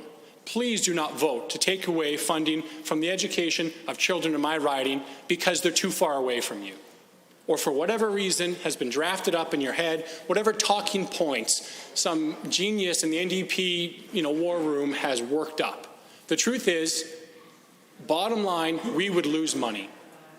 And that would make it more difficult to educate the children in my constituency. And I'm asking members of all sides of the House to truly consider the consequences. If we look at the consequences of what happens if we go backwards, I listed a number of divisions in my riding. It's true across the province, true primarily of rural constituencies. The truth is that we don't want to go backwards in rural Alberta, and that's why we voted out the NDP. That's why we didn't want the ministers of the front bench of that day to continue governing this province. We understood that they were not looking after the interests of our constituents. We care deeply for our children in rural Alberta. I care about them in my riding. That means that we have to make sure that funding is there for families that choose to go into public and separate education in Alberta. That means we have to support them in good times and in bad, and the weighted moving average is the best way for us to make sure we have stability, predictability, which allows planning and flexibility for our school divisions. I know in meetings I've had with them in my constituency, they're grateful. They understand that it is something we need to continue to move forward on. And I ask all members of this House, whatever side you're on, to please don't vote against the kids of Peace River. Thank you, Mr. Speaker. Honourable members, the Honourable Member for St. Albert has risen. Thank you, Mr. Speaker. That was some serious spin. So let's go back to the motion. And the motion is about restoring per-student provincial funding in the Ministry of Education budget in line with levels during the 2018-2019 fiscal year and providing additional support to school boards to address COVID-19 pandemic and its impact on Alberta students. So I'm going to take this to my constituency because the member liked to talk about his. I'll talk about mine. Now, this is from public reporting in 2019. Okay, so this isn't even this year. This is 2019. So both school boards, the Greater St. Albert Catholic, which also includes Morinville and Legal, as well as the St. Albert Public School Board, both reported that they anticipated significant cuts. So St. Albert Public was talking about a big hit of $2.9 million in 2019, and then the following year, another $4.6 million. Greater St. Albert Catholic was looking at $2.5 million and then $3.6 million. So, I mean, the spin about the NDP is trying to reduce education funding is actually ridiculous. Absolutely ridiculous. But I want to spend a little bit of time talking about the actual facts. So UCP claimed they haven't cut funding because they've maintained levels at $8.2 billion. This does not take into account changes in population. So we know in 2018-19 there were 730,375. This means funding per student was 11,257. In 2021, there were 756,638 students enrolled in Alberta, bringing funding per student to 10,824. This is a $433 cut per student. No amount of UCP spin will change this fact, but it gets worse. Let's talk about just this last summer, let's say. So in the middle of the summer, during a pandemic, we found out on Twitter that 20,000 educational support staff were let go. We know now that only about half are back. and that has real implications for students. So I take offense with the previous member standing up and wagging his finger at members over here because we don't care about students. This is from the same government that's just summarily got rid of 20,000 educational support staff. Now, we know that includes educational assistants, speech language pathologists, psychologists, so many other support staff. But the reason that I bring this up is because I want to talk about a group of students that are really being negatively impacted by these changes. And I'm going to talk about St. Albert and Greater St. Albert Catholic, which includes Morinville and Legal, as well as St. Albert Public. So we know alone in this particular district, they have lost so many EAs. They can't function properly. So let me tell you what that looks like. So in a classroom where you are trying to allow students with disabilities to be integrated, to be included in regular classrooms, it is almost impossible without an appropriate EA for the appropriate amount of hours in the day or days of the week. It is absolutely impossible. Now, layer on all of the COVID rules that are in place, where you have a lot of students that need assistance. They have trouble understanding public health orders. They have trouble understanding what is 2 meters apart.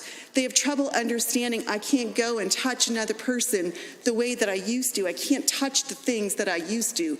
They don't know perhaps how to put on a mask. They don't know often how to wash their hands or how to use hand sanitizers. A lot of EAs literally are doing hand-over-hand work with these students so they can be there. Now, if they're in a school where the students that have special needs or that are labeled as needing or having special needs are put into a segregated classroom, it is even worse because you have a teacher there who has also lost an EA. So now you can't even rely on the other students who very often step up and support students with disabilities in their own classroom. So now you have a classroom that has lost EA support and lost all kinds of other support. Won't even get into PUF, won't even get into speech language therapy, won't even get into the psychologists that used to assist or the behavioral therapists that used to assist. We lost tens of thousands of those. They're not all back, and we're paying the price. So to stand up and lecture about we don't care about students and this motion doesn't do everything to actually raise the profile to say we need to do more is absolutely ridiculous. You know, I think about, I'm going to tell a story. My daughter, she graduated animal health, whatever, decided to go back to school to become a teacher. Really bad timing. Because she will graduate right away. So she's finishing up as a student teacher right now in an Edmonton school. And oddly enough, she got put, no choice of hers, she is now in a special ed class. And I think she's teaching 11, 12, and some 13-year-olds. And so she's got a full class. Okay, this is a full class. Now imagine you have one teacher who now has a student teacher. This is one class. And guess how much EA support they get in a day? They get a couple of hours. There's like 20 students in that class, and they get a couple of hours. Can you imagine? They lost support from what they had last year, from what they had the year before. So you've got a class that is now struggling to do the work, in addition to trying to meet the public health orders that are in place to keep the teachers, to keep the staff, and to keep the students safe. That requires investment, that requires money, that requires more money, and that's what this government is failing to do. And so I'm thankful to the member for bringing forward this motion to talk about why it's important to restore the funding. I mean, you can spin all you like. The fact is, there are more students. There is more need. We have a pandemic right now which increases the need for support staff, but that support staff is not there. So we have lost teachers, we have lost EAs, we have lost support staff, and the school boards themselves. So the public reporting I told you about right off the top was from last year from the chair of the St. Albert Public and Greater St. Albert Catholic. Both of them on the record saying, UCP cut our budget, you can move it around all you like, call it different lines, different way of funding. You cut the budget, and then you cut support staff. But, you gave people a couple of masks, so, there is that. So it is absolutely shameful that the members opposite would stand up and say, how dare we bring a motion to increase funding to make it more fair for the students, for the teachers, for education in Alberta. I'm actually very happy that this motion is here, and I will be happy to vote for it and to support it, because I think that this constant shell game of, oh, no, we increased it here, it's just a different way of organizing it, is absolutely ridiculous and not fair to the students and the teachers and all Albertans. Thank you. Honourable members, looking for members to continue on debate on the motion. I see the Honourable Member for Lethbridge West. Thank you, Mr. Speaker, and pleased to rise in support to speak to this motion to urge the government to fund the education system properly on a per-student basis. Now, according to government documents, each student in 2018 got $11,257. Fast forward to 2020. We see $10,824 on a per-student basis. That's in raw dollars. It is not adjusted for inflation, of which in 2018 was 2.44% CPI was, and in 2019 1.81. So, Mr. Speaker, money loses value over time. This is a basic mathematical concept that we learn, and it's a pretty simple multiplication by a percentage, which one also learns in the grade 6 curriculum, with which I am now intimately familiar because I had 2 weeks at home with my children when there was an outbreak at their school. Mr. Speaker, just for the record, in terms of the Lethbridge Public School Division, in the interest of time, I'm going to focus on Lethbridge Public, not the Catholic or the Francophone. It's just a simple matter of time. November 28, 2019, the Lethbridge Herald reports that the provincial government's budget cuts mean, quote, a $6.5 million hit for Lethbridge School Board this fall. The board took some money out of its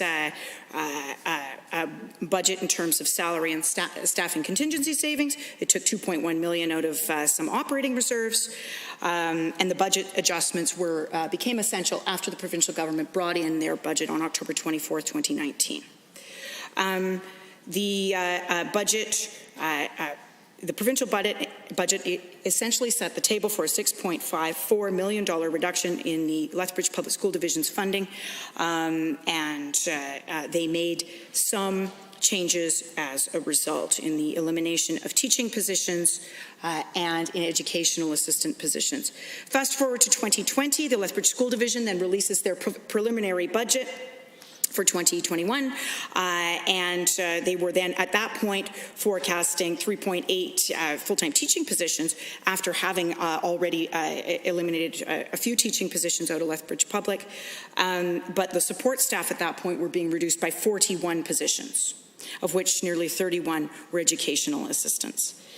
Now, that was before thousands of people across the province, 20,000 were summarily fired by Facebook, and people in my constituency found out that they had lost their jobs from my Facebook feed, which is an unclassy way indeed to discharge one's responsibilities as a minister of the Crown on a Saturday afternoon, but there we are. So when it is claimed that there is more money, there is demonstrably not more money, and so you can watch what government says, or you can watch what they do, Mr. Speaker. And what they do is they have reduced the amounts of money going to school boards, in particular for places where we see rapidly growing student populations. Lethbridge needs a new West Side Elementary School for the public school division, at the very least. We have also seen nothing in terms of any movement for that new elementary school at Gary Station in Lethbridge West. The other way that you can know what is actually happening in the education system is to go and talk to people who are working in the education system, Mr. Speaker. And I have spent some of my time this fall chatting with teachers out in school fields, just dropping in and talking to people outside in a circle. And I can reliably report to you, Mr. Speaker, that teachers are stressed, parents are stressed, kids are stressed, and there is way less money to get the job done. And I haven't even talked about the necessary funds with respect to all of the different protocols that have to happen and the different kinds of situations that teachers and their fewer educational assistants have to respond to in terms of children who are differently abled and need different kinds of supports inside the classroom and outside. Mr. Speaker, all of this comes down to, do we have the appropriate supports in place to keep school moving? And the answer to that is no. It was no even absent the pandemic, but this makes it even worse. Because when you reduce that per student funding, when you reduce the amount of money going to boards, necessitating quite large reductions in numbers of staff and ability to respond to changing conditions of the pandemic, you end up with people falling through the cracks, policies falling through the cracks through no fault of anyone's. And so you end up with a situation where outbreaks in schools are not properly traced and managed because we have a failure on both the education system side to have smaller classrooms, and then we have a failure on the healthcare side. You know, on April 7th, 2020, I went back and read the transcript of the Premier's address to the province, and you know, sometimes, as I say, it's better to watch what they do and not what they say, but it is interesting to go back and see what they said, Mr. Speaker, because it differs markedly from what they actually did. First of all, you know, on April 7th, when the Premier did a televised address, he actually he expressed his sympathies to those who had lost lives due to COVID-19, something that I certainly have seen less of. Certainly we see some words here like our curve more closely resembles countries that are successful about the virus, like South Korea, rather than the sharp upward rise seen in countries like Italy, Spain, and the United States. Well, that's not the case anymore.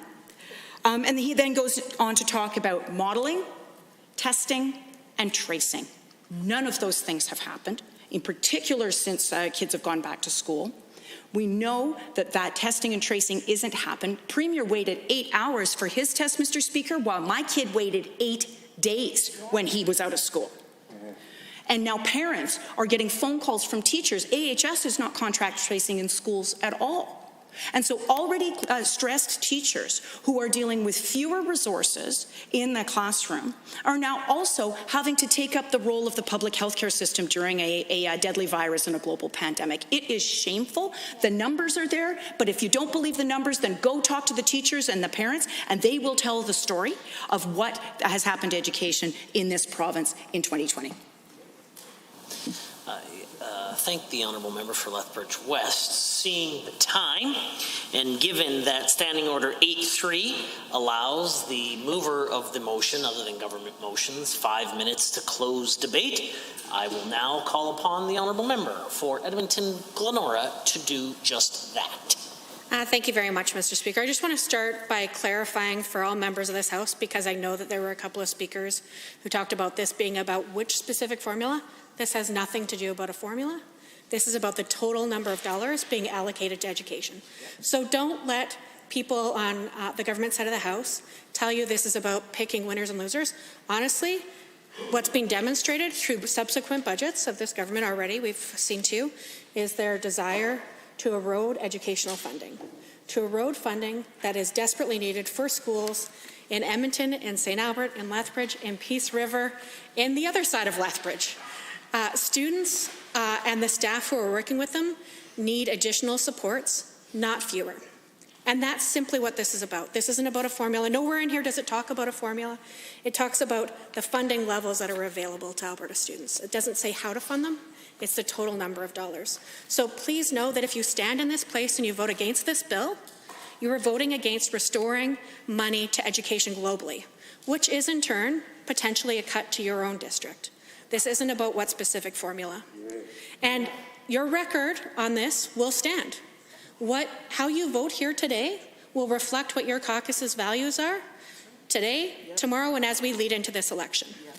The second part of the motion is about COVID in schools. And let's take a second here to do a bit of a reality check of what the realities are in especially our two largest urban centres.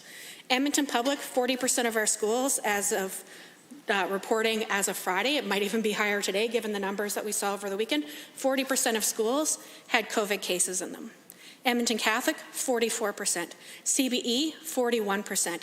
Calgary Catholic, 46%. That is current as of most recent reporting data, how many schools were impacted in those specific jurisdictions.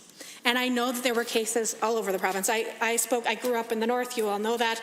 I've mentioned it more than once. I spoke with the grade 6 students in my hometown, and they had COVID in their school, in their class. This is something that touches all of us.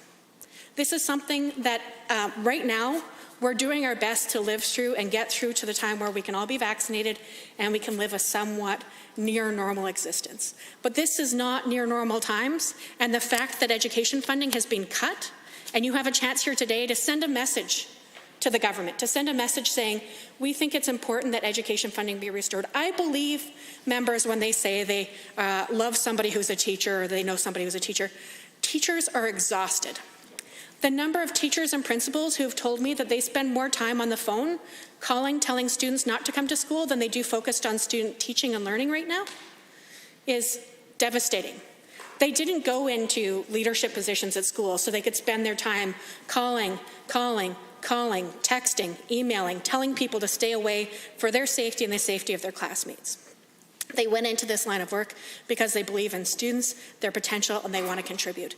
This is our chance to tell the folks that we all say we love and that we respect and that we give, congratulations to occasionally and tell them how great they are. This is our chance to actually put our values to a vote. The vote is whether or not we want to see education funding increase. It's been very clearly documented that global education funding, when student numbers increase and the budget does not, means an erosion of educational dollars for all. And this is a chance not to say you're picking one board or another or one formula over another. None of that, none of those talking points that were given in this debate by the members of government are actually in the motion. So please know that it is the motion and the vote on the motion that will be recorded in this place.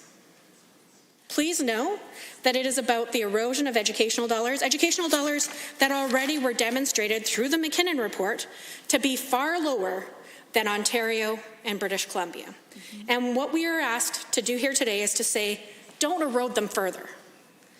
Step up and do something. $128 million was cut in the spring when the more than 20,000 educational workers were laid off. $128 million. And yes, $10 million was given back through the acquisition of PPE, basic PPE masks, thermometers, and some hand sanitizer. But 128 was cut. So please don't come in here and pat your minister on the back for restoring a fraction of what was already cut. Stand in this place, stand by your vote, and stand up for kids and the staff who work with them. Thank you very much. Honourable members, on the motion as proposed by the Honourable Member for Edmonton Glenora, all those in favour of the motion, please say aye. Aye. All those opposed, please say no. No. In my opinion, the noes have it. That motion is defeated. Honourable members, pursuant to Standing Order 4.1, the House stands adjourned until this evening at 7:30 p.m.